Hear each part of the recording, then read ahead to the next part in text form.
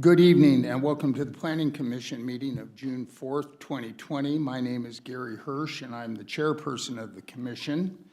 The Planning Commission is a citizen body appointed by City Council. The commission is empowered to make final decisions on certain matters, with those being appealable to City Council.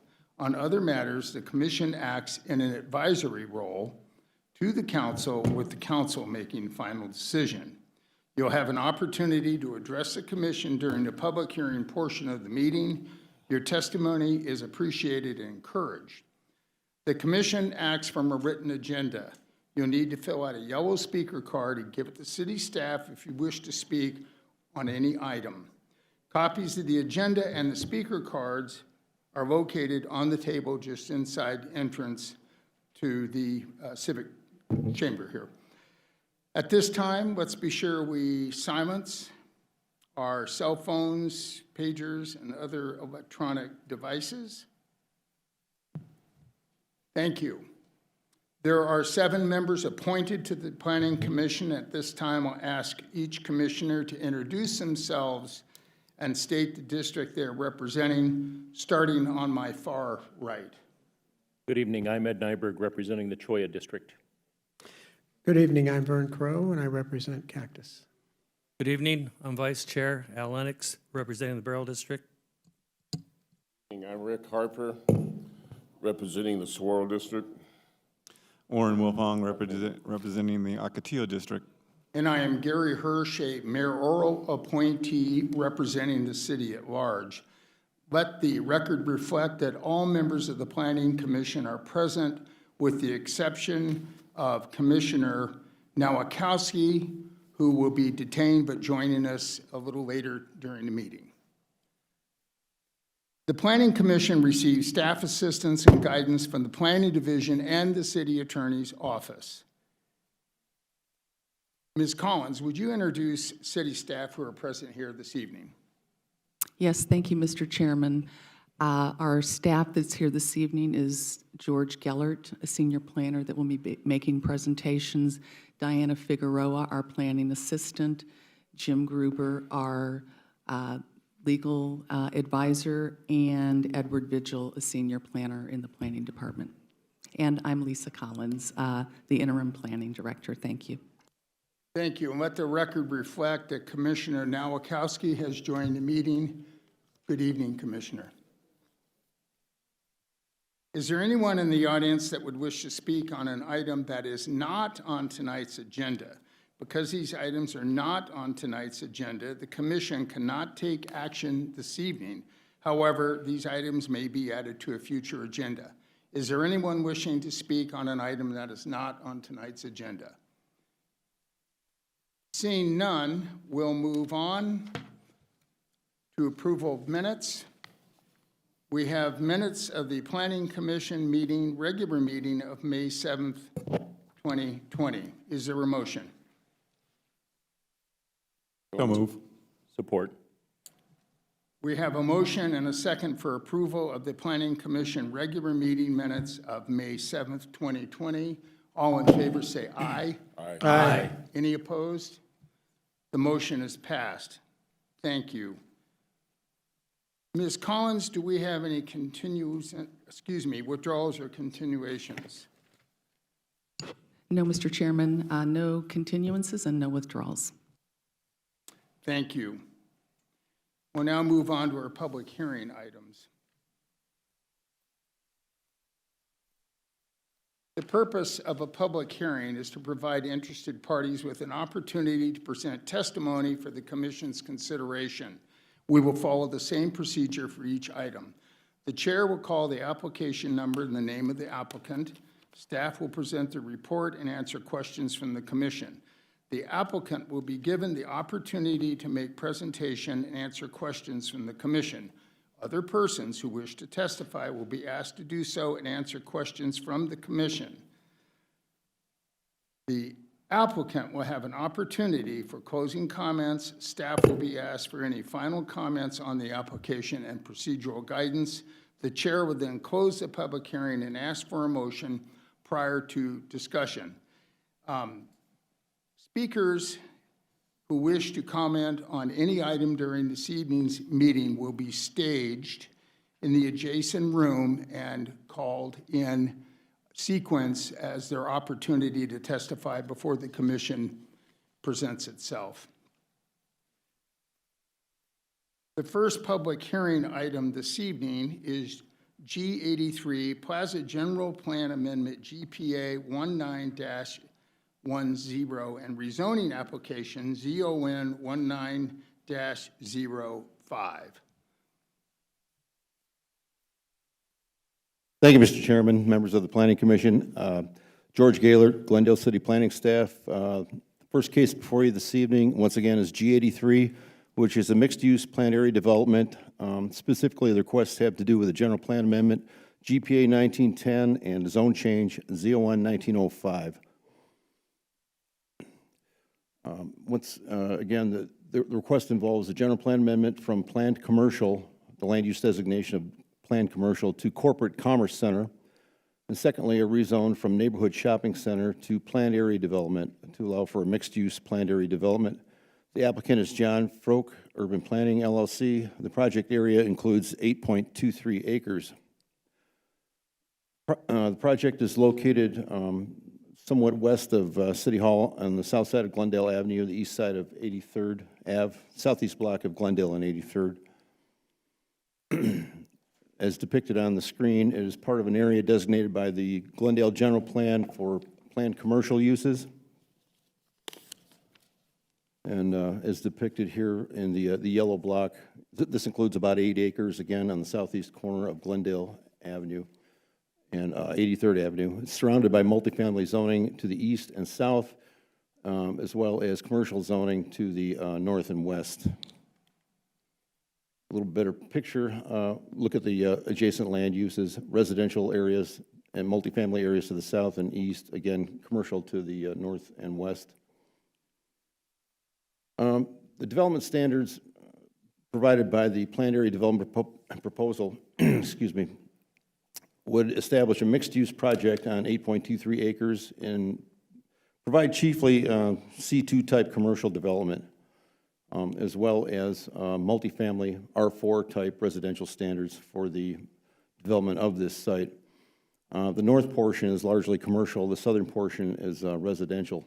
The building height would be extended to 60 feet to accommodate a possible 4-story hotel as well.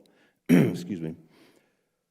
As part of the planned area development options, the proposal would call for an optional site layout. There's no specific site plan at this point in time. It's merely conceptual. This is a quick look at it. It's turned sideways. North is to the left of the screen. That's Glendale Avenue along the left side of the screen and 83rd along the bottom. There's a sequence of access points that we're still working with the applicant on to perfect. As part of this proposal, we haven't really zeroed in on the exact access through the community yet, but that'll be part of the design review process that follows.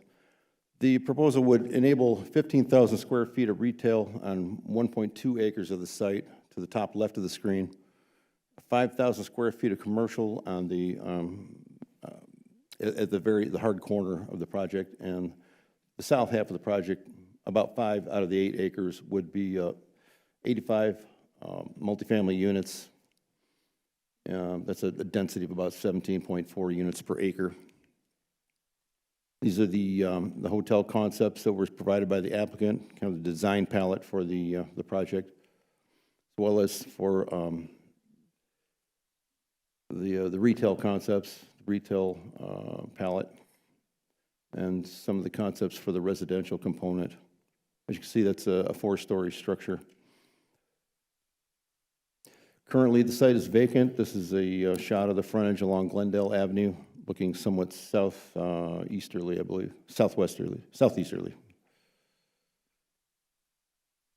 far as public notification on the request, there was an initial notice mailed to adjacent property owners on May the 13th. Hearing notices regarding this evening's meeting were mailed on May the 6th. It's been advertised. The site has been posted.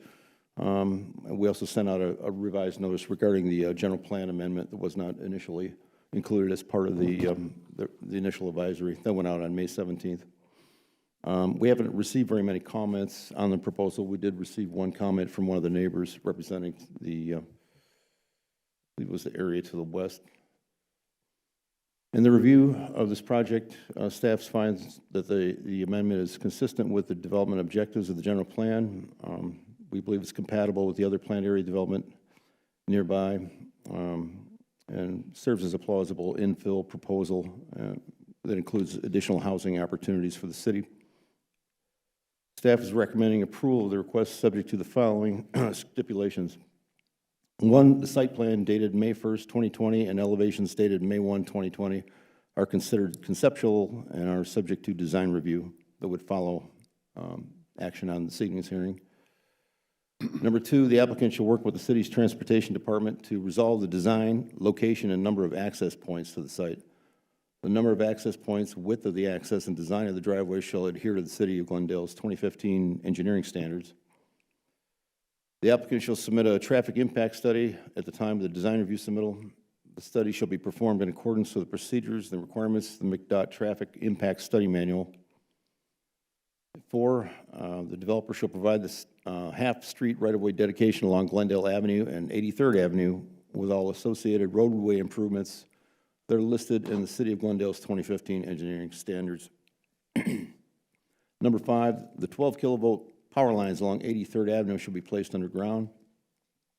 6, a minor lot division shall be required if buildings are to be developed over lot lines. Specifically, that would be a lot tie rather than a land division.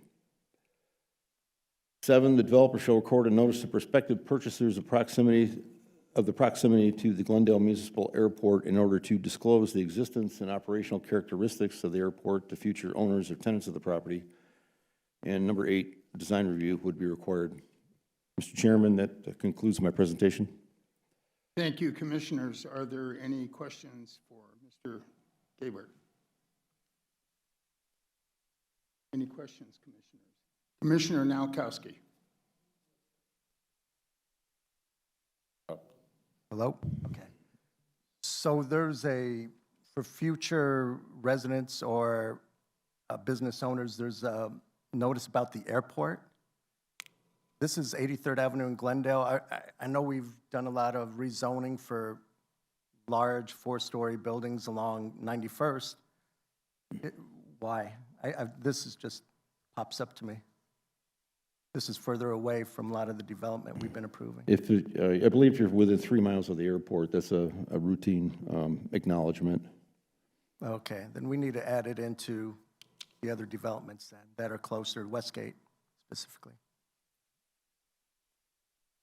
Any additional questions, Commissioners? Thank you, Mr. Gabbard. Would the applicant or applicant's representative like to make their presentation? Good evening, Mr. Frog. I'm not wearing a red shirt. I do have a mask, if that helps tonight. So, John Froke, I'm a Glendale resident. My office is in Phoenix, 11225 North 28th Drive, 85029. I want to appreciate staff. Thank you. I won't touch anything. I appreciate staff and the help that they've given us on this project. We had a neighborhood meeting a year ago, May. There was really just myself, my client, who's not here tonight, the property owner, and the planning administrator at the time, David Williams. I've received one phone call last week. It might have been the same person that was reaching out to staff. She just had some questions procedurally on what we're trying to accomplish. We've had a couple of stops and starts on the project based on some escrows last year, but we're ready to proceed. Basically, my client really cannot find any end users based on the existing zoning, so that's why we're here tonight. We appreciate working with George and Tina on general plan amendment, which was kind of a late thing for us, but we're in agreement with all the stipulations. The airport notice we think is a little bit overkill, but that's fine. We're okay with all stipulations, and on the zoning case, we're pleased with the recommendation for approval on both the GPA and the ZON. With that, I'd be happy to answer any questions. Commissioners, any questions for Mr. Frog? Commissioner Nowakowski. Glad I showed up. John, is it going to be a hotel or is it going to be apartments? Or are we just approving the zoning for either or? Mr. Chairman, Commission Member Nowakowski, frankly, we really don't know. The zoning is to try to meet market demands. In all likelihood, we will not end up with the residential component. I'm not certain of that. We would like to have the ability to build a hotel. I know that's a goal of the cities, is to add hotel rooms to Glendale for future national events. Our interest is really to try to have the flexibility on a future site plan subject to design review. And we mean well. We want to provide a meaningful project to Glendale, and it's on the city's namesake street. We want to do the right thing with landscaping. We'll have appropriate setbacks and work with the neighbors to the east and to the south on buffering and landscaping and building setbacks. Here's my concern, John, is that we have 8.23 acres, and on this development, we're putting over 60% is going to be for the multifamily. That's what it appears. So 5 acres out of the 8. So when we talk mixed use, or, you know, the goal of our general plan is to provide, you know, mixed projects with housing, retail, restaurants, transit, walkability, entertainment, retail, all these things, but it seems like this is mainly going to be multifamily, and it's going to be 60 foot high. I'm not aware of any apartments east of 83rd Avenue. Let's talk Camelback, let's talk Bethany, Glendale, Northern, from 83rd to the Phoenix border, that is 4 stories high. I don't see that as being compatible with this neighborhood, quite frankly, since that's going to be the major bulk of this development. And also on the site plan, I saw it in bigger image, there's only like enough for maybe 4 businesses. So we could put up the site plan. So maybe 4 squares, we could put in 4 restaurants, a Subway, or whatever. You know. We need dry cleaning, by the way, in that area. But yeah, to the top where it says retail on 1.2 acres, I mean, I would like to see more of that. I think it should be about 30%. We just approved something called Mara Westgate, where it was about 30% of the coverage. I believe that, or it was another zone, Zanjero development. But asking 60% for multifamily and upping the height of it for that area, I just think it's not the best plan. But you're telling me that you've worked with the city of Glendale, and I'm not surprised about the neighborhood participation, especially if it's just 300 feet. But that's where I'm at, John, quite frankly. And I don't know if you'd be open, or you're the person you're representing, to reduce the number of multifamily. I know the city wants to put a lot of density into the area, and I don't mind in the Westgate area. If you can see, you know, State Farm Stadium or Westgate from the corner, fine. You can't from here. That's all, Mr. Chair. Thank you, Commissioner.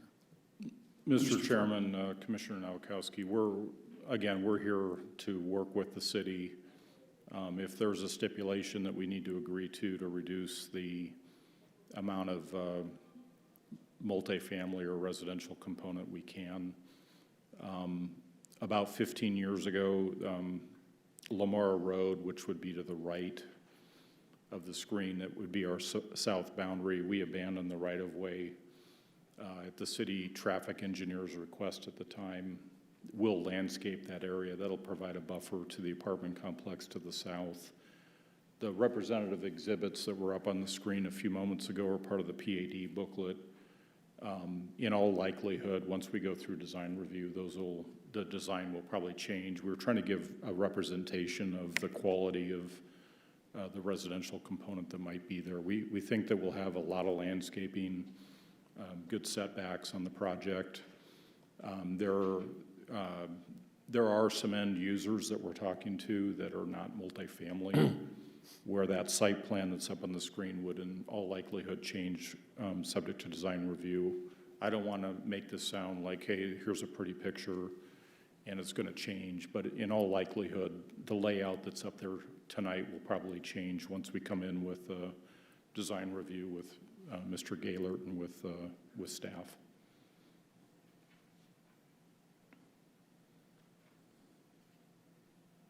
Any additional questions? Does 30% coverage for multifamily or motel use sound appropriate for this development? Would that be a make or break stipulation for you? And George, if you need to add in your opinion from the city viewpoint, I'd welcome it. Because I believe that we have an opportunity for more employment, more restaurants, more community uses versus, well, what we're seeing that. We've approved scores. I believe it was Center Point on Cardinals Way. We approved, 15 acres, 344 units, and Zanjero and Mara Westgate, earlier this year, and tons of new units, very dense. And I just don't feel that when you get into 83rd and 75th, and it's the same dynamic, because it's more highly residential. And the apartments there, unless you go to the Old County Island, I don't know if there's any higher than 2-story. So I will be adding stipulation, and I don't know if I'll get support for it, but thank you, John. Thank you. Commissioners, any additional questions for Mr. Froak? Okay, thank you, Mr. Froak. Thank you. With that, the chair will open the public meeting for GPA 19-10 and ZON 19-05. Do we have any speaker cards? Do we have anyone wishing to speak on this item? Hearing none, the chair will now close the public hearing on GPA 19-10 and ZON 19-05. Is there a motion? Mr. Chairman? Just point of Commissioner Knight. clarification. I'm sorry, point of clarification. We need two separate motions on this? We will need two separate motions, yes. I would move approval of General Plan Amendment 19-10. We have a motion and a second for approval of GPA 19-10. Chair will now conduct a roll call vote, beginning on my far right, Commissioner Nyberg, Aye. Commissioner Crow, Aye. Vice Chair Lennox, Aye. Commissioner Harper, Aye. Commissioner Wilfong, Aye. Commissioner Nowakowski. Nay. And the chair votes aye, the motion is passed. Mr. Gruber, next steps in this process. Your action tonight with respect to case number GPA 19-10 is not final. Your recommendation will be forwarded to the City Council for further consideration. Thank you. The chair will now entertain a motion for ZON 19-05. Mr. Chair, I move that we accept ZON 19-05 with stipulations listed. I second it. Okay, we have a motion for approval of ZON 19-05 with all 8 stipulations, a motion and a second. The chair will now conduct a roll call vote, beginning on my far right, Commissioner Nyberg. I'd like to Of course. add a stipulation voted for. I'd like to stipulate that whether it be motel or multifamily, be no more than 30% of the development area.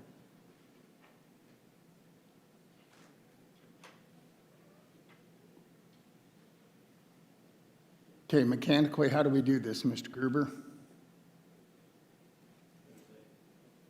There's a motion and a second on the floor.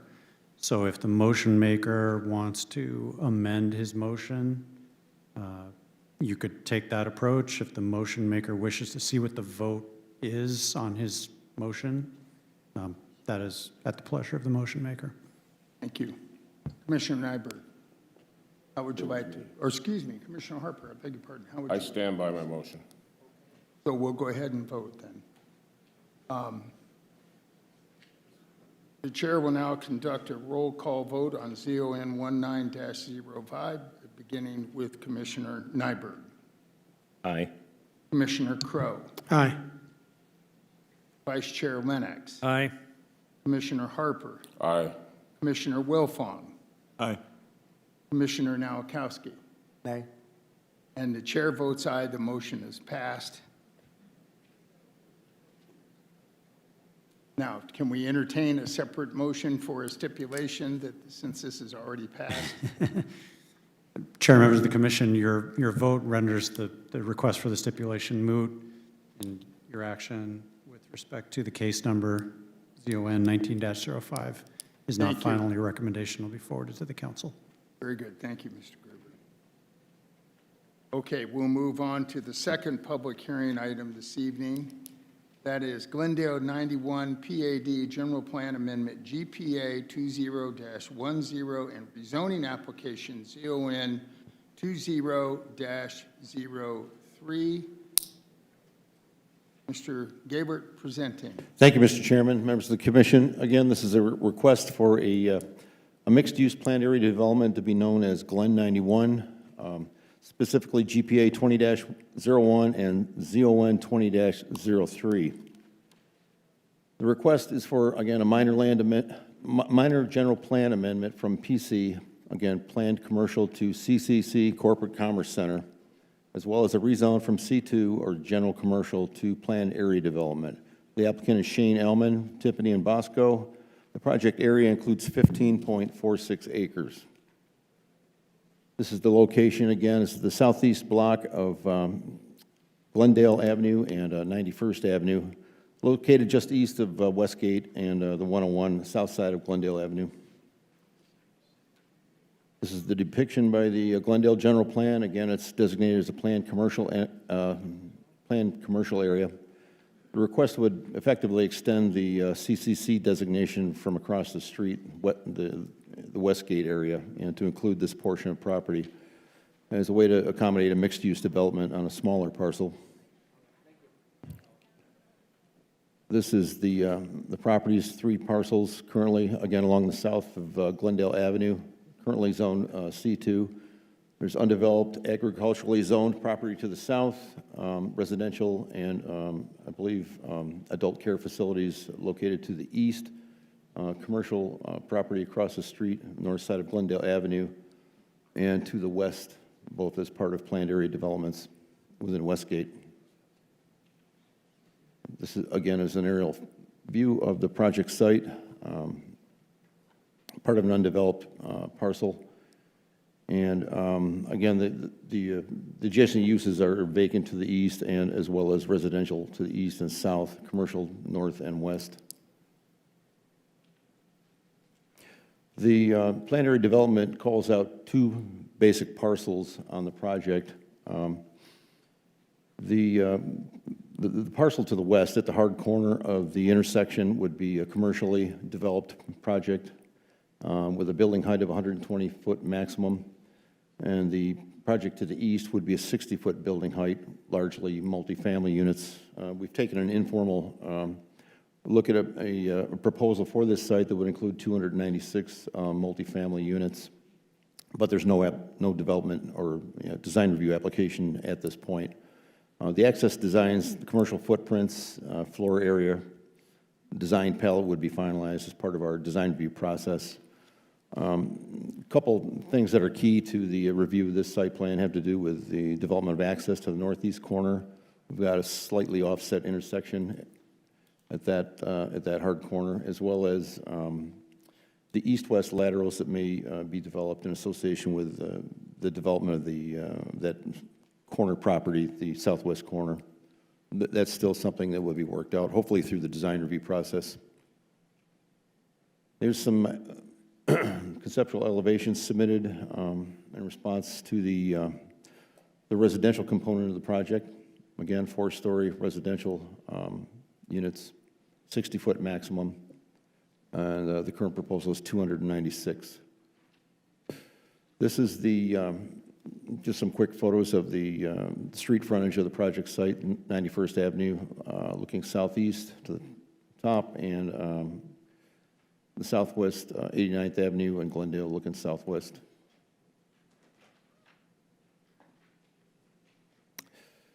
The initial notice on this request was mailed out April 27th. We've also advertised and posted the site May 14th, and hearing notices regarding this evening's hearing were sent out on May the 19th. We've received very few comments on the proposal on this as well. We believe it's consistent with the general plan, complements the adjacent development of Westgate, encourages infill and a greater variety of land uses, housing types, and design. Staff is recommending approval of GPA 2001 and ZON 2003, subject to the following. 1, development should be in substantial conformance with Glen 91 PAD, development narrative dated May 2020. 2, site access revisions to the site plan shall be addressed as part of design review. 3, on Glendale Avenue, the developer will be required to provide half-street right-of-way in compliance with the requirements listed in the City of Glendale Standard Detail G300, a 65-foot minimum. 4, on 91st Avenue, the developer will be required to provide 65-foot half-street of right-of-way measured from the center line to be in compliance with Section A4, 3M3, and City of Glendale Standard Detail G303. At the intersection, the required half-street right-of-way at the intersection will be 75 feet. 5, on 89th Avenue, the developer will be required to provide right-of-way dedications and improvements as determined at the time of design review and site plan review. 6, right-of-way improvements from 91st Ave and Glendale Avenue shall be constructed with each adjacent parcel. 7, a minimum 6-foot sidewalk will be required along 91st Avenue and Glendale Avenue along the property frontage. 8, shared access along 91st Avenue with the parcel to the south shall be resolved prior to design review and site plan approval. 9, street lighting will be required along the property frontage, typically 200 feet on local streets and collectors where the street width is less than 43 feet. Mr. Chairman, that concludes my presentation. Thank you. Commissioners, any questions for Mr. Gaylord?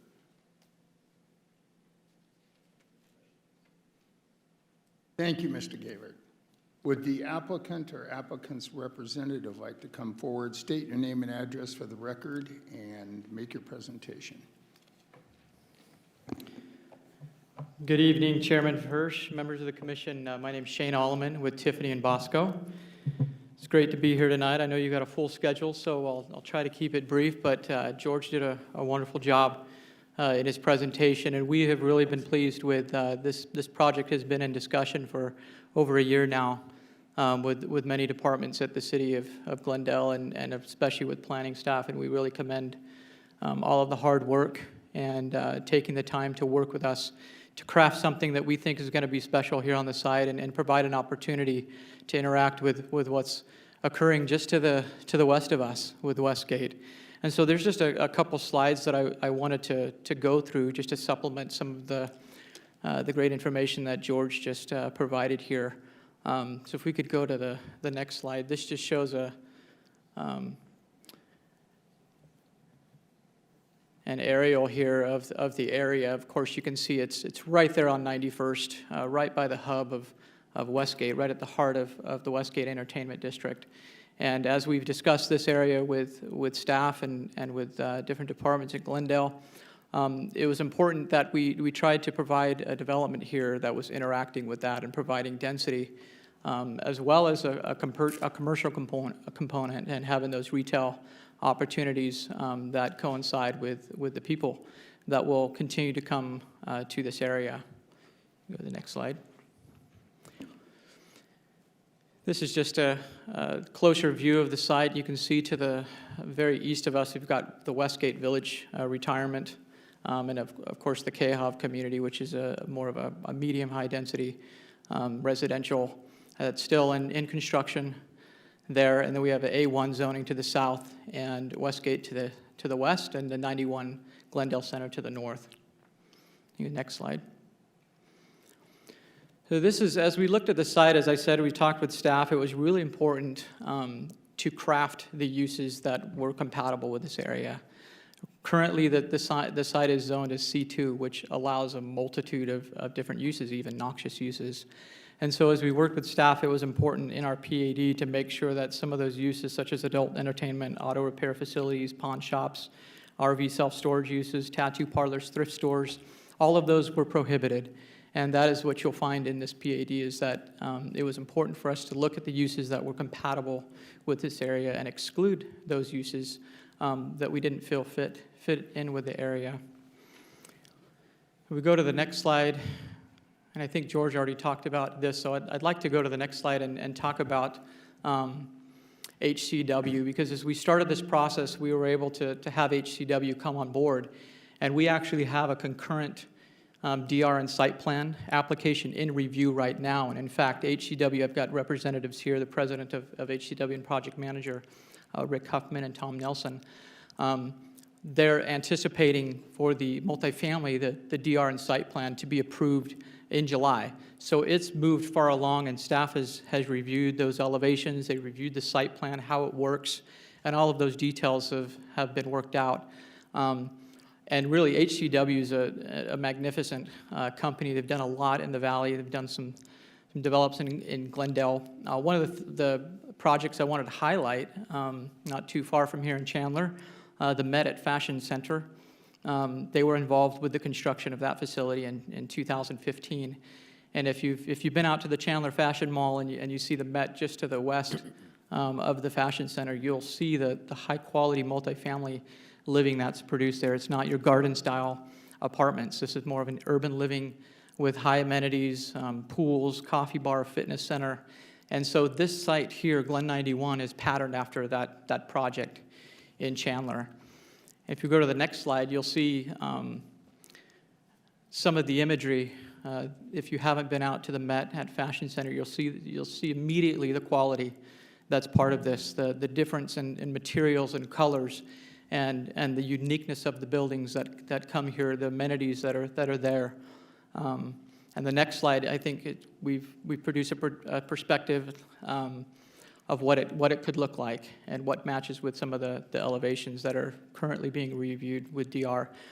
And I thought it was important that we showed these images, supplement what George provided here, so you could see the quality and see that we are bringing a developer. They are here in tow and ready to get moving with shovels in the ground to provide something that is unique, something that's exciting for the Westgate area, and we're really proud to be able to be with them and to have them coming to the site.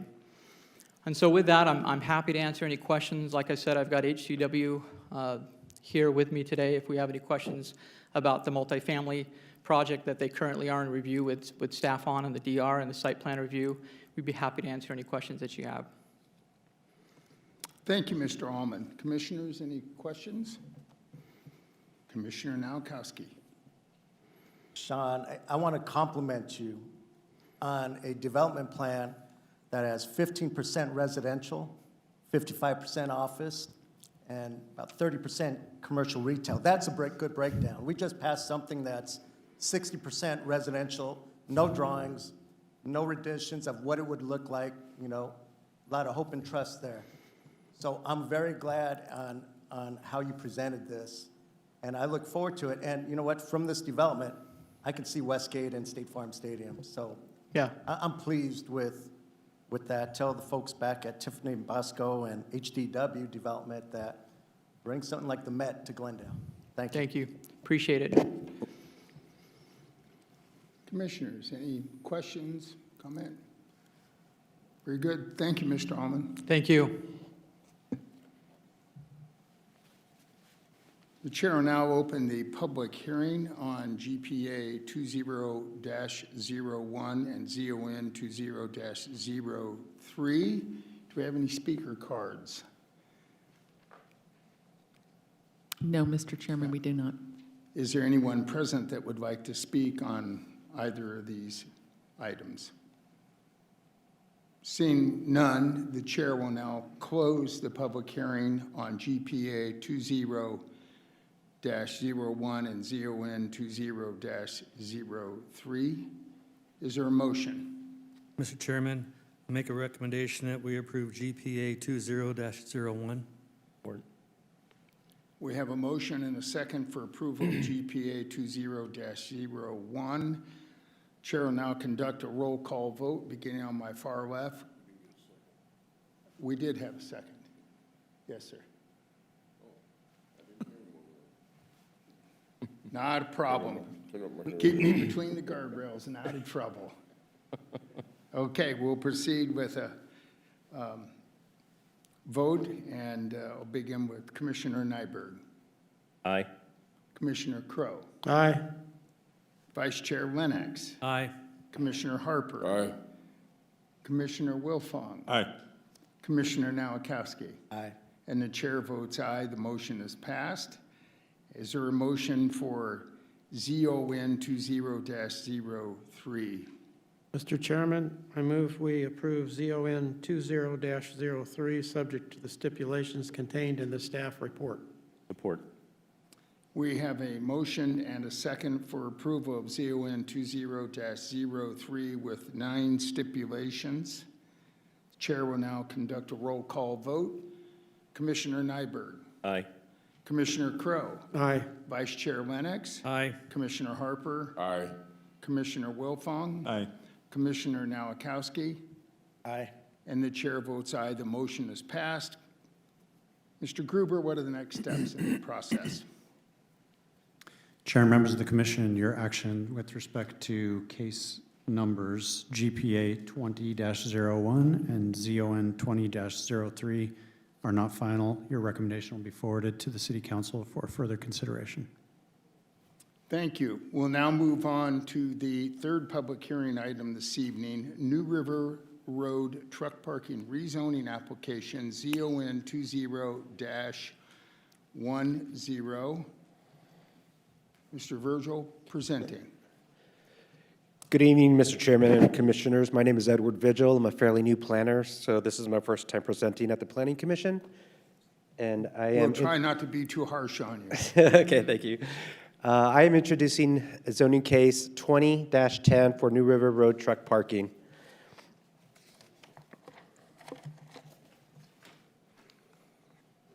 Where do I point this to? Oh, this one. Okay, so this is a request for approval of a rezone from agricultural A1 to light industrial M1 to allow truck parking as required by the Glendale zoning ordinance, section 5.842. The applicant is Michael Bushbacher II with Hunter Engineering. Then the project area is 9.49 acres. Next, we have the vicinity map. The subject property is where the yellow star is located in relation to the red dot where City Hall is located.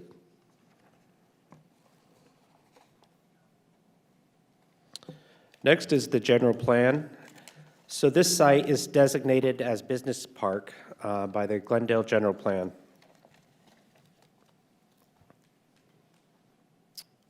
And now we have the zoning map. Currently, this site is zoned A1.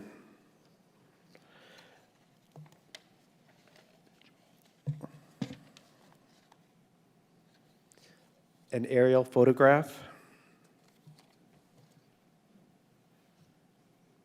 A property location map, again showing the zoning of A1, and then the surrounding zoning of light industrial to the west, to the north, and also to the east and south.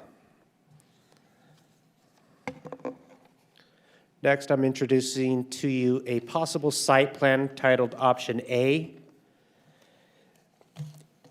So Option A, I believe, is showing access coming from the south of New River Road.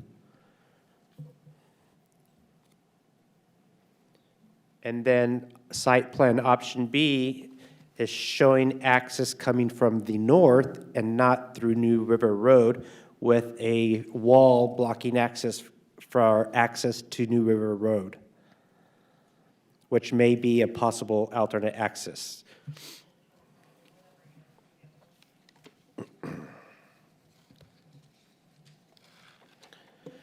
So for public involvement, initial notice was mailed out April 20th, 2020 to property owners within 300 feet of the project boundary and other interested parties. A total of 113 mailings went out. The site was advertised and site posted on April 20th, 2020. Hearing notices were mailed out April 20th, 2020, and no comments have been received since any postings or mailings. And the findings for this is the proposed zoning change is consistent in substance and location with the basic development objectives of the general plan, and the proposal will be compatible with other existing land uses in the Glen Harbor Business Park. So staff is recommending approval of Zone 2010 subject to 4 stipulations, but I do want to bring attention to those stipulations.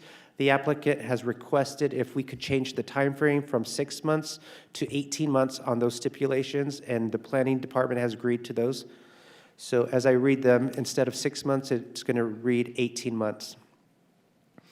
Number 1, a design review application is required for each parcel within 18 months of the rezoning approval that will address a final site plan, the internal site improvements, including paving, lighting, retention, landscaping, parking, site walls, and traffic circulation. Number 2, for New River Road right-of-way requirements and roadway sections will be in accordance with the City of Glendale Standard Detail G300 and G305. Number 3, fire protection and appropriate access for fire trucks and emergency vehicles shall be provided for each parcel within 6 months of the rezoning, within 18 months of the rezoning approval. And number 4, depending on the proposed uses and phasing of the 2 development parcels, off-site domestic water and sanitary sewer infrastructure improvements may be required.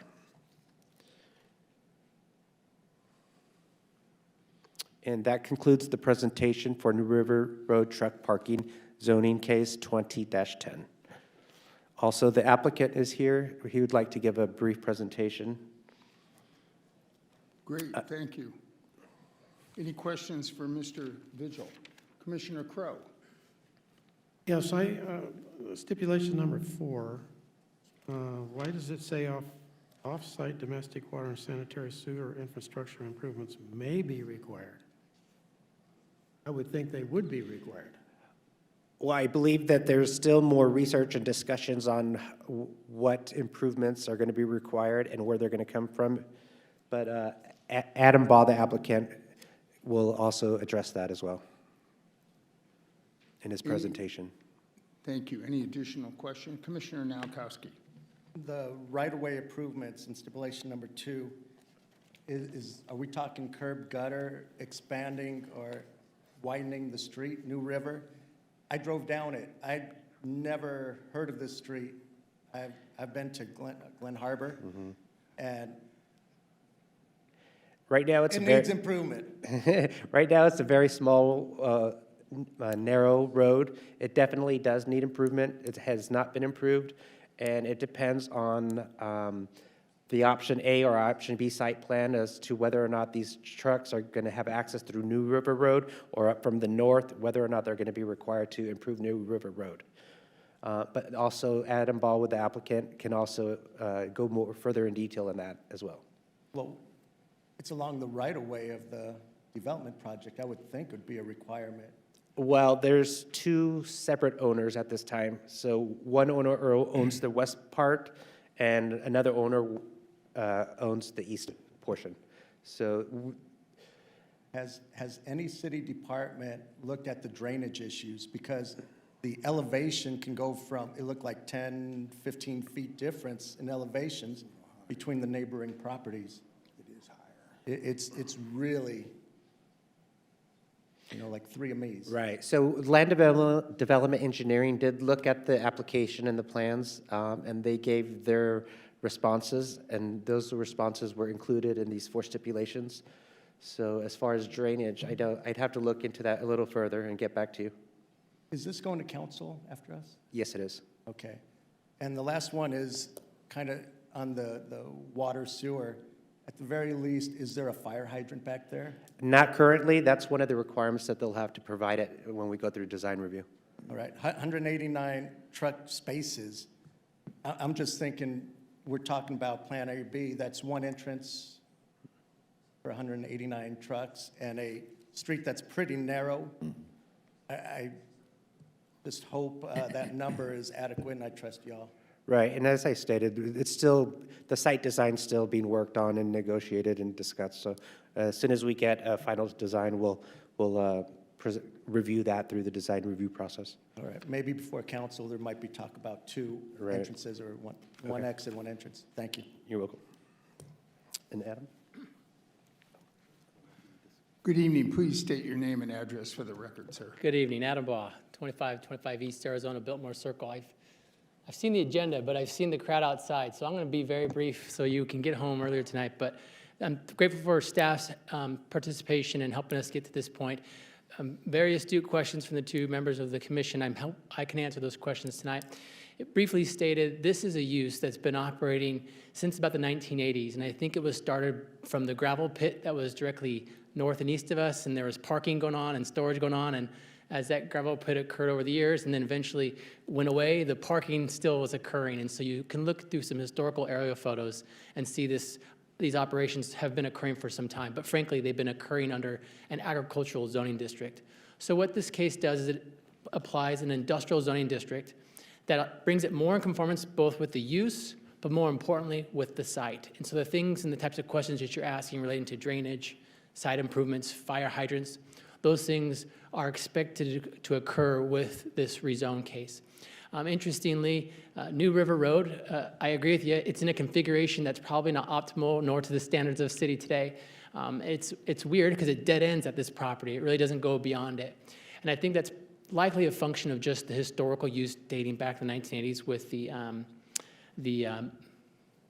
mining, I don't know if the word mining, but the drainage excavating that's been occurring.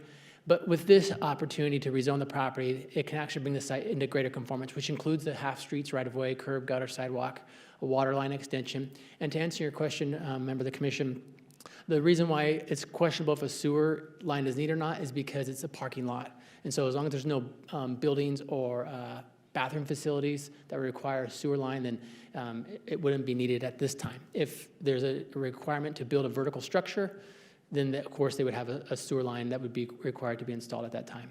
The one thing I appreciate with staff's effort and recommendation is a first stipulation that requires design review approval. That design review approval is where the city's planning and engineering department has the authority to make sure that this complies to all those requirements that you're asking for, particularly grading changes and roadway improvements and public facility access and things like that. So this is probably the first step in bringing what is an otherwise non-conforming site into conformity, and hopefully will be more attractive by the time this has completed its process through the design review prospect.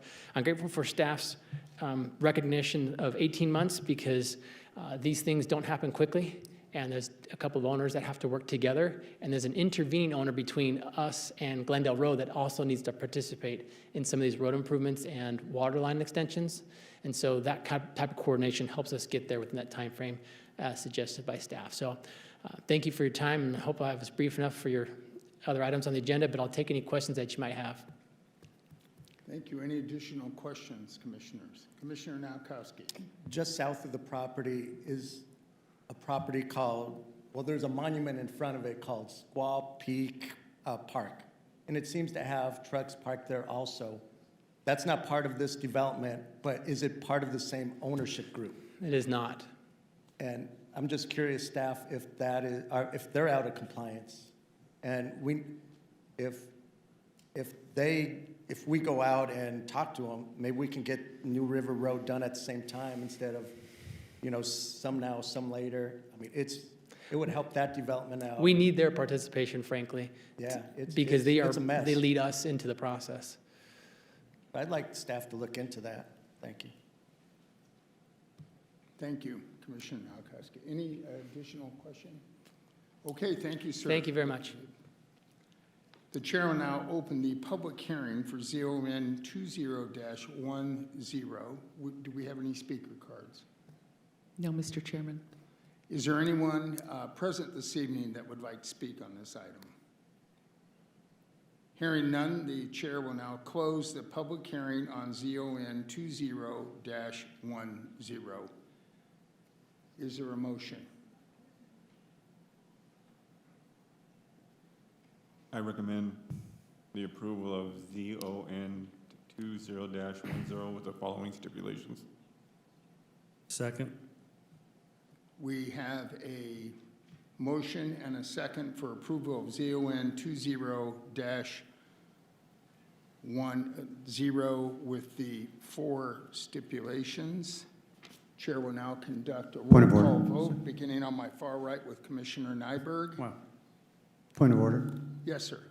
Chair, members of the commission, just for the sake of clarity, may I recommend that you state that these are the stipulations as read by staff or as contained in the staff report, just for the sake of clarity.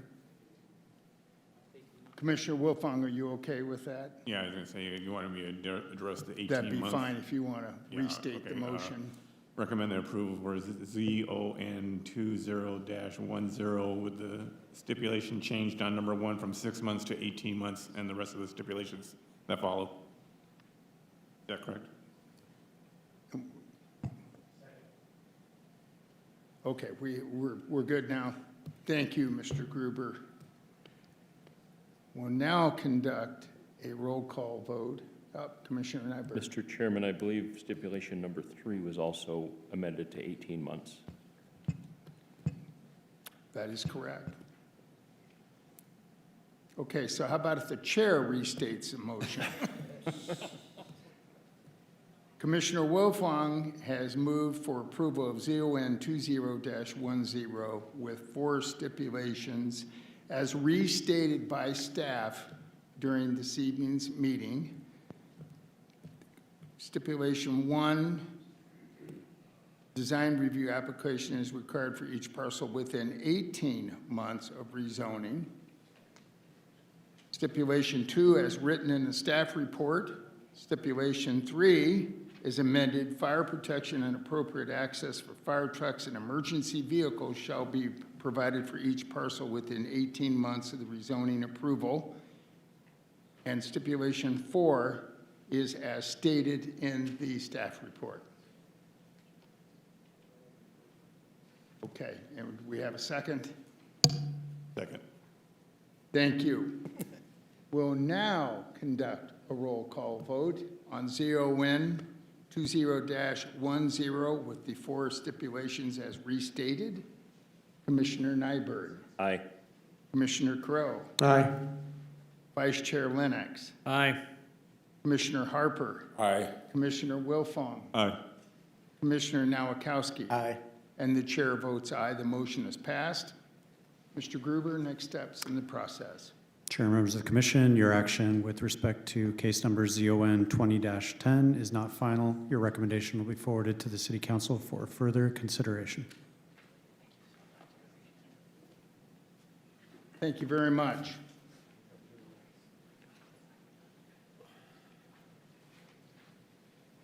We're now going to move on to public hearing item number 4. But before we start that, the chair is going to remind the public that we are under order to respect the 6-foot social distancing and other precautions that have been recommended by the governor, the CDC, city manager, and everyone else that's said something about that. Okay, so we'll move on to number 4. West 303 Logistics PAD ZON 19-14 City Council Ordinance 02, actually it looks like 020-11. Thank you, Mr. Chairman, members of the commission. Once again, George Gaylor, Glendale City Planning staff. This is a request for an amendment to stipulations associated with the prior approval of West 303 crossing, specifically ZON 19-14, that established a planned area development for a large industrial project on property, located in this vicinity, west of City Hall, across the east of the 303, adjacent to Luke Air Force Base, depicted here in this graphic. This is a 73-acre parcel that was part of a zoning action before you in January, I believe, at which time the commission and city council approved the request. There was a series of stipulations associated with the approval. I don't want to read them for you. I just want to kind of keep this simple. What we're here tonight to request and to respond to is the applicant's desire to amend one of the stipulations from that approval. I'm just going to quickly zip through the slides here. This is the site plan located, again, adjacent to Luke Air Force Base. As part of the site plan detail are a couple of private access easements, east and west, connecting Saraville Avenue to the west and Alsip to the east. The northern alignment is Ocotillo, and the southern alignment is Maryland. These are two private access driveways intended for private use. They will not be dedicated. They exist entirely within the parcel boundaries of this singular project. The prior action on this request provided that the private access drives would be recorded prior to any building permit approval on this site. And I believe part of the impetus here is to make those access routes available to adjacent development, hopefully in advance of any of that, so that's not holding up the development of the adjacent parcels. Specifically, the amendment would record the easements for the private roadways within the final plat that also follows the action on this evening's request. We also took advantage of the situation to clarify, the requirements regarding the streetlights and specifically the sidewalk improvements along the south part of the parcel. I'm just going to skip ahead to this is a listing of all the prior recommendations. The one we're concerned with is recommendation number 4. I'll just read the prior stipulation, read as follows. Public access easements must be granted on Maryland Avenue and Ocotillo Road, both private roadways, before building permits are issued for any development on the property. We deleted that, or we're proposing the deletion of that stipulation in favor of the following. Public access easements shall be recorded for the Maryland Avenue private roadway alignment by way of the final plat. Improvements to Ocotillo and Maryland shall include streetlights. A 5-foot wide sidewalk shall also be included along the south side of Maryland Avenue. And that, Mr. Chairman, concludes my presentation. Commissioners, do we have any questions for Mr. Gibbard? Chair has a question on the change of stipulation number 4 to 5. Could you explain the reason that drove that deletion of the original 4? And the reason we're rewriting stipulation number 4? right. Basically, and you might want to ask direct this to the applicant, but from our standpoint, it kind of seems like they want to be able to make the access drive available to the property to the south, regardless of whether building permits have been pulled for the property to the north. It was intended to provide access for either parcel, but it is a private roadway. It's not subject to dedication or specific public improvements. Okay. They're improving it to public. So the change of language facilitates access to the use of the neighboring access, piece. yes. Okay, thanks, George. Thank you. Commissioners, any additional questions? Just a comment. Commissioner Nowakowski. In the old stipulation number 4, it said, that this will not be required to meet public standards. So I'm glad that's out and that it will meet. It seems to be improved. Thank you. Okay, very good. Would the applicant or applicant's representative like to come forward, state your name and address for the record, and make your presentation?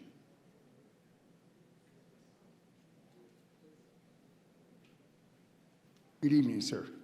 Good evening. I'm Mike Bushbacher with Hunter Engineering.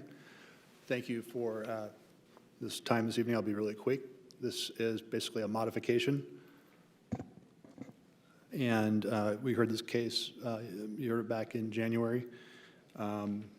Modification of the stipulation, we just asked that we do this to help provide the access that we're looking for and that we help promote the continuation of this private road to further assist adjacent developments. That's probably about all. It's just basically a very quick, clean kind of modification to help create a safer place for the truck traffic. Okay. Here to add anything else? Commissioners, do we have any questions? Very good, thank you, sir. Okay, we have a number of cards here, so the chair is going to open the public hearing on West 303 Logistics PAD ZON 19-04 City Council Ordinance 020-11. And it looks like we have several speaker cards here. So the chair is going to limit the time to 2 minutes per speaker. And we did have a number of emails that arrived on a variety of topics in the last few days. Those emails were processed and provided to the commissioners for our review prior to the meeting. So those emails are not going to be read into the record verbally this evening. However, they are part of the permanent record. So with that, we'll start with our first speaker, Janet Ole, O-L-O-Y.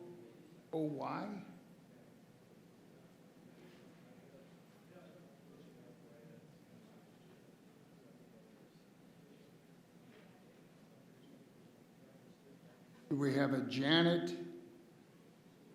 It looks like O-L-O-Y, O-N-Y.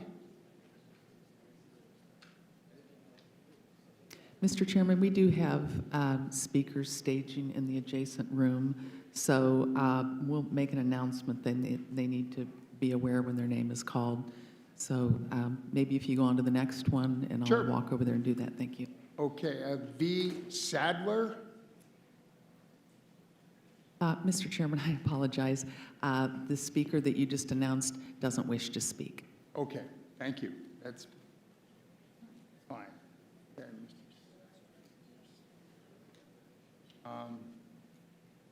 Looks like Janet, maybe this is a better spelling, D. Long. This one looks like D-E-L-O-G or Y. DeLong, Janet DeLong, resident of Waddell. Okay. We'll give him a minute to see if there's a Jack Williamson, Mr. Jack Williamson.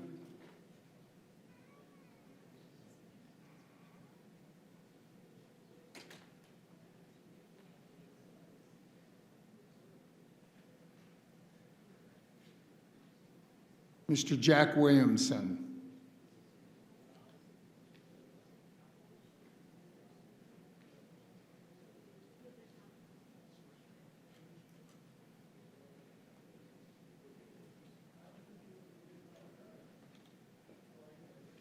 I have another Williamson, looks at G-L-A-Y, Glay Williamson, maybe Glory Williamson.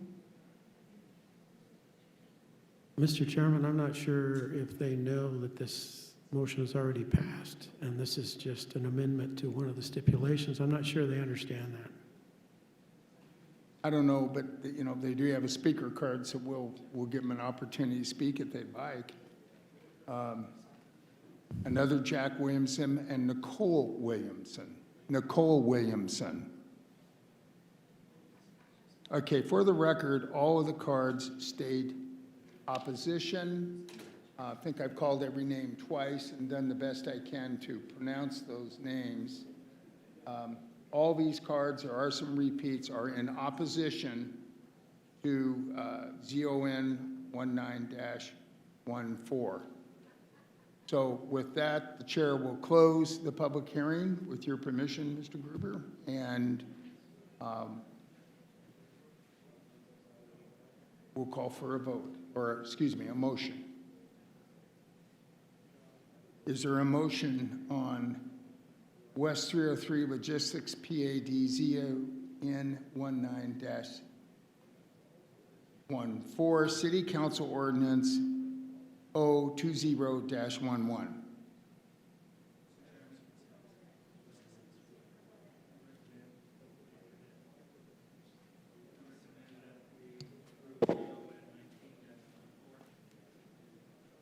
Okay, the vice chair, whether you can hear him, has made a motion for approval of ZON 19-14. Do we have a second? I'll second.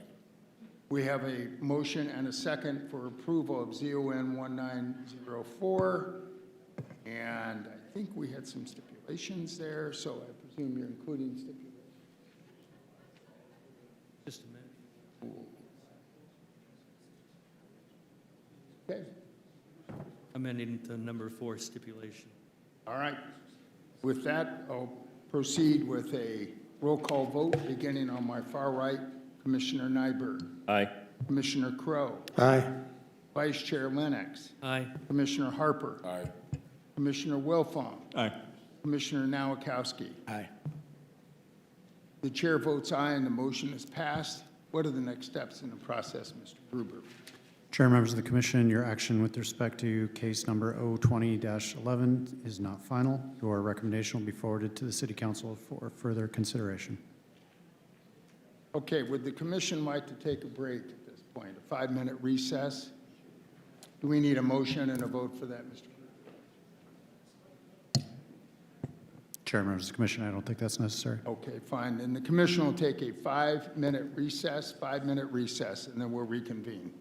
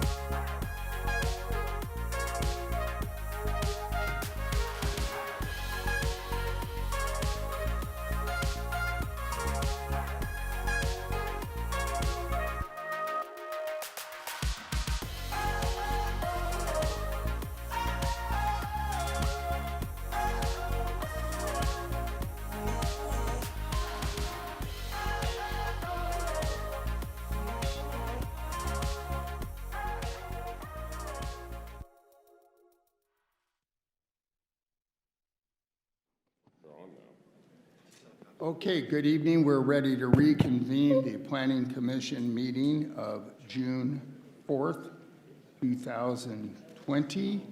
We are moving on to public hearing item number 5, ALSEP 303 Industrial Park rezoning application, ZON 20-08, presentation by Mr. Gaylord. Proceed. Thank you. Mr. Chairman, members of the commission, this is a request for a zone change for a planned area development to be known as ALSEP 303.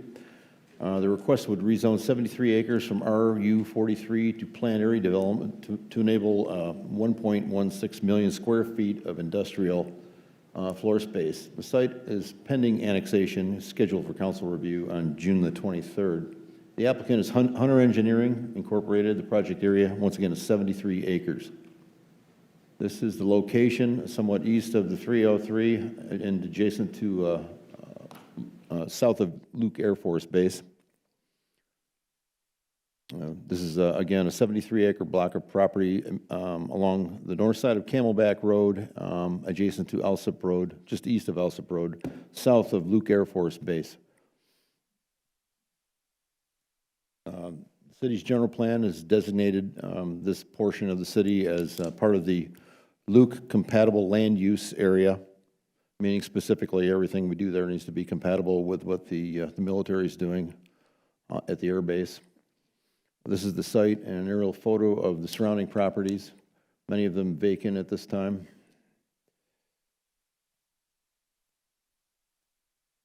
Areas to the north of the site, north, east, and west of the site are all unincorporated and part of Maricopa County at this time. Again, the subject property itself is currently subject to annexation, exists directly across the street, across Camelback Road from the city of Goodyear. The site is adjacent to Luke Air Force Base within the 70 to 75 decibel noise level range, or excuse me, day-night average sound level contour. Future industrial and business complex development would need to be compatible with the Air Force Base.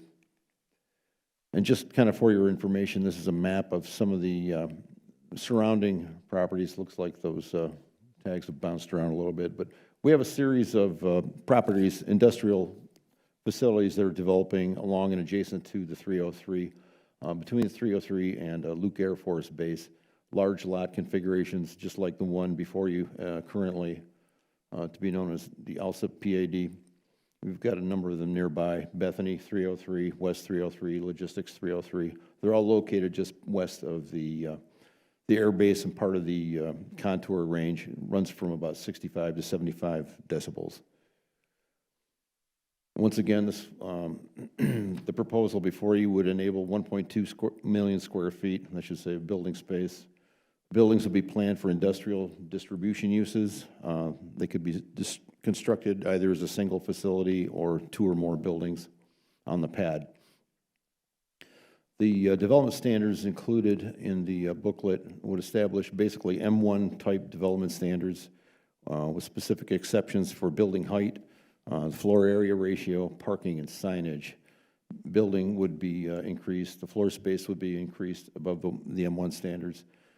Parking would be decreased. The signage would also be increased. This is the basic footprint that's been suggested at this point. There are 4 primary access points at the perimeter of the property along Alsip and Camelback.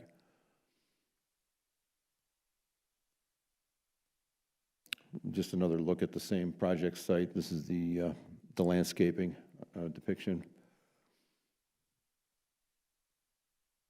And also, as part of the planned area development booklet, have been provided a series of design concepts and palettes that may be incorporated within the construction of the site. Staff has notified everybody within 300 feet of the location as part of the zoning request that happened earlier in March. We posted, the applicant posted the site May the 15th. We've advertised the request in the Glendale Star May 14th, and also sent out the hearing cards regarding the hearing this evening. Those go out to everybody within 300 feet as well. Staff finds that the proposed use is consistent with the general plan. City departments have reviewed it. It appears compatible with the other planned area developments in the area, and the type of development that is occurring presently along Loop 303. We're recommending approval of ZON 20-08, subject to the following: that all development should be in conformance with the revised LSIP 303 Industrial Park Merit Partners Planned Area Development Narrative dated March 3rd of 2020. Second, that a traffic impact study will be required at the design review level to determine if a right turn decel lane will be required for the proposed driveway to the proposed site. The traffic study will also provide recommendations on the required turn bay length. Third, due to the proximity, Luke Air Force Base and FAA obstruction evaluation airport airspace analysis is required prior to council action. 4, design review approval is required for all site development. Mr. Chairman, that concludes my presentation. Thank you. Any questions from the commissioners for Mr. Gaylord? Questions? Commissioner Wilfong. Yeah, I know there's a lot of industrial buildings going up in this area, along Camelback and a lot of the other streets, and it's one of the recommendations is to have, was it to visit to see if it needs a deceleration lane. I would like to see that be as a stipulation. It requires to have a deceleration lane into this area. I don't know how we would go about that. Can we put that as a stipulation?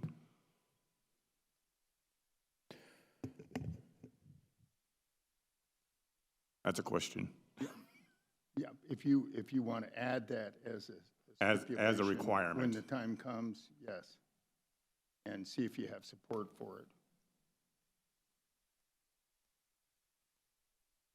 As I understand it, though, the current stipulation is that there will be a traffic impact study to determine if it will be required. Is that correct? Yes. Okay. And what I want to make it required. I don't want to study on it. I want to make it required. No, Okay. I understand. Okay. I just want to be clear that the current stipulation is there shall be a study to make that determination. Commissioner Nowakowski. On that point, any kind of traffic impact study done now during this time, I don't think it'll have correct numbers, but I do hear Commissioner Wilfong's point. Just want to say that is like, how do we look at traffic impact studies as staff to determine the accuracy, or even though this is it's a lot of vacant land out there. So I don't think the numbers are going to dictate the need for this, and that's why I think Commissioner is pushing for deceleration.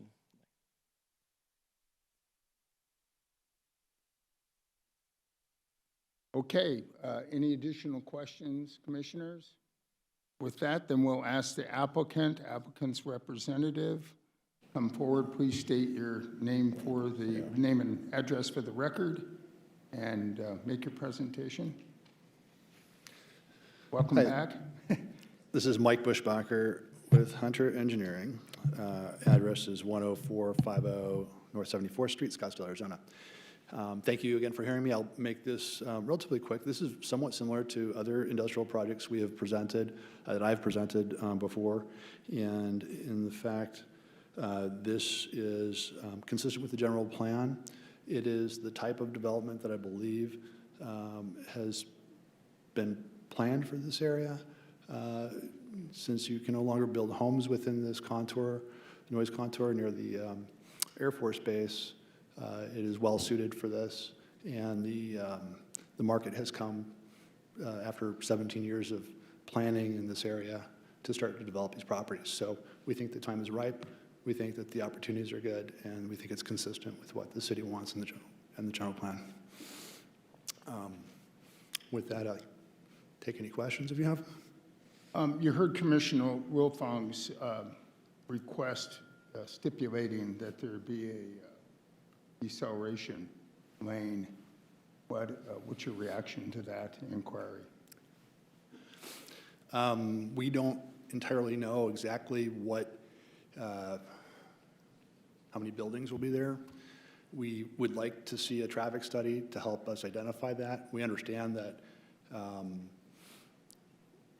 there will be probably some sort of an agreement between Goodyear and Glendale to resolve this, and that study will be key to that discussion in a possible IGA. So I think we're a little bit early, but I think that the same sort of thing will come out. And there's going to be a lot of traffic on this road because Goodyear has planned quite a few industrial buildings to the south side of the road on Camelback. So it would be very important to look at the study at that time when we submit for the design review. Commissioners, any additional questions? Commissioner Wilfong? Yeah, I just want to reaffirm what I'm trying to say there. Camelback, where this site is only a couple miles from the 303. Anybody coming up Camelback from the east side of town will use Camelback, and I'm not even sure if Camelback is a developed road right now. You start throwing trucks on there, you're just going to create an issue. In my mind, would be like a traffic issue where you're causing vehicles to stop when a truck is making a right turn, and a big truck takes a long time to make a right turn if it doesn't have a deceleration lane. So that's why I really want to emphasize the deceleration lane. Understood. I just want to let you know that the deceleration lane will be part of the right turn in, typically in a traffic study as you move forward. So they should be able to accommodate and design for the use of large trucks to properly slow down and make the turn. Would you have any problem if that stipulation becomes part of your approval this evening?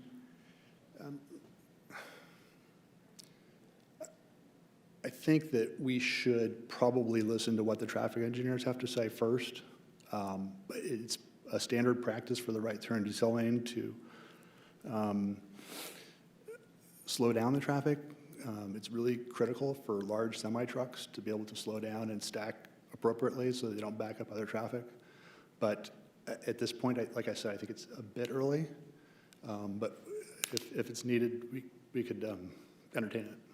You would be perfectly happy with stipulation number 2, though, as written, if a traffic study did require or indicate that it's proper to have. Then you're Absolutely. good to go. Okay. All right. Commissioners, any additional questions? Commissioner Wilfong, anything to add? Oh, when it comes up to make the motion. Okay, very good. Well, thank you, sir. Thank you very much. Okay. With that, we'll open the public hearing on ZON 2018. For the ladies and gentlemen in next door in waiting, I will read the names. If you wish to speak, please come promptly and observe social distancing in the hallway outside the door here, and we'll try to get you to as quickly as possible. I'm going to allow 1 minute per speaker. And we'll have a timekeeper here. Okay, Nicole Williamson.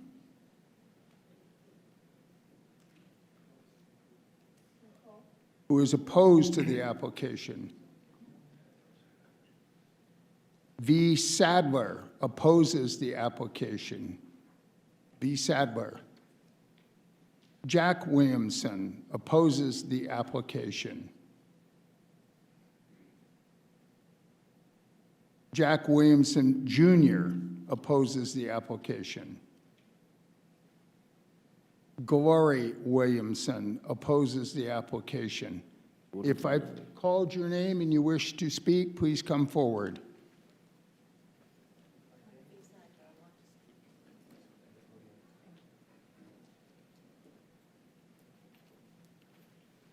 Would you be Glory Williamson? No, I'm V. Sadler. V. Sadler. Oh, okay, very good. Welcome, ma'am. Please state your name and address for the record, and you have a minute to speak. That takes care of it. Veronica Sadler, 6409 North 177th Drive in Waddell. I appreciate the fact that you're going to do a traffic study, but I live that way, and I use Camelback almost daily. And it's not unusual for me to be backed up a quarter of a mile before I can get through the four-way stop at Saraville and Camelback. So we need more roads out there. And if you're going to put more trucks out there, we definitely need a lot more road structure. Thank you. Thank you, ma'am. Thanks for coming in. Okay, Gloria Williamson. Good evening, ma'am. I know y'all are proposing this one, but they also have that cross dock at the Falcon Golf Course that they approved. I think y'all have approved. Have y'all approved that cross dock? No, ma'am.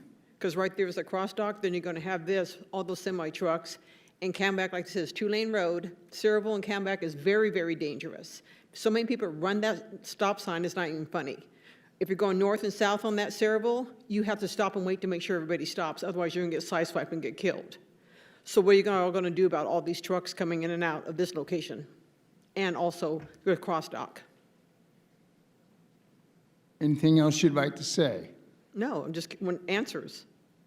Ma'am, I'm not a traffic engineer. I know, but y'all just run around the mulberry bush without giving us answers. Thank you, ma'am. Your time is up.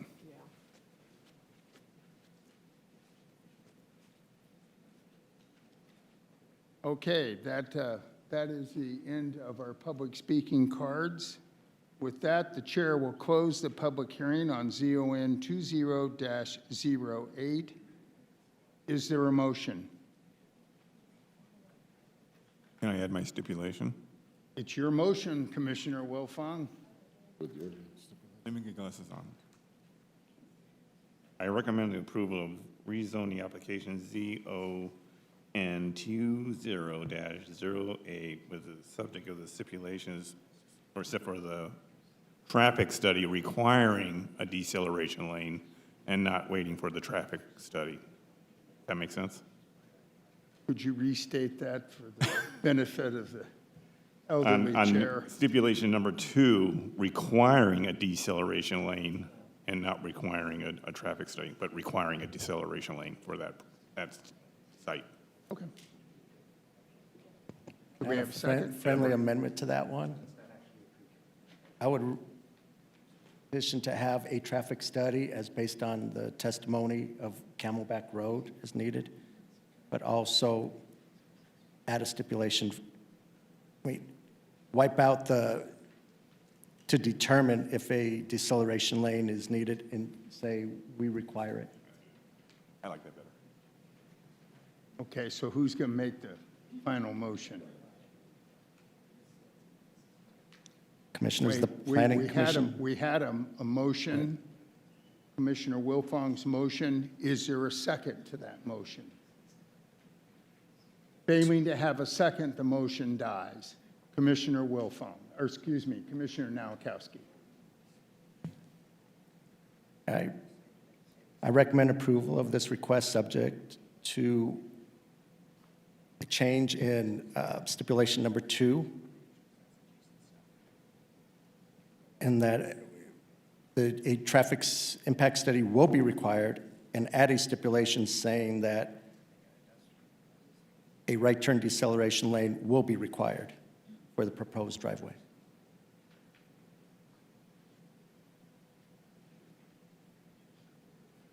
Okay, we have a motion with an amended stipulation number 2. Is there a second? Second. Who we got for seconds? Commissioner Wilfong, Commissioner Crow. Okay, we have a motion and a second for approval of ZON 20-08 with 4 stipulations. The second stipulation being amended to read that a traffic impact study shall be required and that a right turn deceleration lane shall be required. With that, the chair will now conduct a roll call vote. Beginning on my far right, Commissioner Nyberg. Aye. Commissioner Crow. Aye. Excuse me, Vice Chair Lennox. Aye. Commissioner Harper. Aye. Commissioner Wilfong. Aye. Commissioner Nowakowski. Aye. And the chair votes aye, the motion has passed. Mr. Gruber, what are the next steps in the process? Chair, members of the commission, your action with respect to case number ZON 20-08 is not final. Your recommendation will be forwarded to the City Council for further consideration. Thank you, Commissioners. We'll now move on to public hearing number 6, Park 303 rezoning application ZON 20-09. Mr. Gabbard? Thank you, Mr. Chairman, members of the commission. This is a request for another planned area development to be known as Park 303, specifically ZON 20-09. The rezoning would change the designation for an area of approximately 340 acres from RU43 rural and M1 light industrial to planned area development. 234 acres of the project are in Maricopa County awaiting annexation into the city of Glendale. The applicant is Hunter Engineering Incorporated, Mike Bushbacher representing. Once again, the area is located somewhat east of the east side of the 303 and west of Luke Air Force Base. It's depicted here by the map. The site is designated regional mixed use and Luke compatible land use. It overlaps two different use areas, the darker brown at the top of the screen and the kind of pink color. Where there is denoted like 3 separate parcels. They're very large parcels. They're all part of the same request this evening. They fall within the 65 to 70 decibel noise level range. Once again, a better depiction of the subject property. They're in yellow. 3 parcels along the east side of 303, adjacent to the recent logistics 303 project site. West 303, Bethany 303 project sites are also located nearby. Adjacent properties are largely unincorporated outside of the recent annexations. This is also subject to annexation presently. Just to look at some of the adjacent land uses, there are some rural residential units located north and east of the site. Areas west and south are largely vacant. There's some interim farming activity within the vicinity as well. Again, located just west of Luke Air Force Base. Land uses proposed in the PAD narrative would enable typical M1 light industrial uses and C2 or general commercial uses, as well as retail, offices, industrial, and warehouse activities. The physical development standards would enable a coverage ratio of about 51% on the site. The building height would be extended to 100 feet. Floor area would be increased together with signage. The parking requirement would be decreased. No billboards would be allowed as part of this PAD unless the city's zoning ordinance was to be amended further down the road. But the PAD would not allow billboards.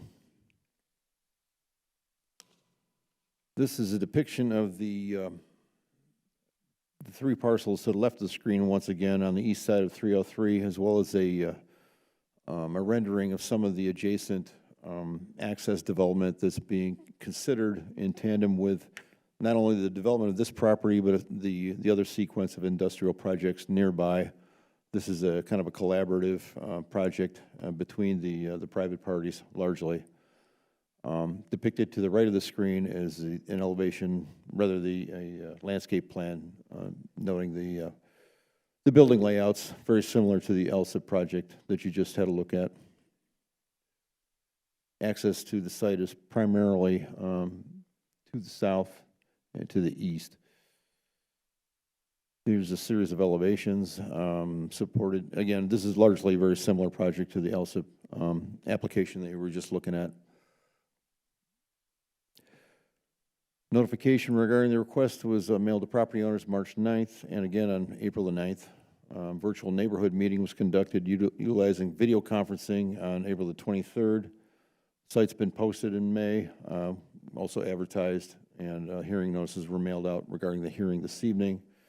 We received very little, if any, comment regarding the request at this time. The proposed, staff finds the proposed amendment is consistent in substance and location with the development objectives of the general plan, and we believe the proposal will be compatible with the PADs nearby. Staff is recommending approval of ZON 20-09, subject to the following. 1, development should be in conformance with the Park 303 PAD development narrative dated June 1st of 2020. 2, developer shall provide 55 feet of right-of-way along Glendale Avenue, Bethany Home Road, and on Saraville Road, and shall be in compliance with Section A1 and City of Glendale Standard Detail G300 and G302. The developer shall also construct half-street improvements. 3, developer proposal to build the Myrtle Extension, Ocotillo Extension, Maryland Extension, and Claremont Extension as private roadways. Those are the east-west laterals that bisect the property. Such roadways shall be built to meet all required city standards. Number 4, all private roadways shall provide cross-access easements to properties on the north and south of the said private road. 5, FAA obstruction evaluation, airport airspace analysis may be required at design review due to the proximity to Luke Air Force Base.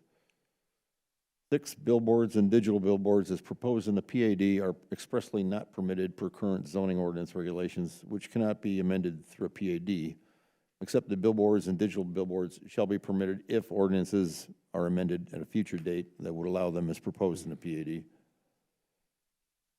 7, design review approval is required for all site development. Mr. Chairman, that concludes my presentation. Thank you. Commissioners, any I questions? have one little quick question. Go right ahead, sir. On the front of the sheet, it says it's ZON 20-09, and the proposed motion is ZON 19-14. 1914 was the West 303. We goofed. It should be ZON 2009. Sorry about that.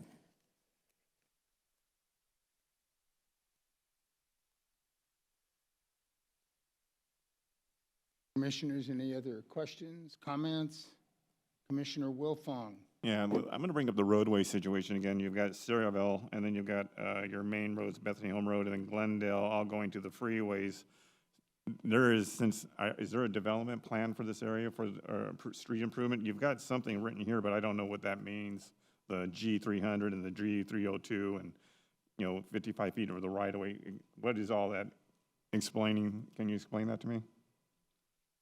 Well, the city's been participating in the review of those roadway sections along with the, the private entities that are associated with them. And, they'll be required to build the streets to our standards. And what are the standards? Mr. Chairman, hi, Lisa Collins, I'll speak to that. We've been working with our transportation department, and there are specified city standards that that are required to be met. I can't tell you the exact cross-section or exactly what that road looks like right now.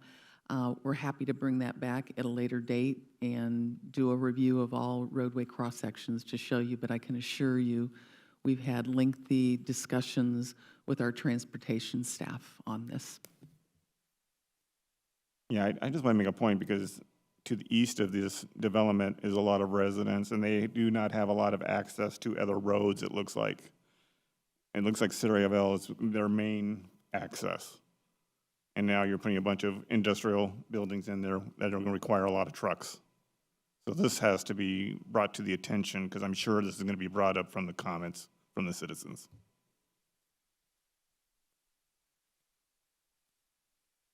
Anything else? Okay. Commissioners, would the applicant or applicant's representative come forward, state your name and address for the record, and make your presentation? Welcome back. Hi, thank you. Mike Bushbacher, Hunter Engineering, 10450 North 74th Street, number 200, Scottsdale, Arizona. Commissioner and Chair, thank you for listening to the presentation and hearing us tonight. We appreciate your input and your concerns, and we want to make sure this is something that is thoroughly thought through, and we've put a lot of time and effort into that. This is a larger portion. We do understand there's going to be impact. The majority of the vehicles we anticipate using these sites will use the Loop 303. So at both Glendale and Bethany, we anticipate traffic to be more kind of like 90% towards Loop 303, maybe 10% the other direction to the east. So that would minimize the interaction with a lot of the residences, which, we did think about quite a bit. Another thing was the east-west roads that are not arterials. There was an effort to make those private so that they're not mixing traffic between trucks and cars. So safety has been something we've been concerned about and worked on. This is, again, another industrial project that's consistent with the direction that the city is looking for here. It's consistent with the general plan, and it will provide the opportunity to allow companies that are seeking this type of use that option. So we believe that this is a good plan, and that we think that it should be approved. And that's about all I have. Are there any questions for anyone? Any questions, commissioners? Okay, thank you very much. Thank you. With that, we'll open the public hearing on ZON 20-09. I have multiple speaker cards. I will call each individual's name. If you want to speak, why, please come to the door, observe your social distancing, and we'll allow 1 minute for each speaker. Angela Warren. Angela Warren has questions. V. Sadler opposes the application. I'm Angela Warren. Sorry, I didn't know it was Hi, how going are to be you, so Ms. loud. Warren? Go right ahead. I'm Thank a you. singer. I don't know how much I project until I speak. Sorry. Thank you for giving me the chance to say something today. I have been a resident of Waddell, Arizona at 7824 North 177th Avenue for 22 years. And in 22 years, I've seen a lot of change. We used to have vineyards, we used to have Duncan Farms, we used to have a lot of rural, family-oriented things in our area. And over time, as it has to do because of population growth, it has changed. However, what is being proposed in our community is so adversely different from what we have had. And just looking at the Maricopa County Vision 2030, I don't know if I'm looking at the most updated one or not, but looking at that, seeing how it is talking about educating citizens on the plan. I'm hearing lots of due diligence has been done. Statements have been put into the Glendale Star, which we are not Glendale residents, so we don't get the Glendale Star. Posts have been put up around the properties, but there are 1 mile increment sections of streets, and the ones in that particular area dead end. And so most people don't drive in that area, so they wouldn't see those signs. There's a lot of things that have been passed through with the due diligence having been done with no awareness on our part. I know that isn't a lot of time, but I'm going to ask you to wrap it up. Okay. My question is, can you consider all the multiple projects that are being proposed to you as a whole, not individually, and have as analysis done for traffic and change according to all of those changes, not just one individual project, because each individual project is in such a very small area, it is going to majorly impact our area.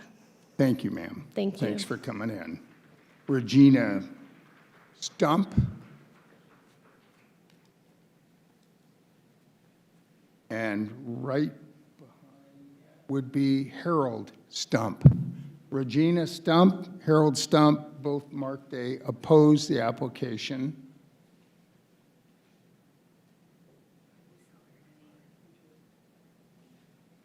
Jill Karen Morrell opposes the application.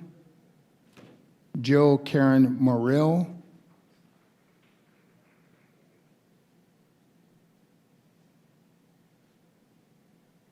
Charlene Hamrick opposes the application. Earl Rayner opposes the application. Cheryl Rayner opposes the application.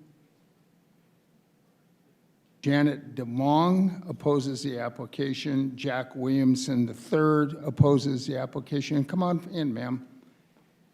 Hi.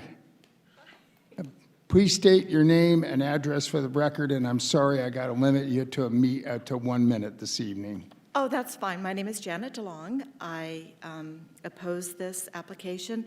And to piggyback off of what the last applicant had said, one thing that concerns me that is not being addressed is the Canyon View High School that's at the end of Bethany Home. That school district runs down to 115th Avenue. Now, next year, or this coming school year, it will allow juniors and seniors. So you're going to have a lot of new drivers going down Bethany Home. So please consider that as well when you do your traffic studies. And like she had said, please look at all of the development as a whole. And well, that's the other project. But thank you very much. Thank you, ma'am. Appreciate you coming in. Jack Williamson III, Nicole Williamson opposes the application. Mr. Jack Williamson III. Glory Williamson opposes. Yes, ma'am. Okay, some of y'all said you're not aware of the surroundings. Well, this is a four-way stop sign. I'm sorry, ma'am, your name and address for Glory the record, Williamson. please. I live on Alsep. Thank you. Okay, there is, for educational moment, just let you know, that's 2 lanes, all 4 directions. And at Glendale and Saraville, it's a 4-way stop sign. Right up the road from there is a roping arena. So there's a lot of people that live in the area, even in Waddell, that have livestock that go there quite a bit, even right in the surrounding areas. So right now with the 4-way stop sign, what about the big semi-trucks? Are they going to be considerate, and the people building around there are going to be considerate the people who ride horses along the side of the road, because we're used to a safe surrounding to ride our horses and have our livestock? And they'll also take into consideration the farm that goes around there, the tractors and the farmers and everything from the tractors who travel through there. So we got a 4-way stop sign. Are you going to leave it a 4-way, or you're going to be expanding the roads and affecting other people's properties? Or you are going to take, like I said, consideration people who have horses and livestock, who ride the horses all around the community, right in that area? Thank you, ma'am. Appreciate you coming in. Okay, I hope so. Jack Williamson Jr. opposes the application. Crystal and Sunil Sabrani oppose the application, and I apologize if I butchered your name. And that is the end of our speaker cards. So with that, the chair will close the public hearing on ZON 20-90. Is there a motion? Chairman? Commissioner Wilfong. I'm kind of like still struggling with what the developer should supply for this right-of-way of Glendale Avenue and all the other streets involved. And since it's very vague on what it's trying to detail here, and I don't know what it is, I'd kind of like to table this if we could until we get that information. You can make a motion to table. Oh, Chairman? I would like to make a motion to table this ZON 20-09 to a later date to find out what the traffic stipulations are for this development. Is there a second? I'll second that. We have a motion and a second to table. Any discussion?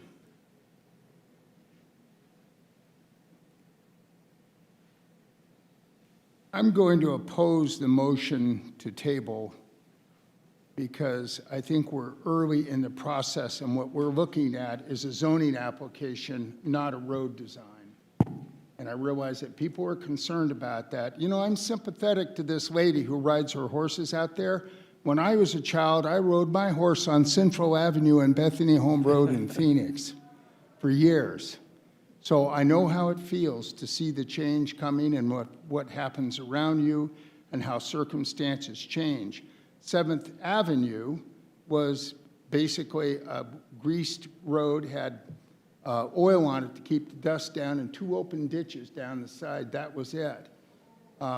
It's tough to see some of these changes coming, and some of the improvements that need to be made to the roads, they're going to be years, they're going to lag years behind in some cases, and unfortunately, that's sort of the nature of some of these things. But with that, if any other comment from commissioners? Commissioner Crowe. Thank you, Mr. Chairman. Yeah, I'm with you on the, I mean, I don't really oppose this, but I'm not sure what harm that it would do to have a traffic study that includes all of the concerns that have been brought up. I know that this is a zoning. Let me ask you, are they going to be able to have a in-depth traffic study subsequent to our vote tonight? Mr. Gabert? That would be required as part of the process, yes. So, Mr. Geller, would you feel that the traffic study is going to encompass their concerns in regards to existing plus the proposed, and, you know, like the increased school down the road, and, you know, all of that's going to come into play? Would you say that that would be included? Well, I would say that it would be included. That's the job of the traffic engineer, to take those things into consideration when they're writing the study. You know, it's important to include that in the scope of the study as well, so that, to make sure that happens, and we can do that. Okay, I probably would withdraw my second. Can I do that? I have a comment, Chairman. Commissioner Wilfong. Well, you say that it's kind of like the primary is not even, you know, kind of like at the development stage, but when they lay out certain guidelines already written in the stipulation in number 2, it kind of like that decision has already been made. And that's why I think we should table it and find out exactly what these definitions are. Well, I mean, Warren, I respect you in every way. We just have an honest difference of opinion. I think we're looking at a zoning application on a property, and we have applicants and residents and everyone else. So, I respect how you feel. I just feel differently. There's a stipulation to have a traffic study. We've relied on that for years and years and years, building out other parts of the community. So I think they should be treated the same way as we've tried to treat everyone else down the line. So I just have a difference of opinion with you. It doesn't make you wrong or me wrong. We just have an honest difference of opinion. But if we stop every project that comes along because we want to design streets, I think we're overstepping our purview here as a planning commission, is to look at the zoning on individual property. There's multiple jurisdictions out there. That isn't just Glendale. There's Goodyear. There's Maricopa County. There's other jurisdictions that have just as much responsibility to developing and maintaining roads. I'm sure none of these people thought they were going to be next to the 303, or any other freeway. It's just the way that it happened. It's just the way that it happened. So I'm sympathetic, but I don't see the Planning Commission being in the road building or design business. I'm just not sure that's our appropriate role. And when you start talking about studies and encompass an entire area, that's what we have, a traffic division working in concert with McDOT and the bigger ADOT, McDOT, the other jurisdictions, Goodyear and so forth. So anyway, that's just how I feel. But as far as Commissioner Crowe withdrawing his second, Mr. Gruber, is that? Chair, Commissioner Crowe, yes, if you wish to withdraw your second, you may, and you can see if someone else wants to second the motion on the table. So we do have the motion, and Commissioner Crowe's withdrawn his second. Is there a second on Commissioner Wilfong's motion? Okay, then it dies for a lack of motion, Warren. And you win some and you lose some. I tried. I know, but we're still friends. I hope. Okay. Well, with that, then I will call for a motion on ZON 20-09. Anyone else care to make a motion? Mr. Chair, I make a motion that we approve ZON 20-09 with the stipulations contained in the staff report. We have a motion for approval with the current stipulations in the staff report. Is there a second? I'll second. We have a motion and a second for approval of ZON-09 with the 7 stipulations as listed in the staff report. The chair will now conduct a roll call vote beginning on my far right. Commissioner Nyberg. Aye. Commissioner Crow. Aye. Commissioner, I beg your pardon, I'm sorry. Vice Chair Linux. Aye. Commissioner Harper. Aye. Commissioner Wilfong. Yeah, I'm going to make an explanation here. I'm going to deny this because I would like to see in the future from staff a thorough layout of traffic into a facility like this in the future. Thank you. It's nay. Commissioner Nowakowski. Aye. The chair votes aye, and the motion has passed. Mr. Gruber, what are the next steps in the process? Chair, members of the commission, your action with respect to case number ZON 20-09 is not final. Your recommendation will be forwarded to the city council for further consideration. Thank you. And Commissioner Wilfong, I want to thank you for a lively discussion. I mean, that's what we're here for, is to grind the sausage. So, thanks to everybody. Thanks for the varying degrees and opinions. You're welcome. That's why there's 7, and appreciate it. Okay, that brings us to the public hearing, 7th public hearing of the evening, Allen Ranches General Plan Amendments and Rezoning Application. We'll hear the cases simultaneously, GPA 20-04, GPA 20-05, and ZON 20-06. Mr. Vigil? Mr. Chairman, thank you very much. I'll be making the presentation on this case this and evening. Ms. Collins, proceed. Thank you very much. I appreciate that. So this is a request, as you just stated, for Allen Ranches. There are 2 general plan amendments as part of this case, a minor general plan amendment on 117 acres of the property from low-density residential to light industrial. There's an additional general plan amendment for 250 acres from low-density residential to medium-density residential. And then there's one zoning case, CON 2006, that rezones this entire parcel to PAD. It's currently zoned RU43 in the county. There's 865 acres total, and this is pending annexation and is scheduled to be heard by the City Council. So the applicant for this case is Withy Morris, Jason Morris, and Allen Ranches LLC. Again, the project area is 865 acres. So the subject property is shown on the vicinity map, and the southern boundary is Camelback, northern boundary Bethany Home, Citrus to the west, and the Loop 303 to the east. So again, this is the property location shown on the zoning document. The general plan does designate this area for low-density residential and loop-compatible land use as specified by the general plan. So the development plan this evening depicts the 2 general plan amendments. The one on the left is necessary for the residential portion of this development. The one to the right is the industrial portion of the development. So the current county zoning is shown in this graphic. It's a series of residential districts and industrial districts. So the residential site plan, as you see here, shows 760 lots, and the development has been through several different phases, and I know that the applicant will come up and speak about that, but I did just want to say a few words about that, They did initially submit a plan with 780 lots. They had a couple of neighborhood meetings, and there was some input from the neighborhood.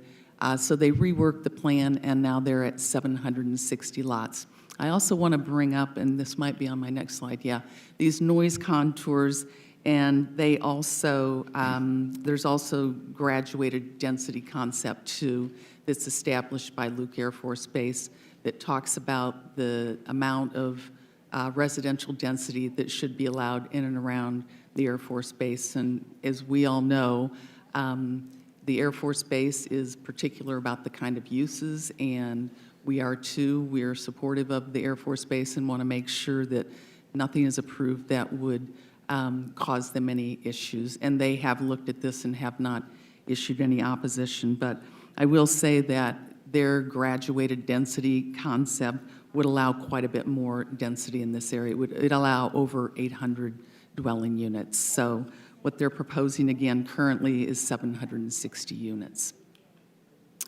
So they provided a couple of graphics here to show what the amenities might look like in the area, and I think they'll probably go into a little more detail, but I know that was also something that came out of some of the discussions that they had with people in the area. So here's a couple of street views. The northwest corner of Bethany Home Road and Citrus Road facing south is the graphic on the north.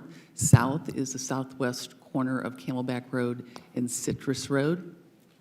And a couple of more, the northeast corner of Bethany Home Road and Cotton Lane, and the southeast corner of Camelback Road and Cotton Lane facing north. A couple of more comments about the residential, and we have had questions about public safety in the area, and the city does, of course, currently have reciprocal aid agreements with all the other municipalities, which is something that's been pointed out for all of the developments in this area. In addition, there's police and fire stations planned for the West Valley, for the western part of our city when the need arises. So we keep a close eye on that to determine when that's actually necessary. And I did want to let you know that the city does have plans to do that in the future. So the public involvement was mailed out initially on April 3rd, 2020, to a total of 113 mailings, and that includes a 3-foot radius, and then we also have a list of interested parties that we send these notifications to. And because of the COVID situation, unfortunately, those meetings were virtually held, and there were concerns that were expressed, and so the applicant chose to have a second virtual meeting on May 27th, which they did. And I believe that you have some of the results of the citizen participation in your packet.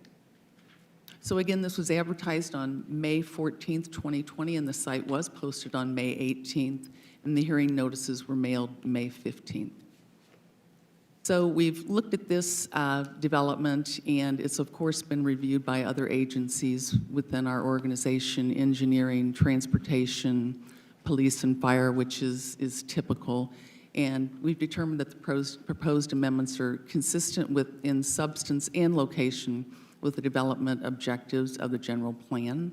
And it's compatible with other existing and planned developments in the area. I think you saw all the development that's going along the 303, and our general plan specifically calls out for these kind of land uses. So the recommendation is for approval of ZON 2006, subject to the development being in substantial conformance to the revised Allen Ranch's planned area development dated May 8th, 2020.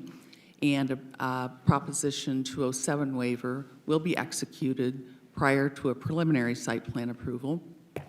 In addition, we have that billboard condition that states that billboards and digital billboards as proposed in the PID are expressly not permitted per current zoning regulations, which again cannot be amended through the PAD process, except that billboards and digital billboards shall be permitted if ordinances are amended at a future date that would allow them as proposed in the PAD. And I think, as you all know, we're doing a zoning ordinance rewrite, so we'll be looking at the entire ordinance. So this will give the Planning Commission and Council an opportunity to revisit this.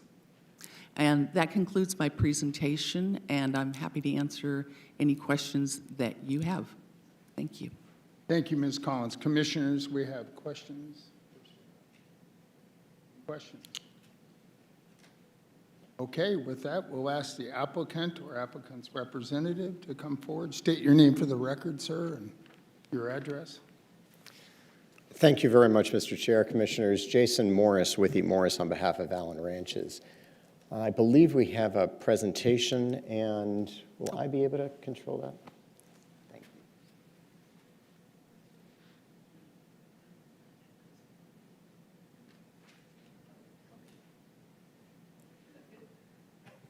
That worked.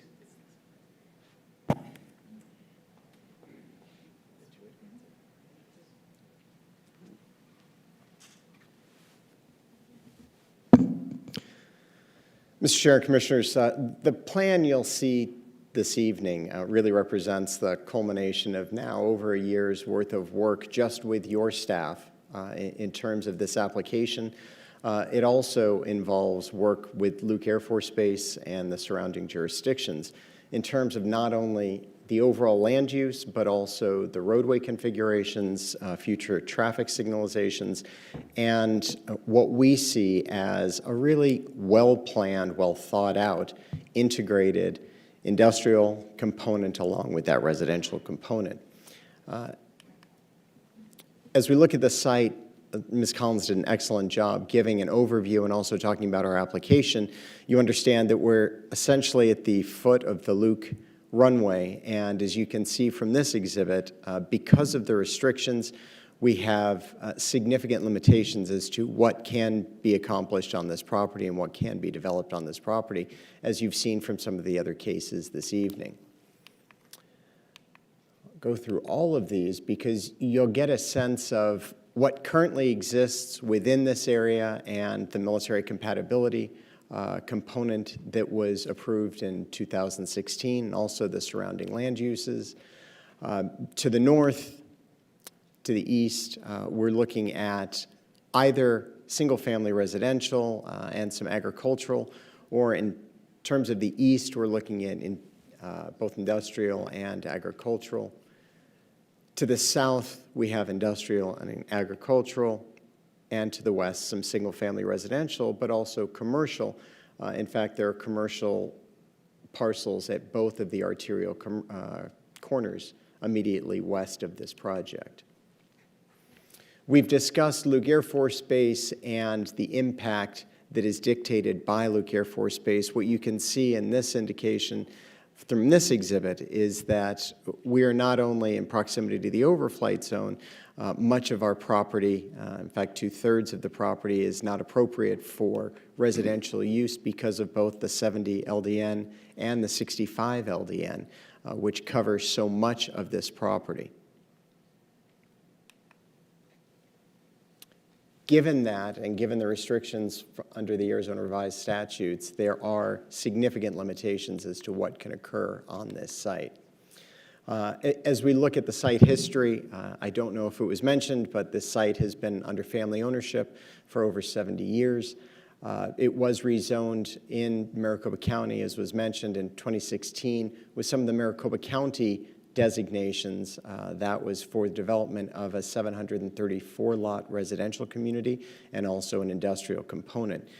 You'll see that there have been changes in that plan from that time with this request, and that the current request includes a larger industrial component, in fact, is more in keeping with Luke Air Force guidelines and creating a buffer between the industrial component and the residential component.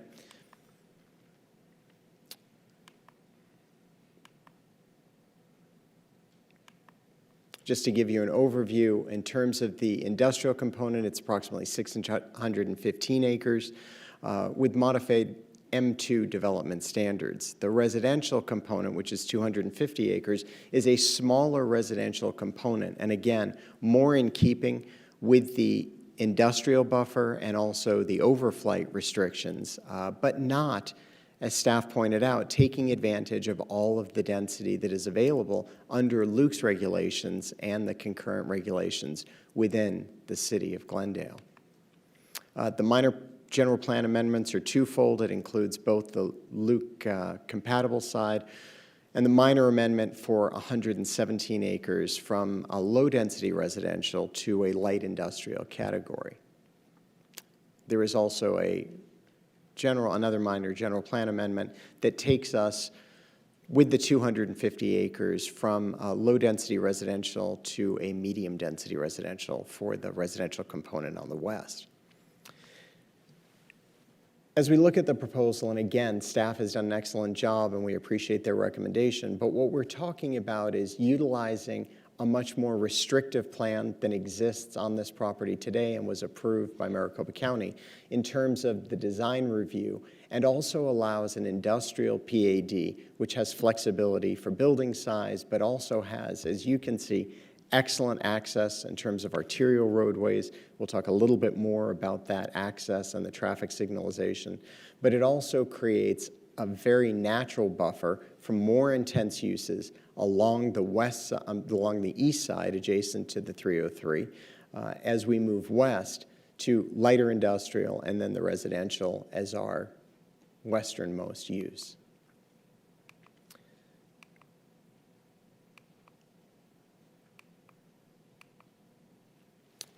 As we look at the industrial side, it covers both the 117 acres of light industrial, but a total of approximately 11 million square feet under roof with the various industrial categories.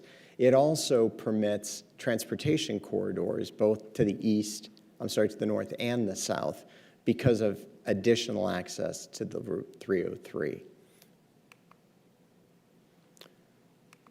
The residential component, again, very well thought out and is a series of smaller neighborhoods. Some of the things that I would like to point out in terms of the overall design is that it doesn't only offer a series of lot sizes ranging from 75 feet in width to 40 feet in width, but it also includes significant walking trails, significant open spaces we'll see. But in terms of access, we were very cognizant of our neighbors to the west in Russell Ranch, and you'll see that there is only one access point to the west, which is the major access point along the Missouri alignment, but there are significant access points along both the north and the south so that the traffic is dispersed in all directions, but not just to the west in existing residential. The projected home prices, because I know that's been a question, run from the high 200,000 to the mid 600,000 level. I mentioned the open space because that is a significant component of this plan. In fact, it totals over 54 acres or over 21% of the site, which obviously allows not only a good variety of lot sizes, but also a significant amount of open space for each of the neighborhoods that are being created. There are 4 pocket parks, as well as a community center and park that's central to the overall design. Actually, miles of open space in terms of the walking trails.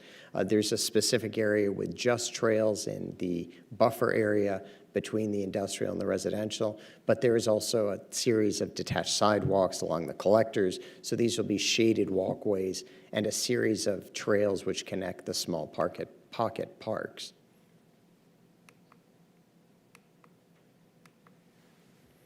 One of the things that we think was a significant change, and also a nod to the concerns of the neighborhood to the west, is that we have been able to design through a series of different roadway widths and lengths and layouts for the community, a designation of homes that aren't a series of just backyards along the arterial roadway that separates Russell Ranch and this project. As you look at Citrus Road, in fact, there are only, despite the mile-long length of this site, there are only a total of 6 homes which actually back to Citrus. There are, if you count all of the homes, including those that side on, even though there's buffer adjacent to Citrus, I think we're at 27 homes. And that was done with considerable planning in mind to make sure you're not creating an alleyway of backyards and you're not creating a series of homes that just back to an arterial roadway adjacent to other homes.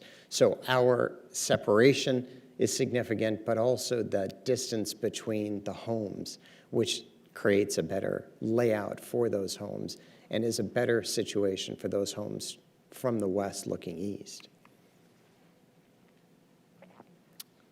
It was mentioned that we had significant outreach on this, although we have not had the ability to meet in one room, much like we're in the situation tonight of having to keep that separation. We were able to hold a virtual neighborhood meeting. We had significant attendance, but there were concerns expressed at that meeting, which resulted in the ownership believing that we should have a follow-up meeting to show what changes, what concessions were made at that time. And frankly, there were significant changes made between the two neighborhood meetings in order to try and accommodate some of the neighborhood concerns. Those dealt with density, those dealt with the lot sizes offered, and it also dealt with the configuration of the homes. You can see best from this exhibit that the major change was to take the smaller lots, which were of the biggest concern to the neighbors to the west, and make them interior to our project as a buffer between the larger lot homes, the 65 and 75-foot wide lots, and the industrial. So this exhibit illustrates that swap, and it also required a significant loss of lots in order to make that happen, and a corresponding loss of density.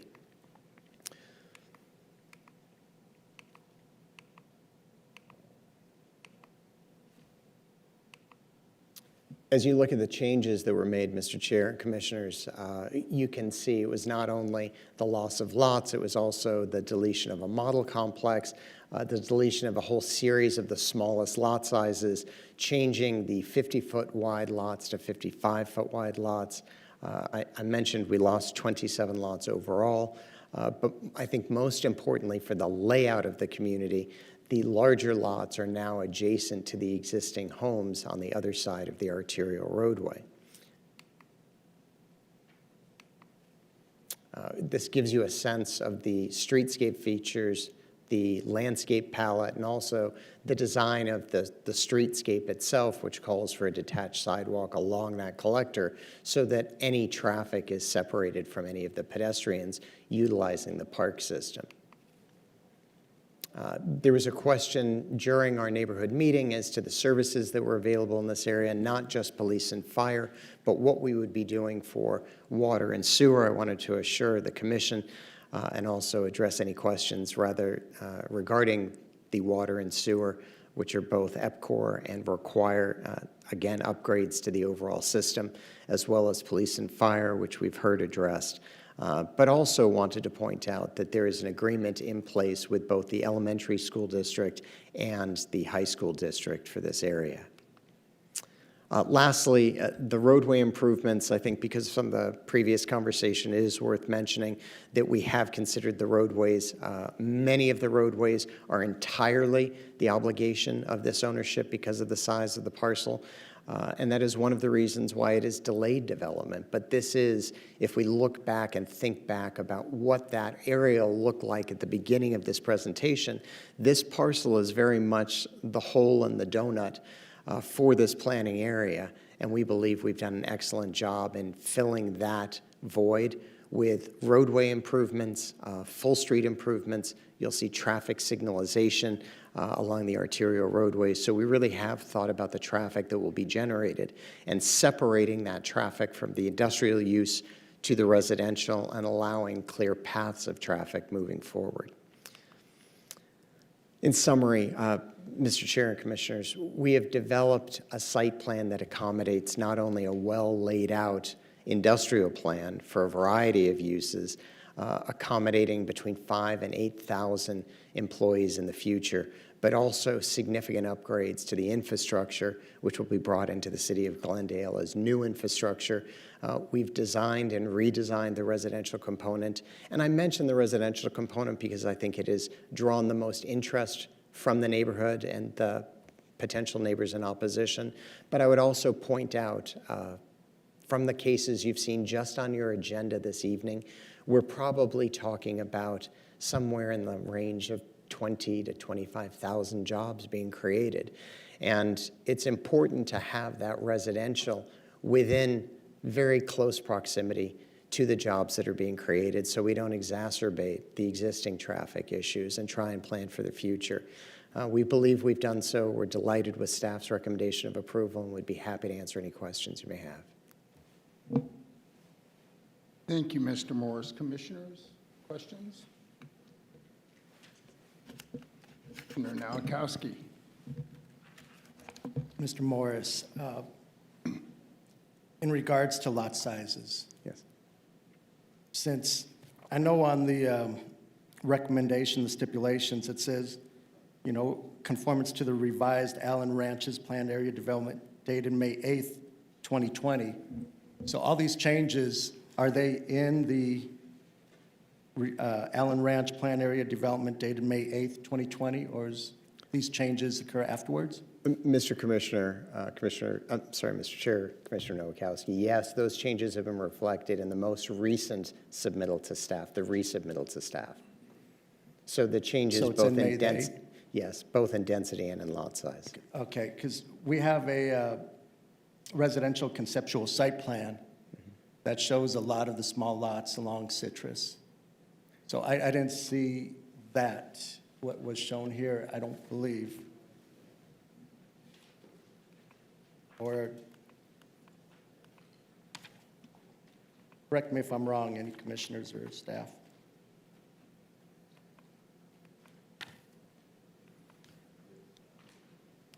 Mr. Chairman, Commissioner Delkowski, I believe you did get the most updated PAD, which should have the newest graphic. Maybe double And check. Commissioner, perhaps this exhibit illustrates it best, which is the former site plan is on the left with the smaller lots adjacent to Citrus, and the revised site plan shows the larger lots swapped with those smaller lots and the decrease in overall lot size. Okay. Let's see, so I don't see it, I'm sorry. Mr. Chair, do you have it? See if I can find I it. have one with, I've and, been reading emails all day. yeah, so let's go through the lot sizes. So what's detailed on the one I have in front of me is 40 by 115 lots. What's the percentage of that size lots on this development? I believe it's less than 1/5. In fact, that was one of the lot sizes, Commissioner, that we eliminated most of those 40-foot wide lots. There was a larger selection of those in the original plan, but thank you. Right. I have documented 222 at So 28%. It's actually now 18%. 18%? Thank you. Went from 28% to 18%. That's correct. And do you have the number of lots on your updated plan? All right, I'll move forward. Thank you. The 45 by 115, do you have a percentage? I'm It sorry. was 19% under. I wanted to give you, I'm sorry, Commissioner, I wanted to give you those exact numbers, and I have found them. Okay. Even without my glasses, it's 135 lots. 135 Yes. from 222? So actually, of all the lot sizes, that is the smallest number of lots offered. Okay. And the number of 45 by 115? 181, Mr. Chair and Commissioner. 181. So we went from 152 to 181. And what's the percentage? 24%. 24%. So that's roughly, of the 40s, 42%. Okay. And now you said you went from the 50 by 120s to 55? You changed that? Mr. Chair, Commissioner, that's correct. And can you help me out with the numbers? 149 55-foot wide lots, representing 20% of the overall lot sizes. Okay. 65? 65s are 156 lots, representing 21% of the overall lot size. And if we were going to go to the 75s as well, there's 139 of the 75-foot wide lots, which represent 18% of the overall. So if you look at all of the lot size offered, it's broken down as 18, 24, 20, 21, and 18, meaning you have that wide variety. It's not just a token of any of those. And because of that, we're actually able to offer individualized communities of those lot sizes, which in some instances are also suitable for gating. Is Cotton Lane going to be a through street in this development? Mr. Chair, Commissioner, it's a through street through the industrial portion, but yes, and we have the right-of-way illustrated for that as well. It'll be a full-width right-of-way. Okay, thank you. Thank you, sir. Any additional questions? Commissioner Wilfong? Just, what is the acreage on the residential? Is that the 117? Mr. Chair, Commissioner, 250 acres of residential. Okay.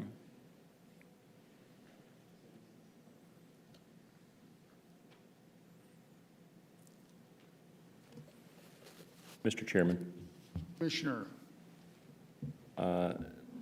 if I may, Mr. Morris, I believe you mentioned significant loss of lots. Is this what you're referring to when you went from 780 to 760? Yes, sir, the 27 lots that were deleted. And I agree with Commissioner Nowakowski. The report I have in my packet is dated May 6th as a final report, and I think you had mentioned your community outreach meeting was May 27th. That's correct, the second, Mr. Chair, Commissioner. So I have some concerns about lot size as well. I appreciate your shifting the larger lots to the west. I think that's a good adjustment. Was there additional consideration to maybe further reductions in the smaller lots, the 40 by 115 or the 45 by 115? Mr. Chair, Commissioner, did you mean by elimination of the lots or shifting them to another portion of the? I would be fine if you wanted to eliminate those lot sizes. I appreciate that, Mr. Chair. In terms of the new design and the overall layout, we did want to have enough of each lot size so they could be a consistent neighborhood amongst themselves. That's it. I mean, 40 by 115 is a 4,600 square foot lot. Yes, sir. That is a pretty small piece of property. And my concern is that I just think the city of Glendale can do better, my personal opinion. Yeah, Mr. Chair, Commissioner, I certainly understand your concern. My experience has been, especially as it regards lot size, you can illustrate an acre lot that is not of high quality, and you can have a 40-foot wide lot, which in fact most of the builders do in this valley, and you can do it in an excellent circumstance. It's not only a matter of how it's built, but how it's managed and how it's constructed. So it relies not only on the ultimate developer, but it relies to some degree on the HOA as well. But I can tell you, actually from personal experience, that the lot size doesn't dictate the quality or the price. It really is more inherent in the design and the construction. So you can have good quality, especially in a 40-foot wide lot. Thank you. Mr. Morris, you're dealing with two flyover zones on this property, is that correct? That's correct, Two. Mr. Chair. In fact, we're dealing with not only the 65, but a large portion in the 70 LDN. So we're limited. And when we met with Luke, one of the suggestions was to have that graduated density. That graduated density allows, as we pointed out, significantly more units, but we chose to have the open space instead at 54 acres. And you reduced your unit count from the previous county approved. Frankly, expensive project coming through with this application. Well, I appreciate that. I was on the general plan committee that worked with Luke on protecting the Luke and our, as were some of the other commissioners here, and it's threading a needle with these flyovers. So I appreciate the effort that goes into that. Thank you. Commissioner Nowakowski.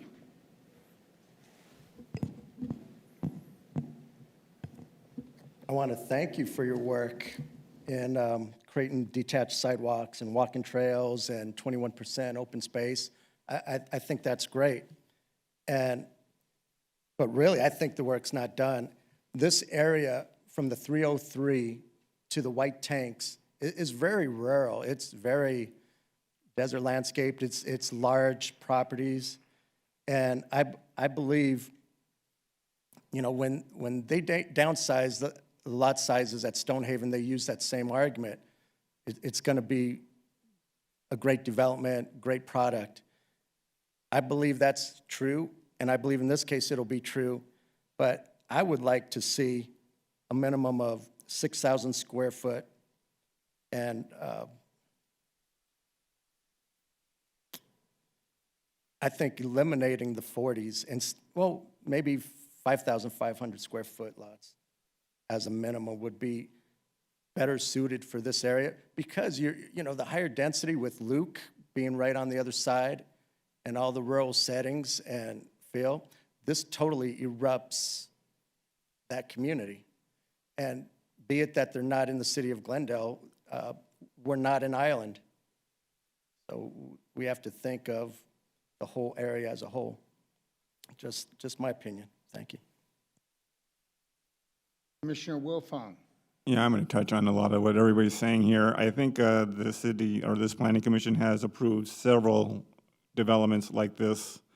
And I have no idea why they would need to change it from a low density to a medium density when even at a low density, you still stick 500 houses in there basically with the larger lots. That would conform to the area that's existing right now, and I think would probably solve a lot of the concerns that the residents have. Second thing is that, you know, you're throwing a lot of houses here in an area where jets fly over, and one accident in a high-density area will definitely put the target back on that Air Force Base, and I'll tell you right now, that Air Force Base is more important to me than these houses are. Yeah. Sorry. We've lost our audio. Stand by. There you go. We're back. Mr. Chair and Commissioners, I appreciate the sentiment. I really do, which is why I began my comments with the amount of planning that has gone into this single site. In terms of, and I'll begin with the Luke overflights and the Luke sensitivity. This plan was developed and designed largely in, not just in keeping with the Luke overflights, but actually with input from Luke. We had the benefit of their wisdom in terms of design and where the density would be placed. But more importantly, the buffer that we have between the industrial and the residential, I think, is significant. But the land use planning that has gone into this, if we think about this region, and if we envision the larger area that we've just discussed, going west of the 303, as you go adjacent to the 303, it's certainly appropriate to have the industrial that we have planned. But there is going to be a design imperative here where you don't have the industrial for the, you know, it's actually ironic that we've heard a handful of cases earlier this evening where the concerns have been what the impact of industrial would be on existing residential. So the idea on this piece in particular is to not bring industrial all the way up to the existing residences in Maricopa County and instead provide that buffer of residential uses in between the industrial that we know will be significant industrial because of the size of the acreage. We also recognize that the 303 creates a new land use for this area and a new desire for industrial. But we also recognize that there should be a series of lots intervening, which is why we have designed it in the way we have. We certainly didn't seek to maximize the total number of homes that we could put on this site. And as I pointed out, we are 26 homes away from exactly what is already approved within Maricopa County's plans. So we're not talking about a massive departure. But I also want to discuss lot size because that was referenced by some of the commissioners. And as we look at what's happening in this area, although we do have some larger lots immediately across the street within Russell Ranch in and of itself isn't the predominant zoning pattern for that area. And in fact, just adjacent to the south and to the west of Russell Ranch are actually lot sizes in accordance with what we're talking about. And in fact, that as small as R2 lot sizes in that area, much further away from the freeway and industrial that we're proposing here. I think that is why we were granted staff support of this plan. It was not just an effort to throw as many lots as we could, because if that were the case, we wouldn't have taken 20% of this and made it open space. It would have been easy to put that into the lots, but that would have actually meant less amenitized areas, fewer parks, fewer open spaces, which we think, given the way society lives today, is more valuable than just putting it into an additional side yard. So thank you. Commissioners, any additional questions? Yeah, I got one more question on that. Unfortunately, Commissioner Wilton. yeah, I'm on another committee which is discussing some of the codes and ordinances right now. And the issue is parking and all other kinds of fun activity that you want to do outside your home. And yes, you need a larger lot to put your fun toys in and everything else. And what you're proposing here, that's not going to happen. And I'm sure out of this 800 homes, somebody's going to want an RV, a boat, or who knows what else, and they won't have a place to park it. Mr. Chair, Commissioner, I couldn't agree more, which is why you've got 75-foot wide lots as well as 40-foot wide lots, depending upon what your lifestyle choices are. We really did try and think about that as we created the entire community. I can appreciate that, but the fact is that if the house is too expensive to purchase and they can't afford a larger lot, they have to purchase the smaller lot and still have an RV, we have an issue.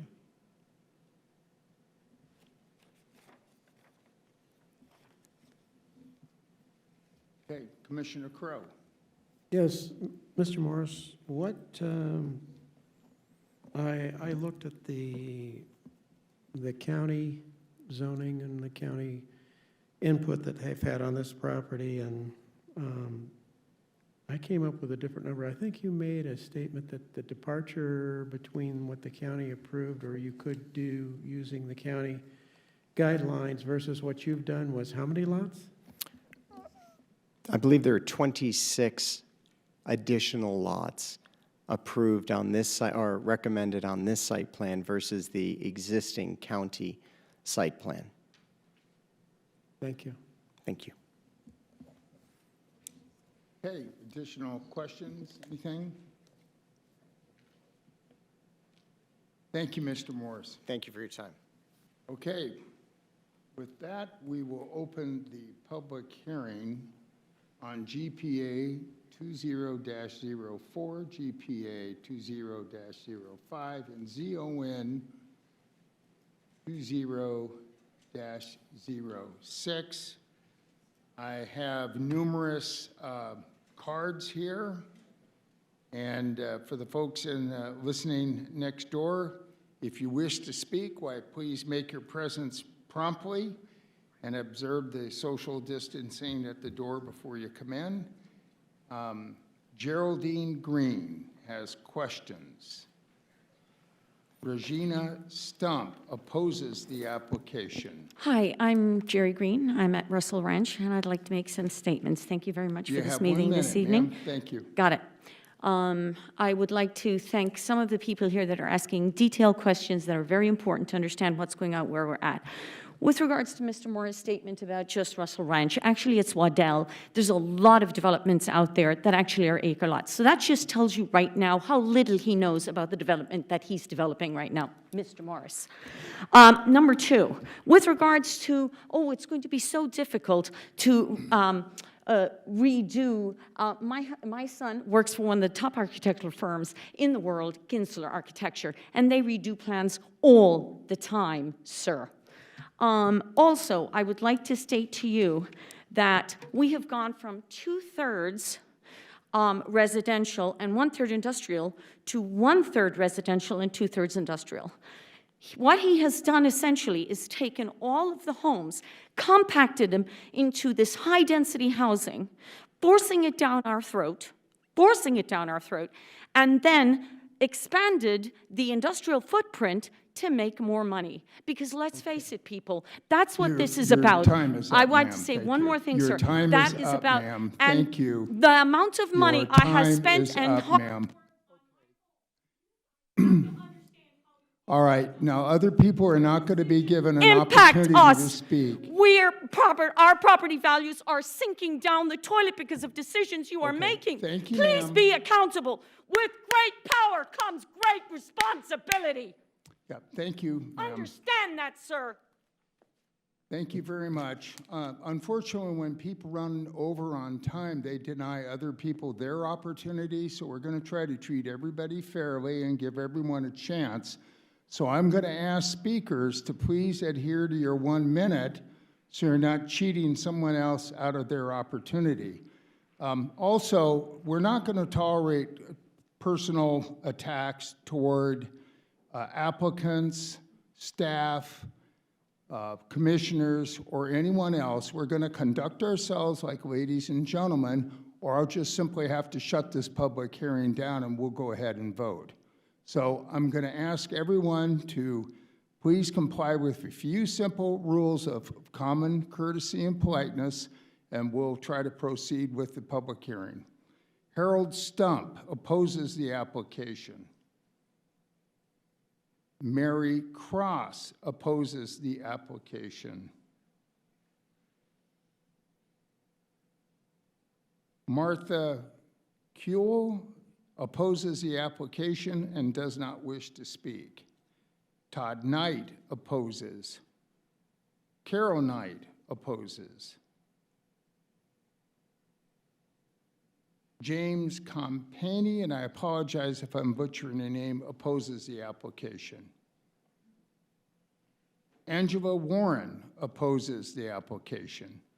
Again, if you hear your name and you want to speak, please come forward. Charlene Hamrick opposes the application. Brian Borges opposes the application. And your name, sir? You just said it, sir. Brian. Okay, very good. It's all yours, and I'm sorry I have to limit you to a minute, but please state your case. So I live on 175th Avenue in Waddell. Point I just wanted to make on your proposal, thanks. You went through the formality of the quote, public involvement to 113 people with a 300-foot radius, by your own definitions there. That's concerning to most of us because you're using your local city parameters to address our rural neighborhood. Two different standards there. And I'm sure you'll disagree, but the fact of the fact is it's a totally different culture where we live 40 minutes from downtown here. With your current parameters of 300-foot radius, where most of us live in the room next door here, that would address about 8 of my neighbors. A 300-foot radius for reaching out to the quote neighborhood, that might work down the road here, but it's totally irrelevant where we live. I think that needs to be stretched out to like a 3,000-foot radius. And I'm sorry you're out of time, sir, but I appreciate your comments and your courtesy. Thank you. Michelle Himbrook opposes the application. Lois Michael opposes application. Jim Michael opposes application. Excuse me. Crystal and Sunil Sabrani opposes the application. DJ Heinbuck opposes the application. Yes, ma'am. Hi. State your name and address for the record, please. My name's Michelle Heimbeck, and I live on the corner of Bethany Home and Cotton Lane. We're affected by everything that's going in right now. There is a school less than 2 miles away, maybe 3, and we are going to be having 2,500 students there. This is an industrial area. There's going to be 2,500 students, probably 1,500 driving, new drivers. So I'm suggesting that you put a memorial lot or something on the corner there because it's really affecting. I drive that every single day, especially when school's in session. And I have almost been hit. I can't even tell you how many times because there is too much traffic there. And it's sad. And we have a way of life that we all love. That's why we moved there. The whole area from the 303 to the White Tanks is an acre lot, half an acre lot, a third of an acre lot. It's not here. We had to drive 30 minutes to get here in Glendale. We live in Waddell. It's an incorporated area. And you guys are turning it into the city, and it's sad.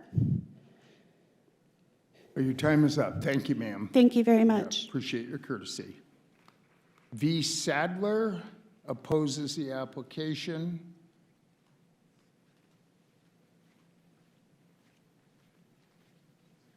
Jeff, hi. Go ahead, ma'am. I'm Veronica Sadler. You've seen me before. I'm concerned about so many houses and so many buildings. You're going to have an increased heat retention. You're going to have light pollution. And a young lady that was talking about police and fire when they're needed, sounds like we need them already. And define arterial road for me. Is that east-west or north-south? Could be either one. Okay. Well, we've been talking about Bethany and Camelback and so on, but we've got cotton and we've got citrus, and they're already busy. So I think that's my... Oh, an airplane doesn't know where it wants to crash. Some of them are not that smart. Thank you. Thank you, ma'am. Jeff Hertzer? I'm sorry, I can't. Jeff Hertzer opposes the application. Excuse me.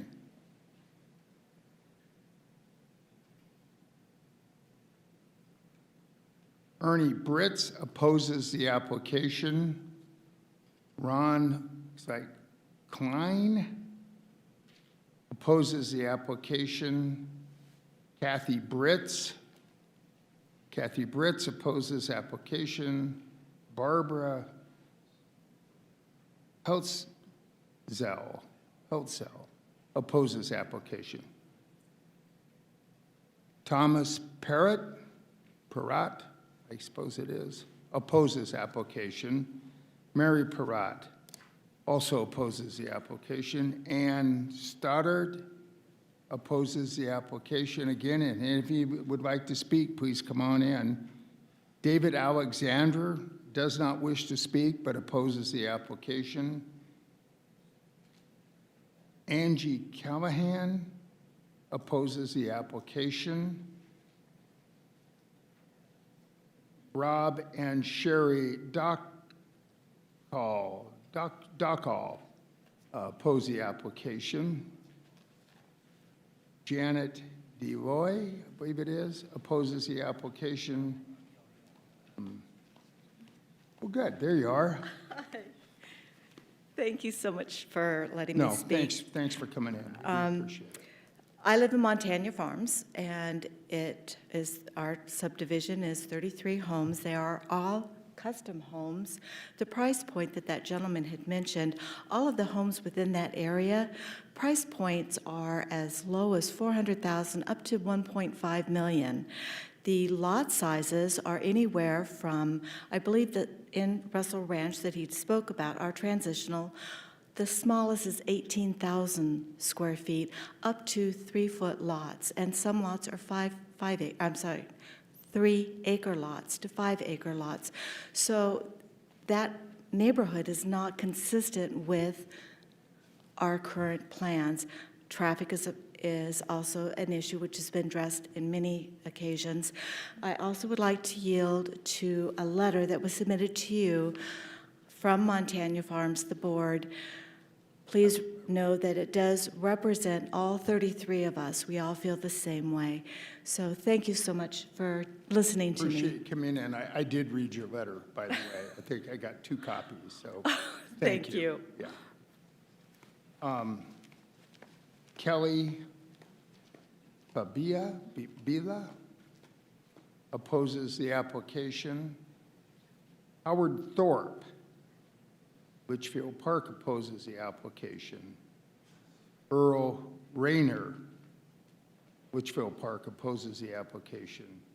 Cheryl Rayner opposes the application. Lori Kapani, I believe it is. Yes, sir. Good evening. My name's Howard Thorpe. Can you hear me okay?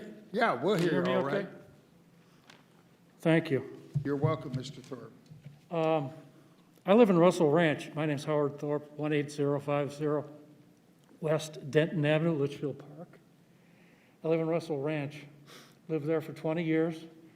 And I'm really surprised to hear some of these things from Mr. Morris, because we have 1/3 to 1-acre homes west of Citrus. And a lot of us have both RV garages and pools in our homes. Try to put that on a 45-foot lot in Allen Ranch. Second, the industrial part of Allen Ranch should be east of Cotton, not west. That's where all the warehouses are being built, east of Cotton Avenue, not west. Second, I'm surprised to hear Mr. Morris is a designer. I thought he was a barrister, but he apparently has some subjective views about quality designs on a 45-foot lot, which amazes me. And finally, the county residents negotiated an agreement with Maricopa County and the local neighborhoods in 2016. The city of Glendale Time's up, should sir. live up to that. Thank you. Kenneth Haas opposes the application. Waddell, Andrew Haas, Waddell, opposes the application. Mary Andrus from Waddell opposes the application.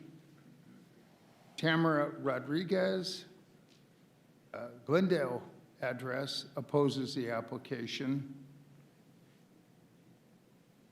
Rick Rodrigo, I'm sorry, I just can't make it out. Waddell opposes the application. And looks like he filled out 2 cards, but I still can't, sorry, I can't read the last name. And that concludes the cards that I have. With that, we'll close the public hearing portion of GPA 20-04, GPA, pardon me? Where are we? I don't see anybody at the podium. Somebody wish to speak, ma'am? I didn't hear you call out, so Oh, you absolutely. If you filled out a speaker card, I did. You're more than welcome to speak, and I'm sorry, just state your name and address for the record, ma'am. Hi, my name is Julie Borges, and I live on 6530 North 175th Avenue in Waddell. And we're pretty close to this area that we're proposing right now. So I do really appreciate that all the effort that has gone in and consideration that I've been hearing, how you've tried to make the lots bigger and consider our area and everything else, but it is still too small of lots. There's too many people that will be there. I got lost in all the numbers, but 700 and something homes there is too many. It is too many for where we are. We live out there. I make a sacrifice to live there. I could live other areas and spend less on my mortgage than I do, but I choose to live there, and I pay twice as much as I would somewhere else because I want my children to grow up in an area that is rural, and I want them to have an area to be out and about and have that growth process. My kids are in 4-H, they do animals. It's extremely passionate to me, and there are too many people that are going to be in this area. And those smaller lots are great for those that can afford them, but when you have people that can't afford those smaller lots, that can't afford the larger lots, there's bringing in a whole nother community of people that don't appreciate our rural community like we do. So I just think it needs to go back on the table, and it needs to be addressed again, and if you're going to put lots there, they need to be much, much larger, 1 to 2 acres. Thank you, ma'am. Your time is Thank up. Thanks for your courtesy. Okay, with that, I think that concludes our public statements, so we'll close the public hearing. GPA 20-04, GPA 20-05, and ZON 20-06. I'm assuming, Mr. Gerber, we need 3 separate motions and votes. Okay. Do we have a motion for GPA 20-04?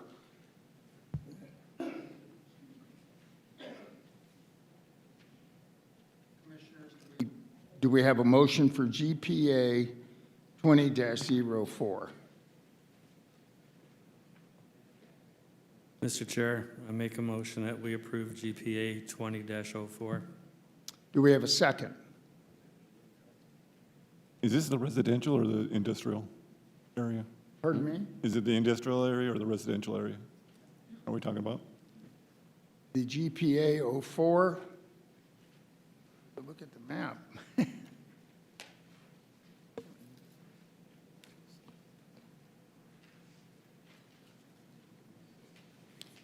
Okay. Mr. Chairman? 4. Yeah, the GPA 20-04 is the industrial area. Is the industrial side.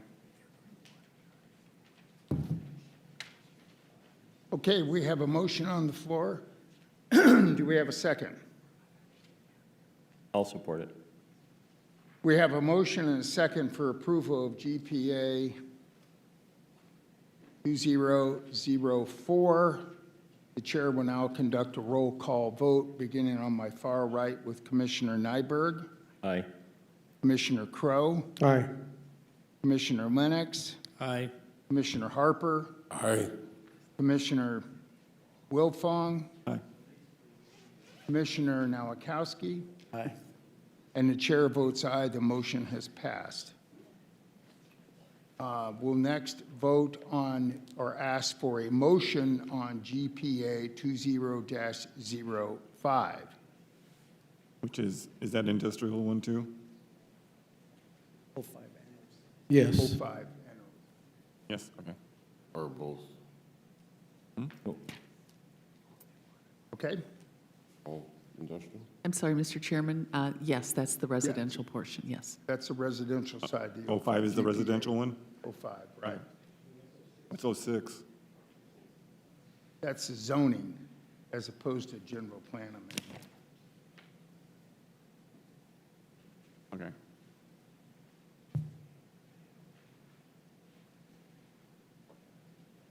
Okay, so we're on a motion for GPA 20-05. Do we have a motion? I make a motion to deny GPA 20-05. We have a motion to deny. Is there a second? we have a motion and a second to deny approval of GPA 20-05. The chair will now conduct a roll call vote, beginning on my far right. Commissioner Nyberg? Mr. Chairman, a question, if I may. So an affirmative vote is a vote in favor of the motion supporting the denial. Is that? Correct. I vote aye. Commissioner Crow?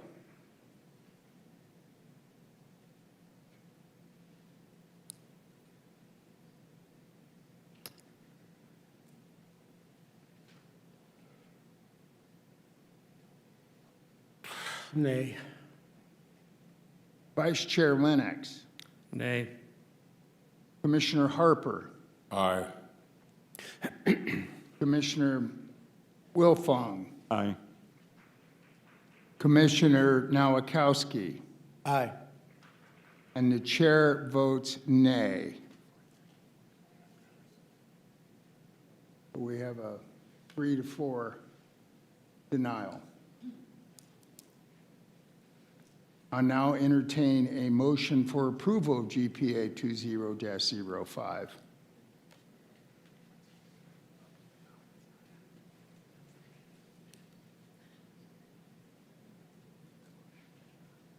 The notion to deny the application has failed. The motion to deny the application has failed, so I'm asking for a motion for approval of the application. No, I think it's the other way around.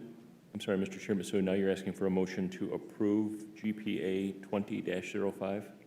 Right, because we had a motion to deny it and it failed. That leaves us. 4-3. It's No, 4 it to 3 passed. deny. It passed. 4-3 denied. Oh, I beg to your pass. pardon. I misunderstood. I thought it was one vote short. My apologies, folks. Okay, boy. so the motion's denied, yeah. Oh, that's how it works, so. My apologies. All right, then we'll move on to ZON 2006. Right under the table. Yeah, no kidding. Well, we Okay. can't have this. Is there a motion on ZON 2006? Yeah, I have a motion to deny ZON 20-06. Is there a second?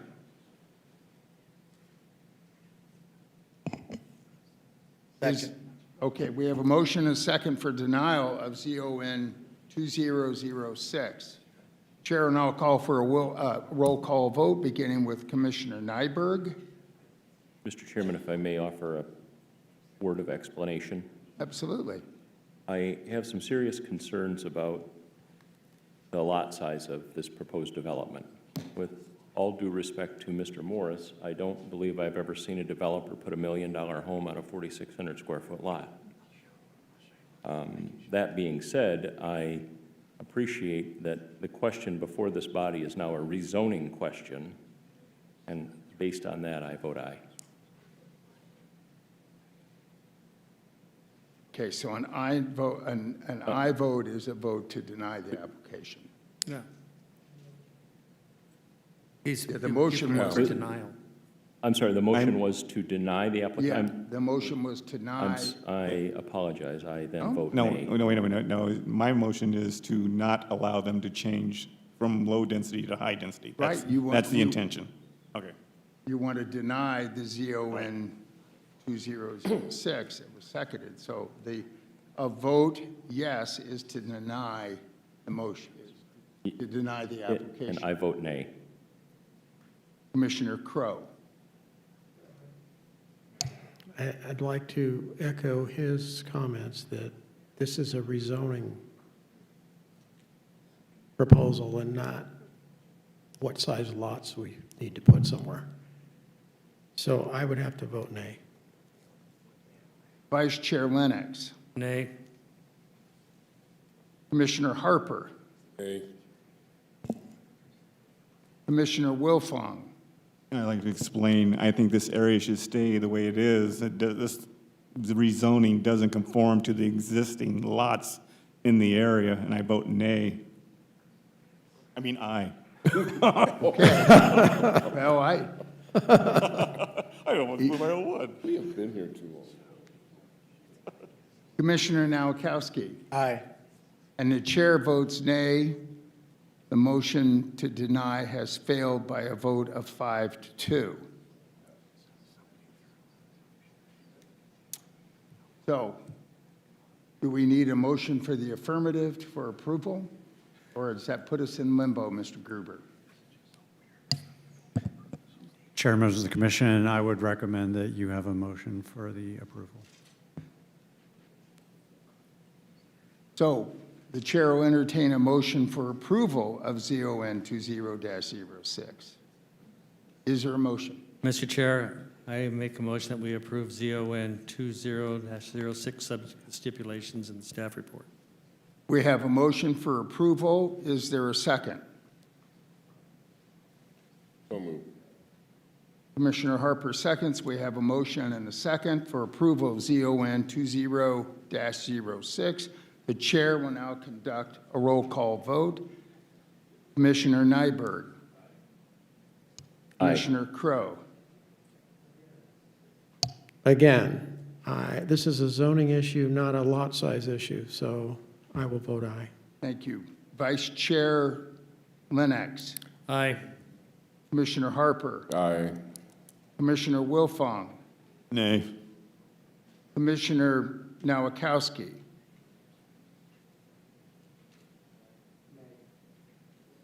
The chair Nay. votes aye. Pardon me? No problem. That was a nay vote. Okay, and the chair votes aye. The motion passes with a vote of 5-2. Mr. Chair, thank you for your time. You're welcome, sir. Thanks for coming in. Okay, that brings us to the final public hearing item of the evening. Thank you for everyone's patience. We want to spend the due time to sort these things out. That brings us to the Cotton Properties rezoning application, ZON 17-15. And I want to remind the participants and our visitors that this is a zoning application, not an annexation hearing. This is strictly a zoning application. We are not annexing anything that is not within our purview here in the Planning Commission. So with that, I'll call upon Ms. Collins to make your presentation. Thank you, Mr. Chairman and Commissioners. So Cotton Properties, ZON 1715 is the request before you this evening for a PAD. Now, this property is already annexed into the city of Glendale. It was annexed in January 14th, 2020. And when it was annexed in, it was brought in as the most similar land use zoning that existed in the county, which was A1. So the request is a rezoning to PAD, Planned Area Development. The applicant's representative is William Lally with Tiffany and Bosco for the Cotton Bethany LLC, 303 Cotton LLC. So the vicinity map shows the location of this property in proximity to City Hall. It is over with the western boundary on Cotton Lane. Bethany Home is the southernmost boundary, Glendale Avenue to the east. And this is an L-shaped parcel which does adjoin the Loop 303 on the southern area. So again, this site is designated as mixed use and loop compatible land use by the City of Glendale's general plan. Again, the current zoning is A1 and the proposed zoning is Planned Area Development, and there's a closer shot of the area showing that kind of L-shaped lot. So once again, these noise contours designate the types of development that can occur in this area. So the Cotton property is a 65 and 70 LDN, which does not permit residential development. So the aerial photograph shows once again the proximity of the Cotton 303 property. This is a street view a street view photograph of the area showing Cotton Lane on the right side of the screen. So the general character plan that has been submitted to the city shows this area as, along Cotton Lane, as primarily industrial flex space with a small corner down at the 303 and Bethany as a possible commercial location. So this request has been around for quite some time. When the Cotton Properties wanted to annex in to the city of Glendale. And so in 2019, they did mail out information. We got no input. Additional notices were mailed out in February of this year, and there was discussion about possible uses.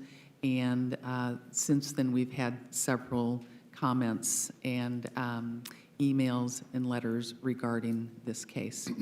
So the request was advertised and the site was posted on February 19th, 2020, and hearing notices were mailed February 28th, 2020.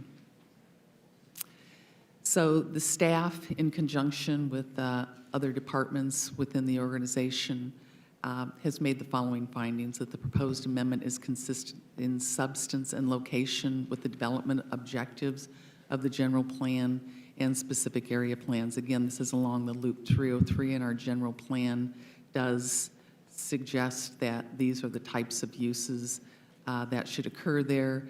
Additionally, a letter from the Luke Air Force Base indicates that this proposal will not negatively impact their operations, and that is generally, that is a practice that we have in this area, again, because we're very sensitive to Luke Air Force Base and want to make sure the land uses around there are compatible.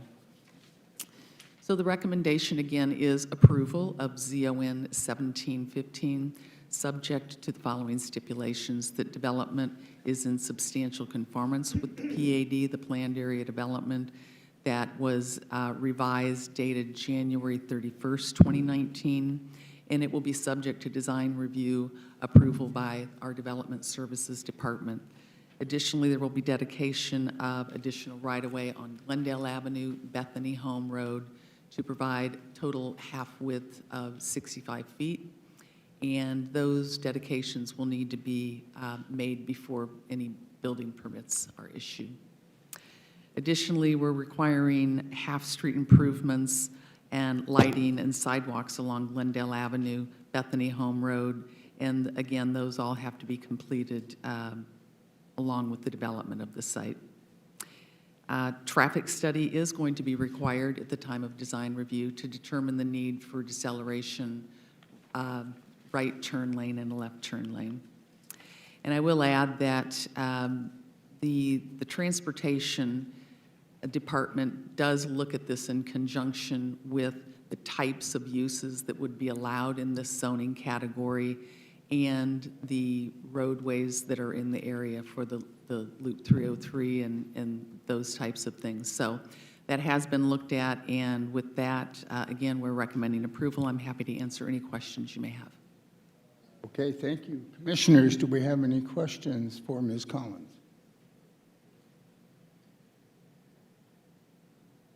Okay, would the applicant or applicant's representative like to state your name and address for the record and make your presentation? Thank you, Mr. Chairman and Commissioners. Bill Lally for the record, 2525 East Camelback Road. Thank you, Lisa. Representing Cotton Properties this evening on this 160-acre rezone property. We do have a PowerPoint. I know it's been a long night. We've got some slides, and what I would like to do is go through a few slides, preserve some time at the end for some Q&A, maybe after some of the resident conversations have been You're made. more than welcome to do that. I mean, it's Absolutely. just like our folks in the room over there. They want their chance too, and we want to make sure everyone gets their opportunity. So you take the time you need. Thank you, Mr. Chairman. And again, 160-acre rezone tonight, 3 types of commercial categories. You'll hear a lot about a specific user that's interested in the property that's 10 acres of the 160 acres, and we'll get to that. I'm sure everyone's heard of what we're talking about. But let me walk you through just general location. Again, Luke Air Force Base, noise contours are extremely important in this area. You heard a lot from Mr. Morris and other applicants tonight about Luke Air Force Base, noise contours, use limits in terms of restrictions on those properties. I'll get to a slide that'll show you exactly what we're talking about. Again, it's an L-shaped property, Bethany Home to the south, Cotton to the west, the 303 to the east. It does have freeway frontage. It's going to be part of this ginormous employment corridor. You've seen a number of projects that's come in front of you this evening, and I did a little inventory as we were sitting here. There's 24 million square feet of industrial warehousing approved on the agenda tonight, 24 million square feet. Luke Air Force Base noise contours obviously dictate what the city of Glendale can do. It's in the state law. I know many of you are very, very involved for many years at this level and watching as the state law changed from 2004 to help protect Luke Air Force Base. We'll talk a little bit about that history. I know you're very familiar with it, but we've got to play within those rules this evening. You see a majority of the property is covered by the noise contours, severely limits the type of uses.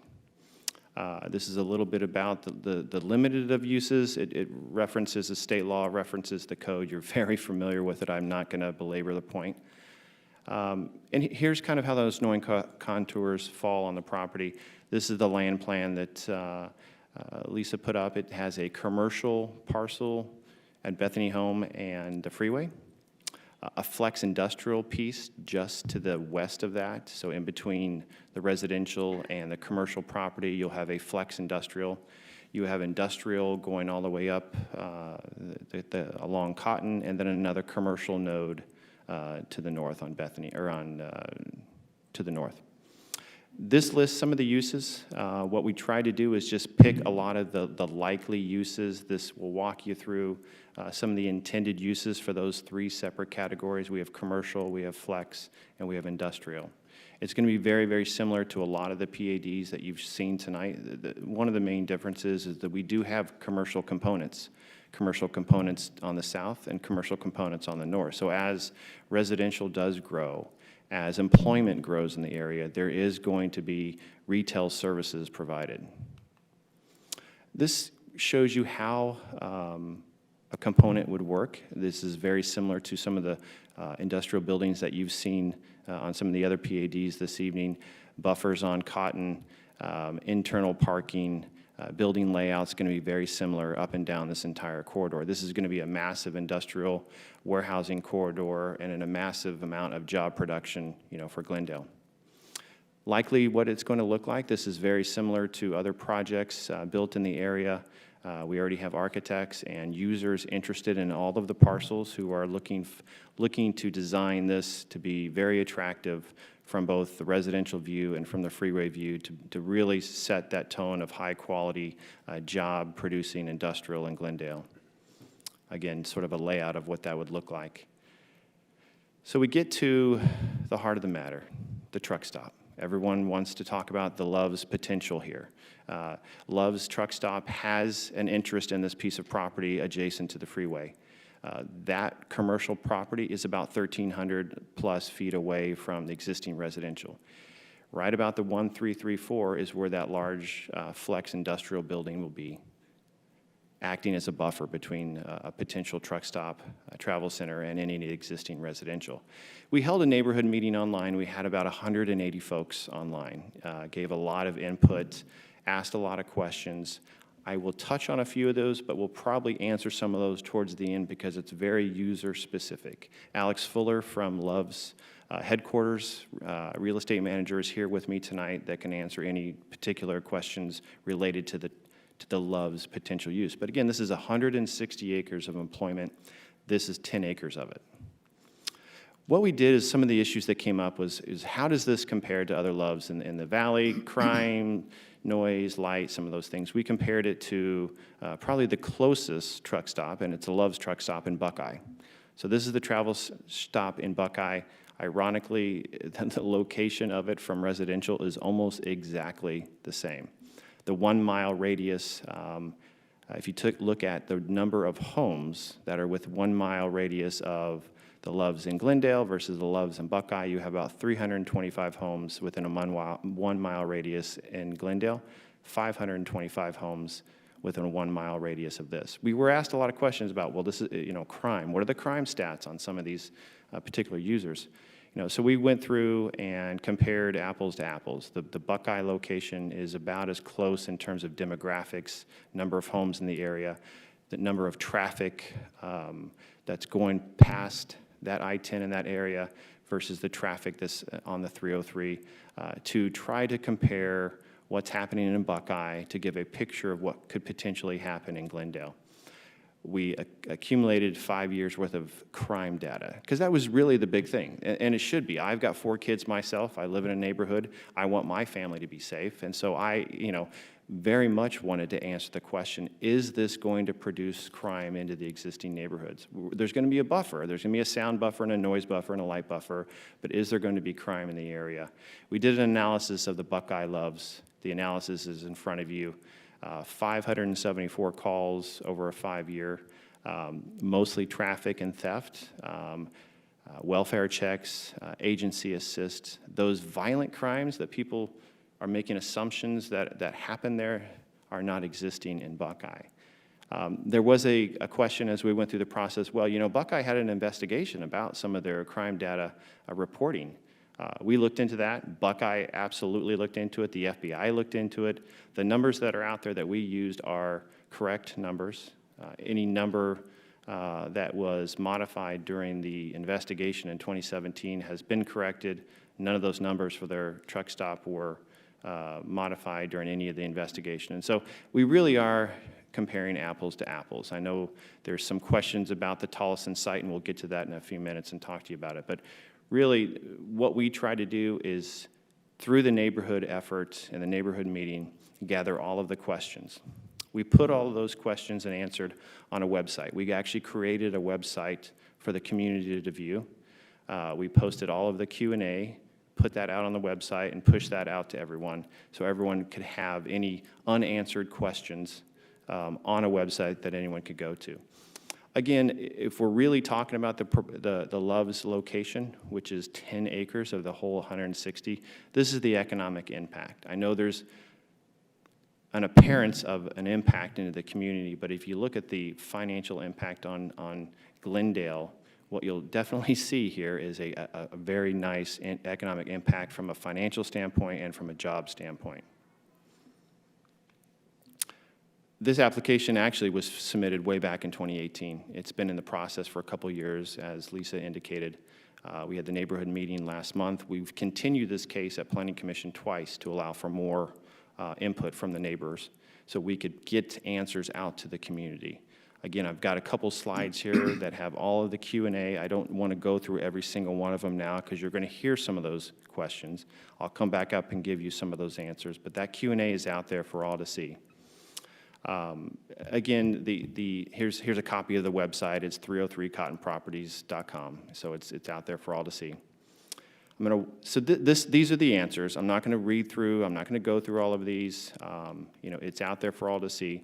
But I'll leave you with some general comments. It is consistent with the general plan. It's consistent with Luke Air Force Base. As this body knows, Luke Air Force Base was somewhat under attack in the early 2000s. The state legislature changed the law in 2004.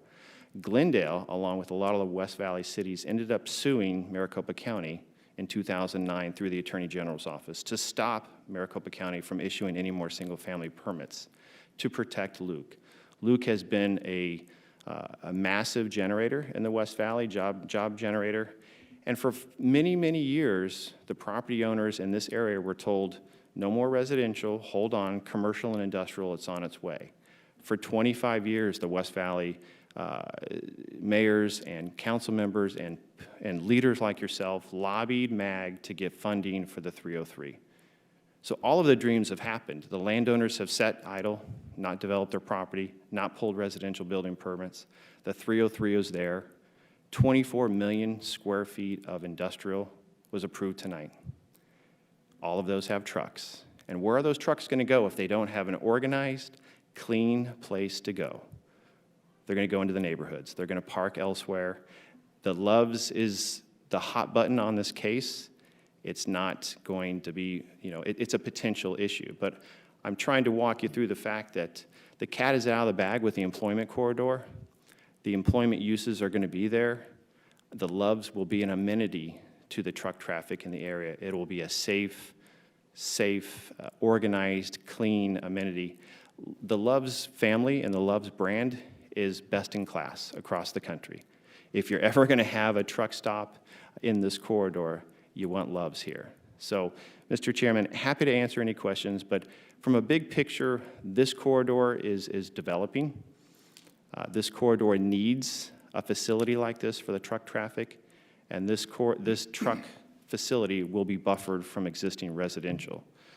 Mr. Chairman, Commissioners, happy to answer any questions, and I know there'll be opportunity to answer some specific issues later. Thank you. Commissioners, do we have questions?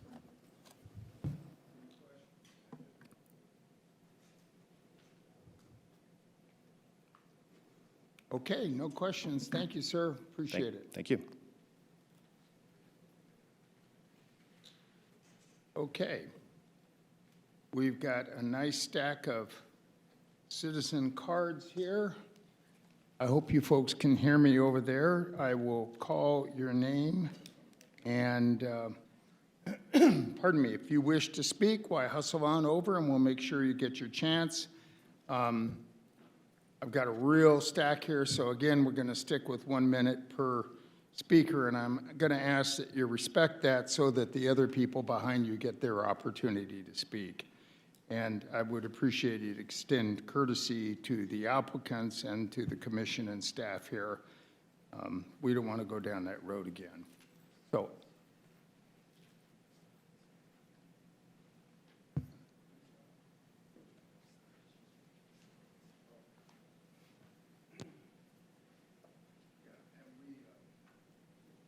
Folks, we don't invite the signs in either. You're welcome to post those outside, but we don't allow them inside the meetings. And I'm also going to ask for you to observe some social distancing here so we can keep everybody healthy, as we've been instructed by the governor and the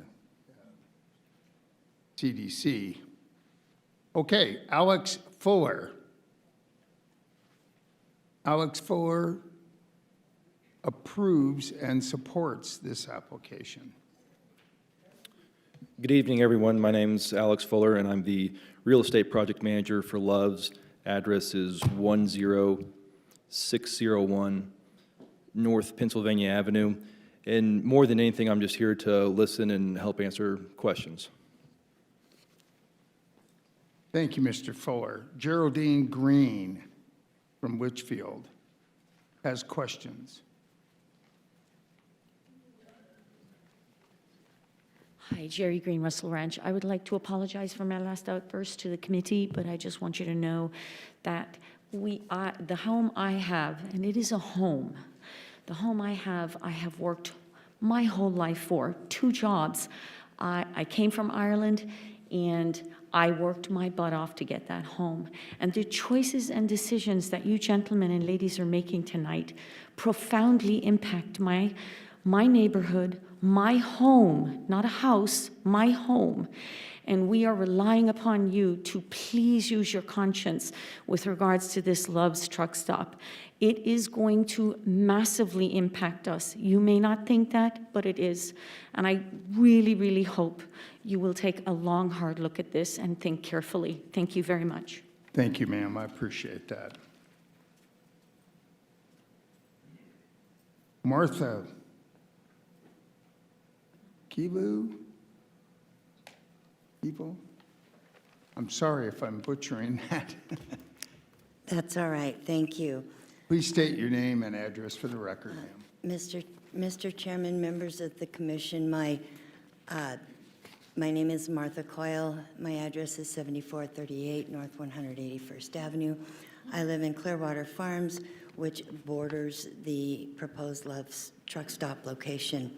I'm here in person because of the disparity I saw between the report that you received and what actually happened in the neighborhood meeting. Our input and concerns were rephrased into questions, which were then either refuted or rebuffed. The meeting did not foster communication, nor did it have a neighborly spirit, but it did indeed meet the letter of the law. The research presented earlier tonight regarding the Buckeye Loves is not new research as a result of our questions. That also was presented at our neighborhood meeting. Like the meeting met the letter of the law, so will the proposed Love's truck stop. It will comply with the zoning and with the proposed usage, but it is bordering our community by literally 1/2 block. It sounds like a lot of feet, but that's a half a block out there where we live. It's inappropriate. I know it's good for Glendale's revenue. I cut the whole middle out of this. This particular location has been... Ma'am, I'm sorry, but we're out of time. And we got a lot of other folks that want to speak, I'm sure, so thank you. Okay, I Also, think the truck stop next to a fairly high-end neighborhood like this is not what you're going to see in Buckeye. Thank you, sir. Thank you, ma'am, Thank appreciate you, that. members. Folks, I'm going to ask you to please remove yourselves from the chambers here. We're under some very specific guidelines, and if I don't clear the area, I'm going to have to close the meeting down to the public. So if the public wants to participate, they need to follow the protocols that we've mentioned earlier about social distancing and spacing yourselves outside. And we'll call your names, and you're welcome to come in if you wish to speak, but I've got to ask you to observe that for us. And the same thing goes out in the hallway. We don't want anybody getting sick or having problems, so please help us out with that. Okay, thank you. Jamie Byrne opposes the application. Good evening. Hi, thank you. I'm going to take my 60 seconds. Well, my name is Jamie Byrne. I live at 17328 West Rose Lane, which is basically that little corner that this will affect. And I'm going to take my 60 seconds because all of my wonderful neighbors will list the reasons of Loves. But why would such a large agenda item with so many opponents be put in a meeting like this? Now we have 60 seconds. I can't list all of the reasons why Loves is not good for my home where my grandchild plays. Why am I given 60 seconds to state that? I can't. You know, I just don't understand why you would put such a large agenda item. You know, we've been waiting out there for 4 hours to speak for 60 seconds. This has been going on for months. But the amount of reasons that Loves is not acceptable next to our homes, Buckeye's homes, the most recent one that sold in Buckeye was a single wide for $110,000. Ours are $550,000 to $1.5 million. Where in Arizona is a truck stop next to that type of a neighborhood? They're not. Your time is up. Thank Go you, figure. ma'am. Yeah. Well, we have a lot of speakers, and we want to give everyone a chance. Michelle Heimbach opposes. DJ Heimbach opposes. Are you Michelle? Yes, I am. Hi, yes, ma'am. I'm Michelle Heimbach. I live at 6104 North 171st Lane. On one of the graphics, it said that we were 1,300 and whatever odd feet away. And I understand what you guys are trying to do. Again, we're on the corner of Bethany Home and Cotton. We have jets. They fly all the time. And we knew that when we purchased. We love Luke, okay? We're not opposed to truckers. That has nothing to do with anything. What we are opposed to is the youth in our neighborhood that is growing. They're bringing in elementary schools. They're bringing in middle schools. They're bringing in high schools. The high school's already there.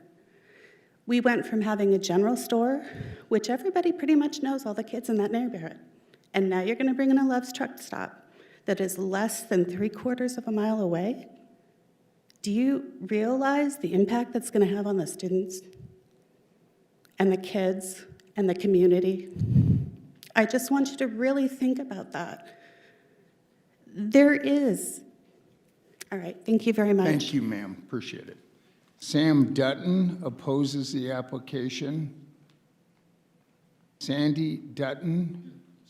Hi, Mr. Dutton, the floor is yours, sir. Nope, I was just before DJ Heimbuch. And yeah, Okay. yeah, catch that one too. So yeah, just wanted to get together with you guys. Essentially what we're all here for is basically to obviously state a lot of concern for safety. You know, that's the biggest issue that we're looking at here. You know, there's a lot of development going on in the area, and as my wife stated, we are right on the corner of Bethany Home and Cotton. You know, put it into perspective, that's actually my kids' bus stop right there, so when they're out front. And really, you know, what the zoning is really coming into is allowing to put a truck stop with 50 trucks sitting out there, you know, right when my kids are sitting out there for school. So obviously we have a concern with that. And of course, with the development, everything that's going on in the area, that's going to be a big threshold with a lot of traffic. And of course, you know, wherever it's Buckeye or wherever else, you know, there's a lot of crime, and a lot of things associated with a truck stop like that. So we have a lot of concern for our families, and we have a lot of concern for our community.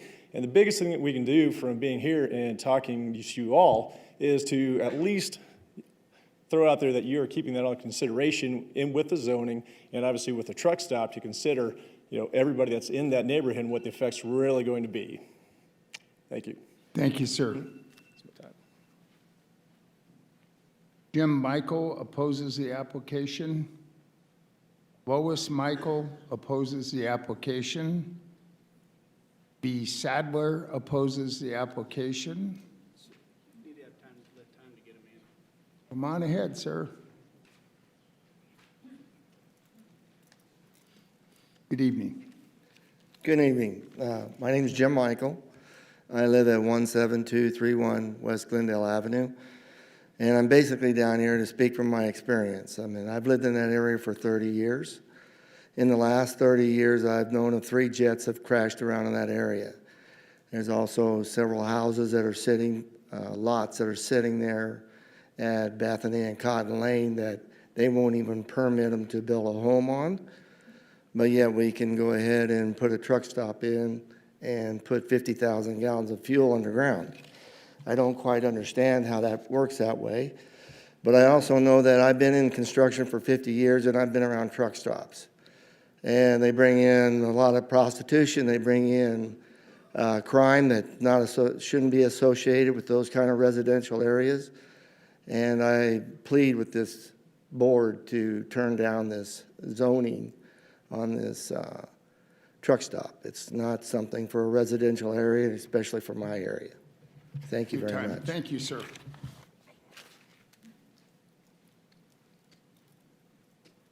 Jeff Hetzer? Barbara, looks like Heltzer. I'm sorry for pushing that. They both oppose. And Stoddard opposes the application. Mary Peratt opposes. Thomas Peratt opposes. Russ Thompson opposes. Hi, sir.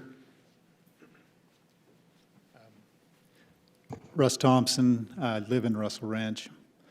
I run a 500 truck company that's based in Glendale, and I've been in the trucking industry my whole life. Truck stops aren't good neighbors. You look at a warehouse that brings in 50 trucks a day. You look at a truck stop brings in 500 trucks a day. How many people are... Bridget Maui New? Kurt Maui Do. Are you Bridget? Yes. And I apologize if I butchered the last name. It's okay. We actually say it Molinex. Oh, Molinex, okay. I was trying to make it too complicated. Thank That's you. all right. All right. My name is Bridget Molinex. I live at 6726 North 171st Drive. Our home actually faces Cotton Lane and the property in question here tonight. Our biggest concerns are air quality. My husband got cardiac issues, my stepson is asthmatic, and I have an autoimmune disease. We're also worried about that commercial area that's in front of our home. what mystery property is going into that area. We're all concerned about the Loves, we're concerned about the Loves, but what is planned for that commercial property in front of our area? If Loves doesn't go in over on the other side, maybe they'd go in front of our house.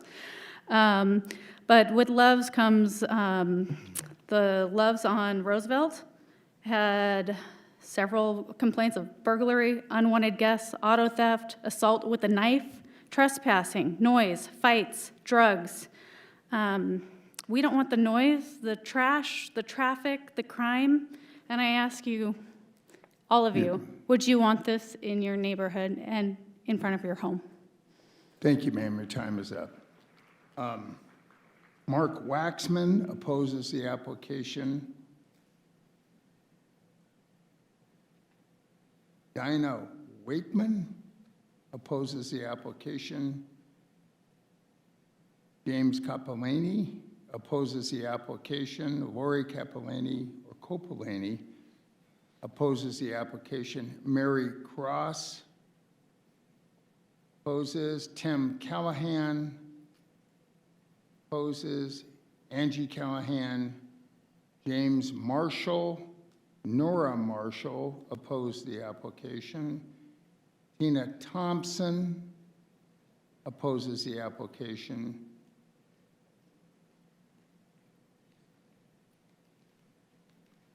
Hi.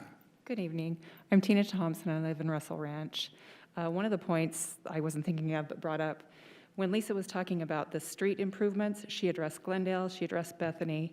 She did not address Cotton Lane. Is anything going to be done with Cotton Lane before any permits are issued? So I'd like to bring that up. In previous meetings, they talked about that no resorts or hotels could be built in this corridor. Why are we going to let hundreds of trucks sit there with truckers sleeping in them at night? Not to mention the 50, 60,000 gallons of fuel that could be impacted by a jet crash. Traffic, crime, all the things everybody else has reiterated. Those are my main points. Thank you for hearing them. Thanks for coming in, ma'am. Janet Delaney opposes. Sherry and Rob Doctel oppose the application. Gloria Williamson opposes. Brian Borges. Good evening, sir. Good evening. My name is Brian Borges. I'm the father of 5 kids in Waddell, and I'm here like everyone else on the other side of that wall to oppose this truck stop because it infringes on the health and good of my family and everyone else's family. Just a side note regarding the studies, quote studies, from the lawyers, the traffic studies, the crime studies, the school safety studies, the stuff that they've showed you where everything is good. In our discussion a couple weeks ago, we addressed a lot of those things, poked holes all over in them. So just because you hear it doesn't mean it's true. The bottom line is this. We all know what this is about. The bottom line here is money. I mean, let's just face it. It's about how much money and revenue, either for Loves as well as the city of Glendale there. Here's the thing I want you to consider. It's all gain for the city of Glendale, and it's all loss for us. We have no say-so because we're outside of your city limits.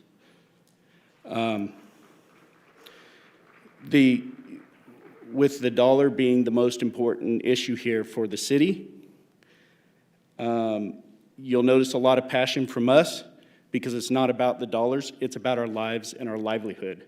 So you're gonna sense passion from just about every person that walks here. You're stepping on our livelihood.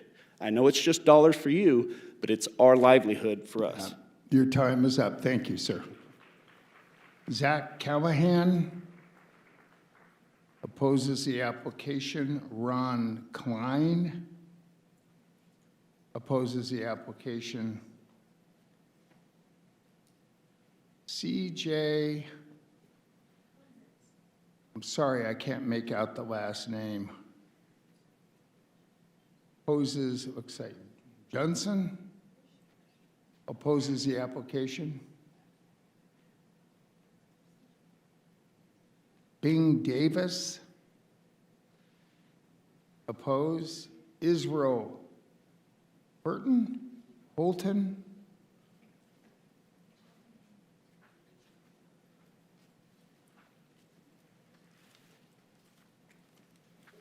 Would you give a copy of those folks here?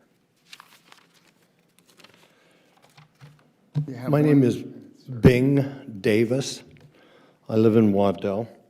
I don't have time to give the speech I prepared, but I wanted to point out a couple things.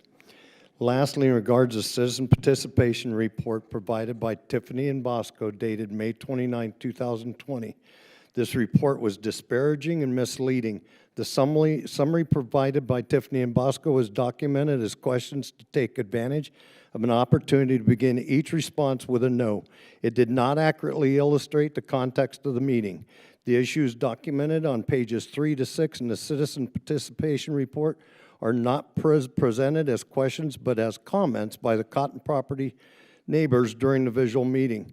Comments from people who work in the medical community who are experts in their field and can relate to respiratory diseases and what causes them. Comments from neighbors in the truck stops attract. You just heard from some of those. The detouring into city streets, the drivers take, the overnight parking along city streets, urine bottles being tossed out of truck cabs Thank onto you, city sir. streets. Your time is up. Thank you. Mike Kellums? Excuse me, I believe you called Israel Hatton? Yes, sir. Right after Bing? Yeah, please go right ahead. I timed this, it's a minute, so please let me finish. Thank you. My name is Israel Hatton. I live in Clearwater Farm, 7431 North 181st Avenue. My father-in-law moved his family to Clearwater Farms in 1983. He built the home that my wife and I now own with his own hands. Our children live there. 2 of our grandchildren live there. That's 4 generations that have continually lived in this community. We represent families that are deeply invested in the face of our community. Our neighborhood is filled with families that have been there for 40, 30, 20 years. To ignore our voices, the voices that are overwhelmingly saying we oppose this would be wrong. It's that simple. It would be wrong. We don't believe any of us oppose growth, but we should have a voice in what things come to our neighborhood. We oppose a truck stop. I've heard people appeal to you tonight based on how long they've been working on these plans. I've been working on my plans in my neighborhood for 25 years. My wife has been working on her plans in this neighborhood for 37 years. The people in that room have been working on their plans for our neighborhood and our livelihood for generations. As long as a truck stop is potentially part of this plan, we oppose it. Thank you. Thank you, sir. Mike? Deserve better. Thank you. Thank you, ma'am. I'm here, sir. Yes, sir. Alan Erickson, Waddell, Arizona. I handed out a 30-page pamphlet to 3 copies to the Planning Commission. I hope you have them. It deals directly with crime, and it rebuts Mr. Allen's contentions about crime. It's quite alarming. I do want to address, however. No, sir. I do wish to address the Tiffany and... There is a button on, there may be a button you bumped. Oh, did I hit a... There you go. Am I back on? No. We had it for a minute. Hello? There I'm you back go. on. You're good. Okay. I wish to address Tiffany and Bosco's report, the neighborhood participation report. The question was, will traffic increase in the area? The response was, I quote verbatim, no. The applicant, meaning Loves, conducted a comprehensive traffic study to adequately address any neighborhood traffic concerns. The study concluded that the proposed development would not negatively impact the surrounding traffic because the traffic increase would be minimal and unnoticeable. And we're out of time. Thank you, sir. We got more people waiting their turn. It's wrong. Paul Alexander.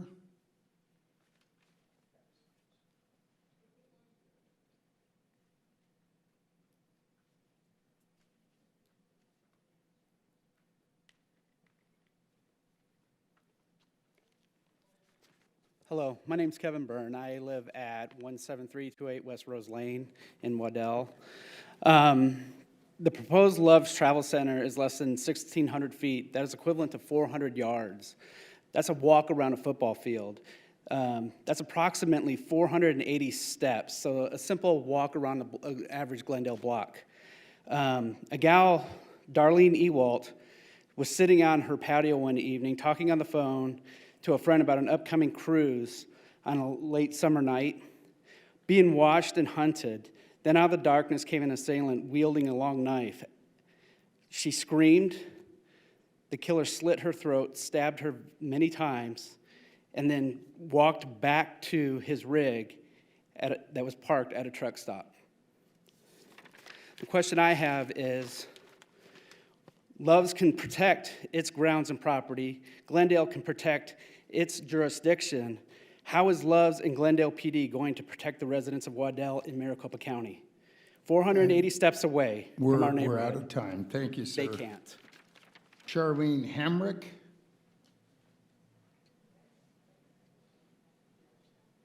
Kenneth Haas.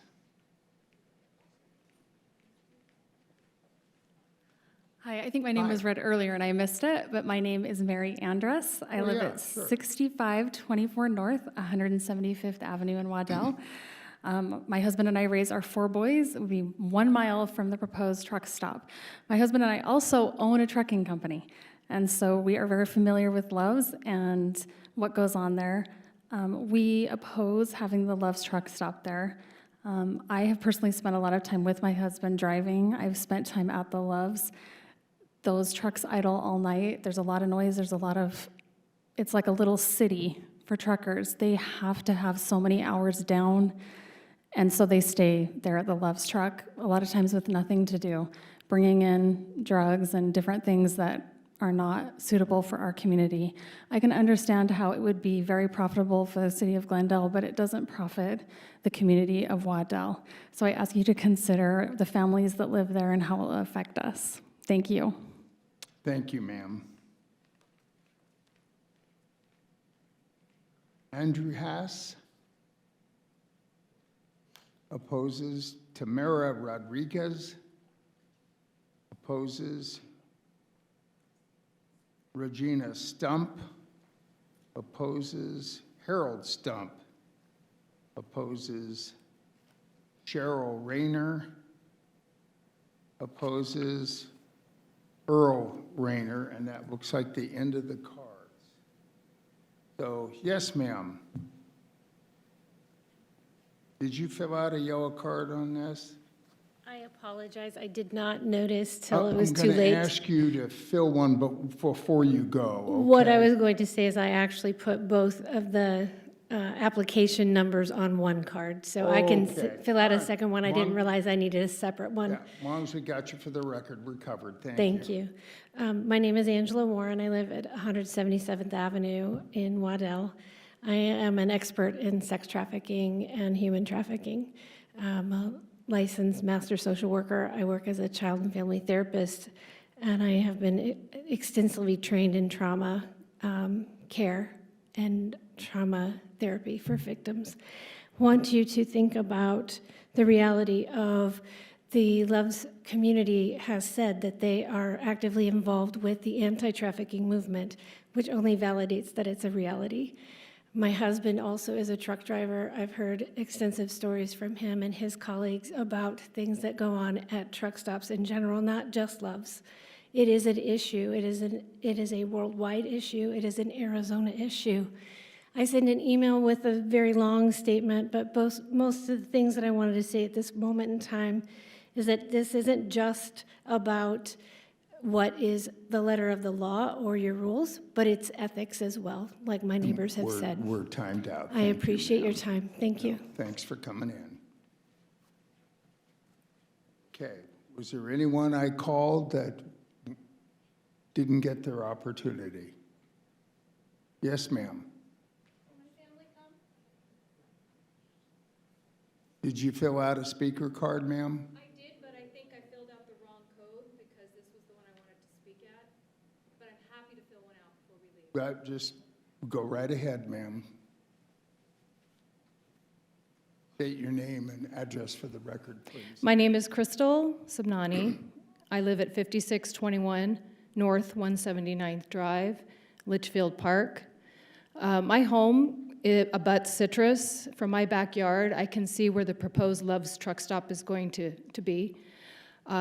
Since I heard about this, I have laid awake at night. It's pretty much all I think about as a parent of 2 children, one that's going to be driving in a few years.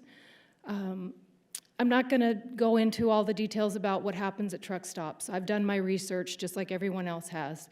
And there's a lot of things that concern me about it. And to be honest, I'm not going to feel safe living in my own home with the truck stop less than a mile from my home.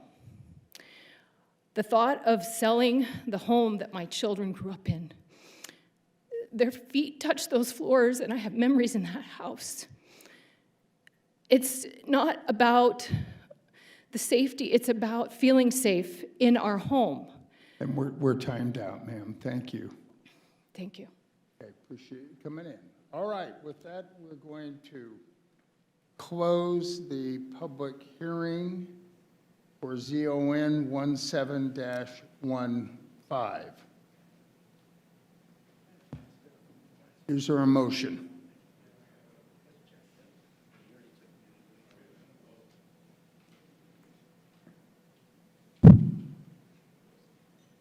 I closed the Chair. hearing.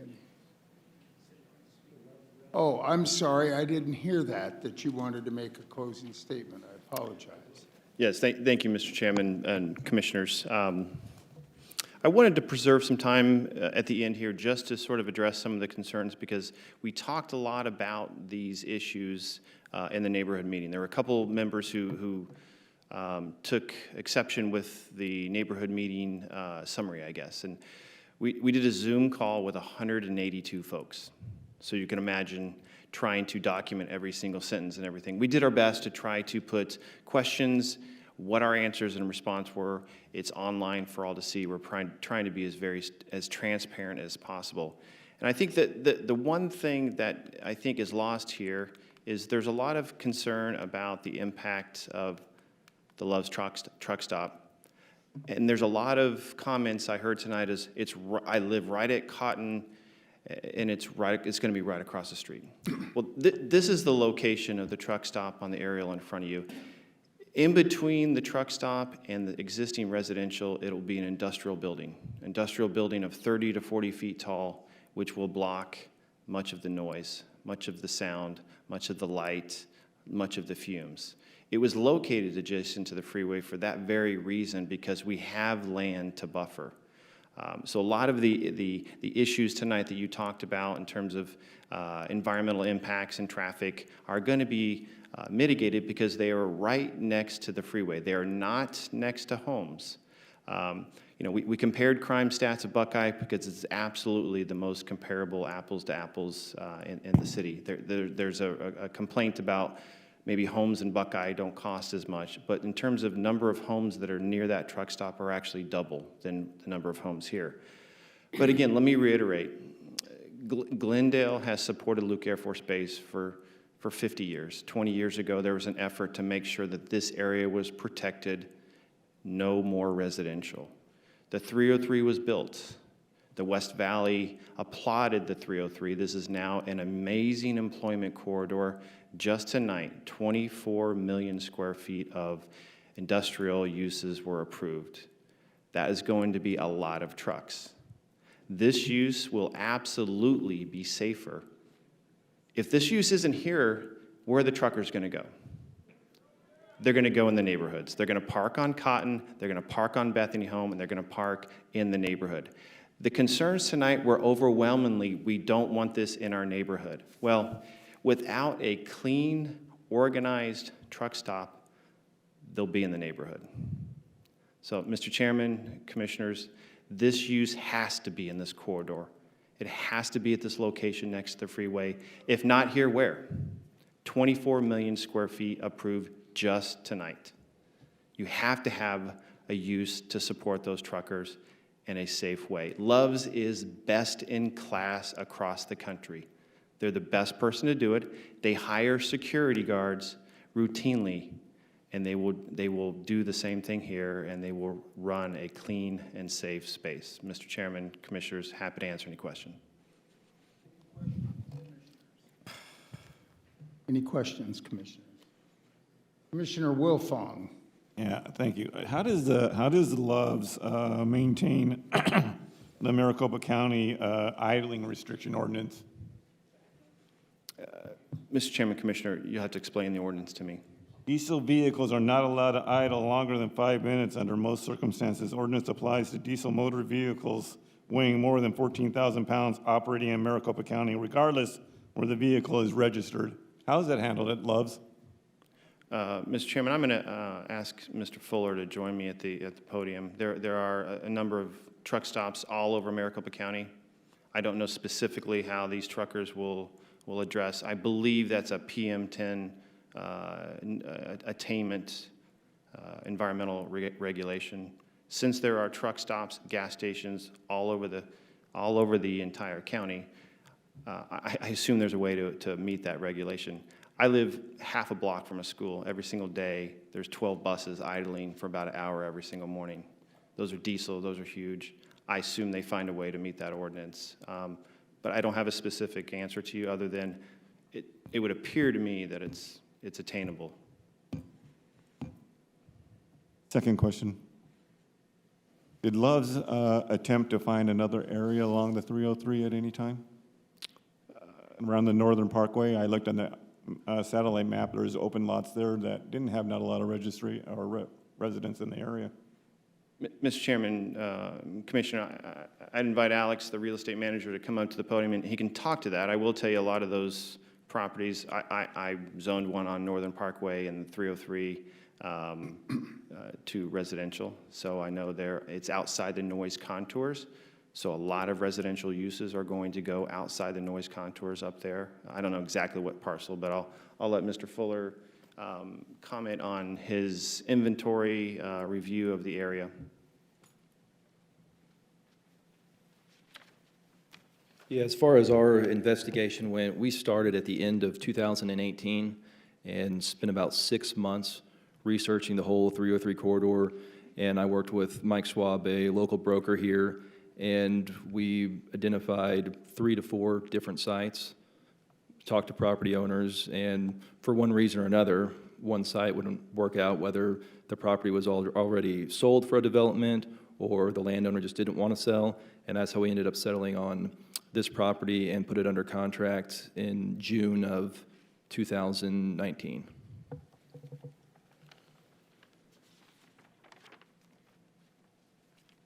Okay, commissioners, any more questions?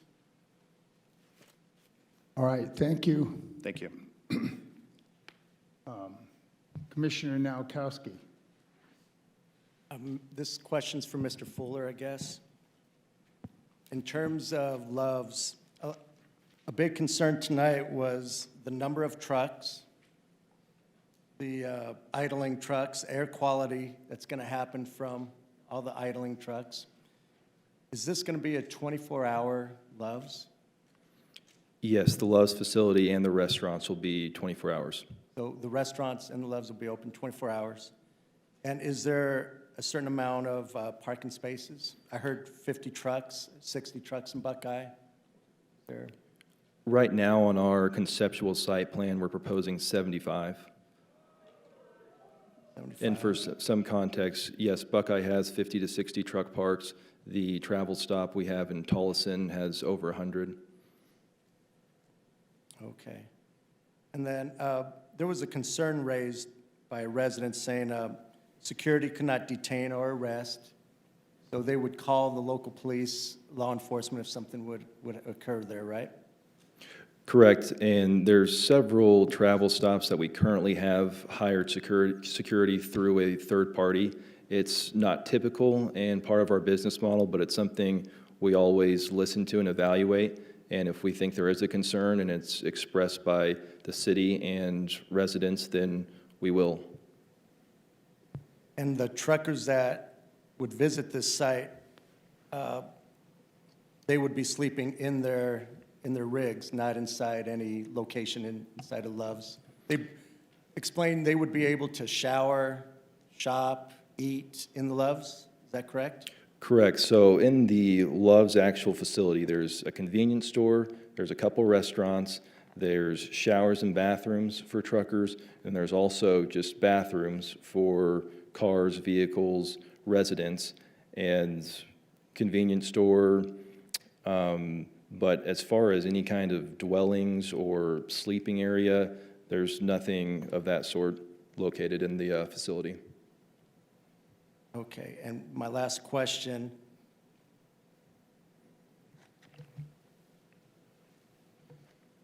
You know what, I'll save my last question. Good, thank you. Okay, Commissioner Crowe. Yeah, one more thing. Sorry, just didn't catch it quick enough.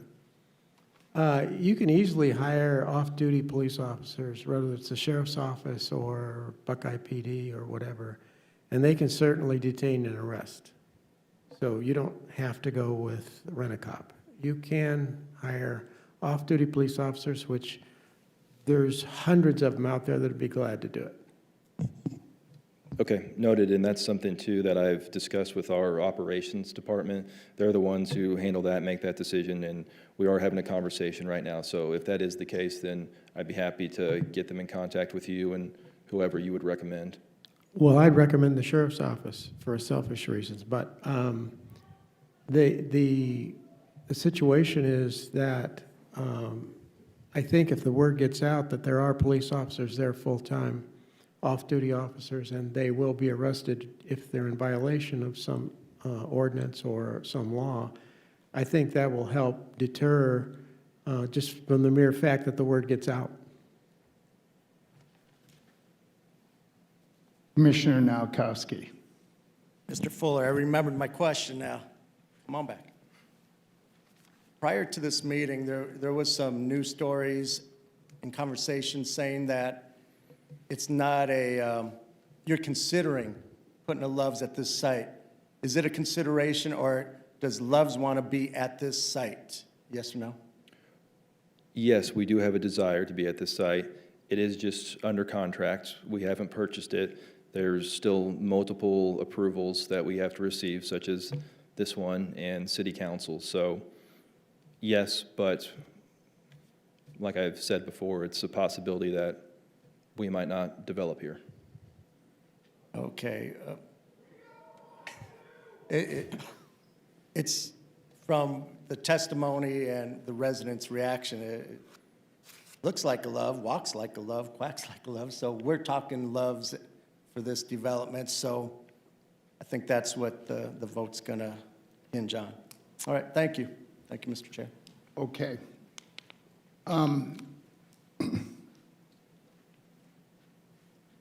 Ms. Collins, this application is really a zoning application, is it not? Zoning for the property, not necessarily a specific user? Thank you, Mr. Chairman and members of the commission. Yes, it's a 161-acre planned area development, and it is a zoning action. There are no uses, no specific uses that would be determined by this commission through a zoning action. And the proposed application would allow for potentially multiple uses there in addition to or in lieu of a truck stop. Is that correct? Sure, Mr. Chairman, you know, on the graphic that was shown, there are some flex areas, and then there is a commercial area at this intersection of Loop 303 and Bethany Home Road, and then up at the Glendale intersection. So, you know, those areas would focus on commercial uses, and there are uses that the applicant has specifically said that they would prohibit, but there are a multitude of commercial uses that would be allowed to locate within this area. So the commission, should there be a motion, is voting on a general zoning that would stay with this property whether or not there was a truck stop or a Love's or any other brand of truck stop And that truck stop could go away, but the zoning does not go away. Yes, Mr. Chairman, that's correct. Again, this is about land use and not about specific tenants or users. So yes, the land use will be there as recommended and approved by the council, whatever that land use is. And then the specific users would come in and they would be allowed if they were permitted within that specific Within that land use. specific zoning category. Correct. Okay, so we're really not, although Love's may be potentially a buyer or user of this property, we're not voting on Love's, we're voting on a zoning application tonight. That's correct. And the land use, that would be in perpetuity before, after, whatever, that any truck stop or any operator. That's correct, Mr. Okay, Chairman. thank you. With that, the chair will call for a motion. Mr. Chair, I got a question. Yes, sir. I apologize. A prohibited use, 5.2.3, it says any use associated with overnight stays. How would that pertain to a 24-hour truck stop with people sleeping there?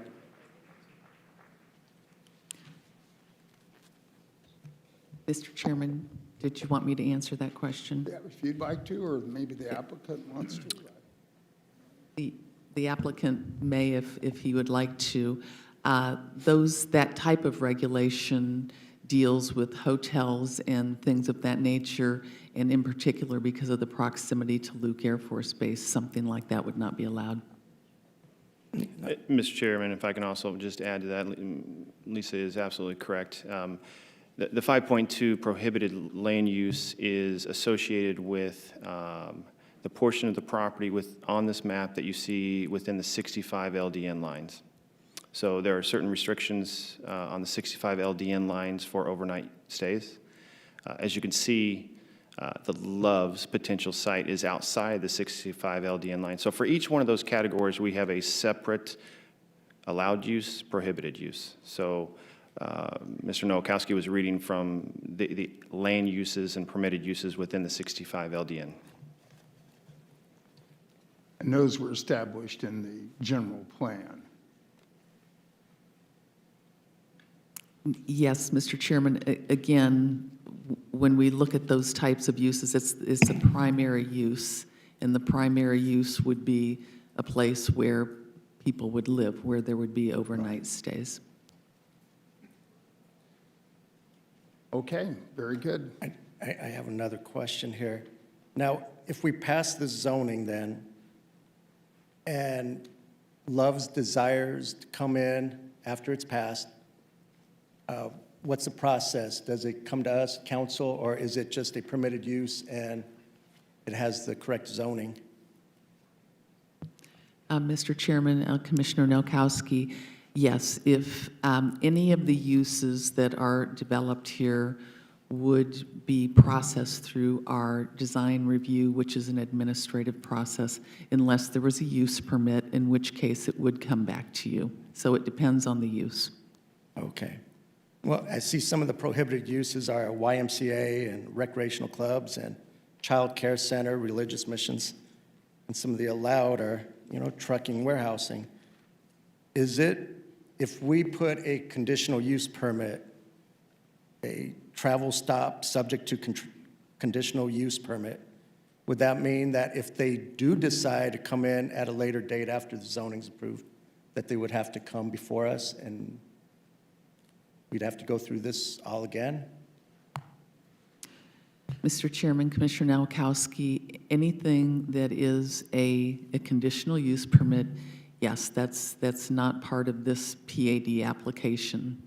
So, but yes, CUPs do come before the commission.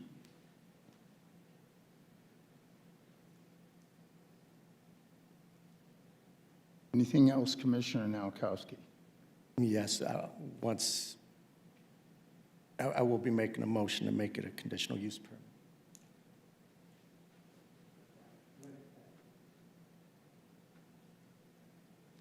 Okay, I would like to propose that a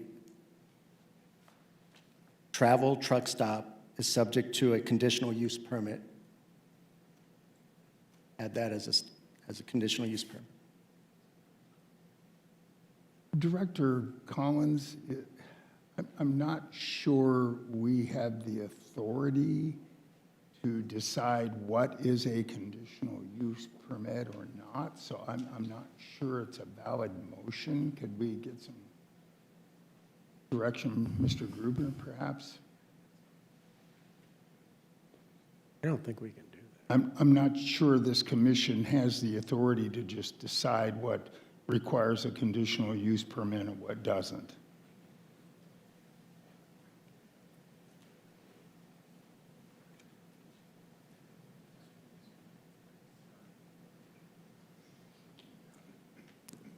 Mr. Chairman, so I would say, this is a request for a planned area development. And the planned area development that we have has uses, structured in it. There's no advertisement for that. I guess I would ask the applicant too, what their thoughts are on this, but it seems a little problematic to do that at this point. I'm just concerned that, we have a zoning application, and if we even have the ability to convert that to a conditional use permit at this point, I think a conditional use permit would be walked through planning department and the background staff report and so forth. That's typically how we handle a conditional use permit. So I'm questioning whether we have the ability to even consider just creating one in a meeting.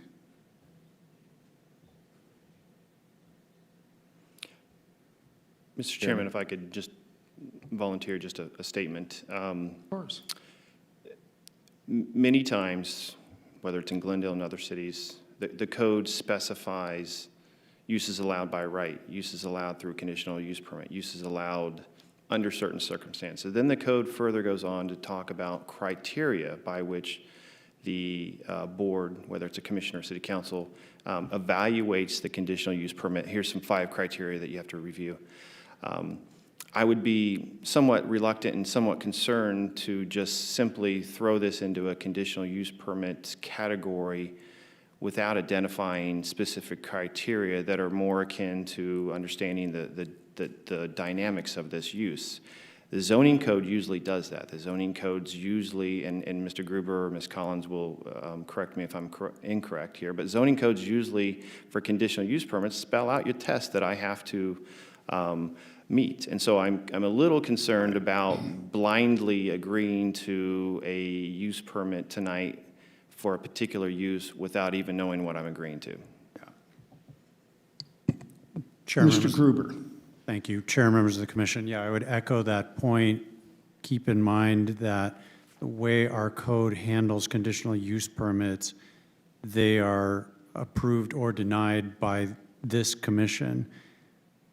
Because this is not city council, without getting too much into the legal background, because city council is essentially delegating a power to the planning commission, it has to spell out the specific criteria by which the planning commission can make that decision, because the planning commission doesn't have the legislative power that the city council has. And So that was my concern. I would certainly echo what Mr. Lawley said about that concern. You would need to have really specific criteria to make that determination. Okay. And of course, Commissioner Nowakowski, you can make any motion you wish, and if you get a second, but personally, I would be wary of introducing a conditional use permit on any application at this stage of the game. that, just call for a motion, whatever it may be.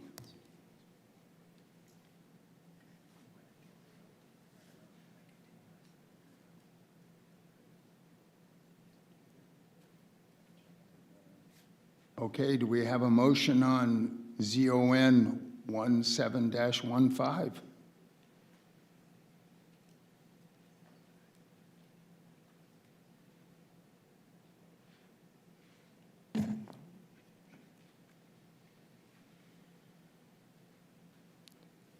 Mr. Chairman, Commissioners, if I could sweeten the pot just a tad.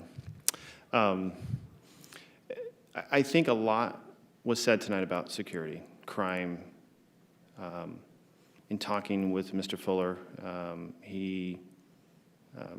so we could stipulate certain uses. Although a conditional use permit criteria hasn't been identified tonight, a stipulation could be added to the case that for a 24-hour travel center use,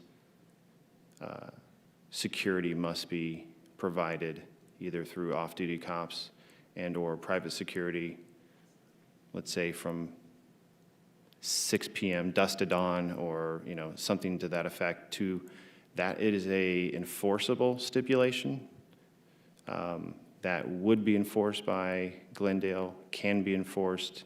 It's very clear tonight what that would look like. It would be very clear to us, and that may help alleviate the concerns that crime is going to happen unchecked. And I think that was a lot of what we heard tonight. So we would. Well, the other hand, if there's no loves, then there's a stipulation that says this property has to have off-duty police officers. I mean, we don't know that there necessarily is going to be a Love's or any other truck stop. Now, if you're willing to agree that that once we stipulate it, then that's going to be the anticipation that that stipulation is going to be met. It becomes part of the zoning. So, Yeah, Mr. Chairman, I think the stipulation would read something like this, which if a 24-hour travel center truck stop is developed on the property, the applicant shall provide security not less than dusk till dawn or 6 to 6 by either off-duty officers and/or private contractors. and the applicant agrees to that additional stipulation. Is that correct? Yes, we do. Okay. Yes, sir. Thank you. Well, commissioners, do we have a motion?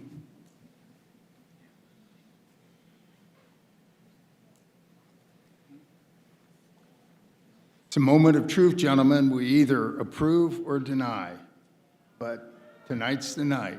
We've got to do something here. So, Mr. Chairman, I'll make a motion so that we can vote. It's on its zoning, not the Love's Truck Stop. So I approve that, I recommend we approve ZON 17-15 to the stipulations contained in the staff report. is there a second? Support. We have a motion and a second for approval of ZON 1715 with the 4 stipulations as written in the staff report. The chair will now conduct a roll call vote. Commissioner Nyberg. Aye. Commissioner Crow. Mr. Chairman, I'd classify my vote. What we're doing tonight is strictly voting on a PAD zoning. It has nothing to do whatsoever with a truck stop of any kind, whether it's Love's or anybody else's. So for the fact that I don't have a problem with the PAD zoning on this 160-plus acres, I vote aye. Vice Mayor Lennox. I'm mayor now? Vice Mayor? Wow, I woke gee. him up. Not bad. Aye. Commissioner Wilfong. I vote nay. There's just too many questions out there. Commissioner Nowakowski. Explain my vote. There was over 60 residents, and I welcome the residents of Waddell. You made Glendale a more populated city today. And one gentleman said there's power of money and power of people, and I really believe you showed the power of people, which influenced my decision tonight, and I vote nay. And the chair votes aye, the motion is passed. Mr. Gruber, what are the next steps in the process? Chair, members of the commission, your action with respect to case number ZON 1715 is not final. Your recommendation will be forwarded to the city council for further consideration. Thank you. Okay, that concludes our public hearings for this evening. And that brings us to other business. We have other business, Ms. Collins. No, Mr. Chairman. We have a staff planning report. No, Mr. Chairman, we do not. Okay, commission comments and suggestions?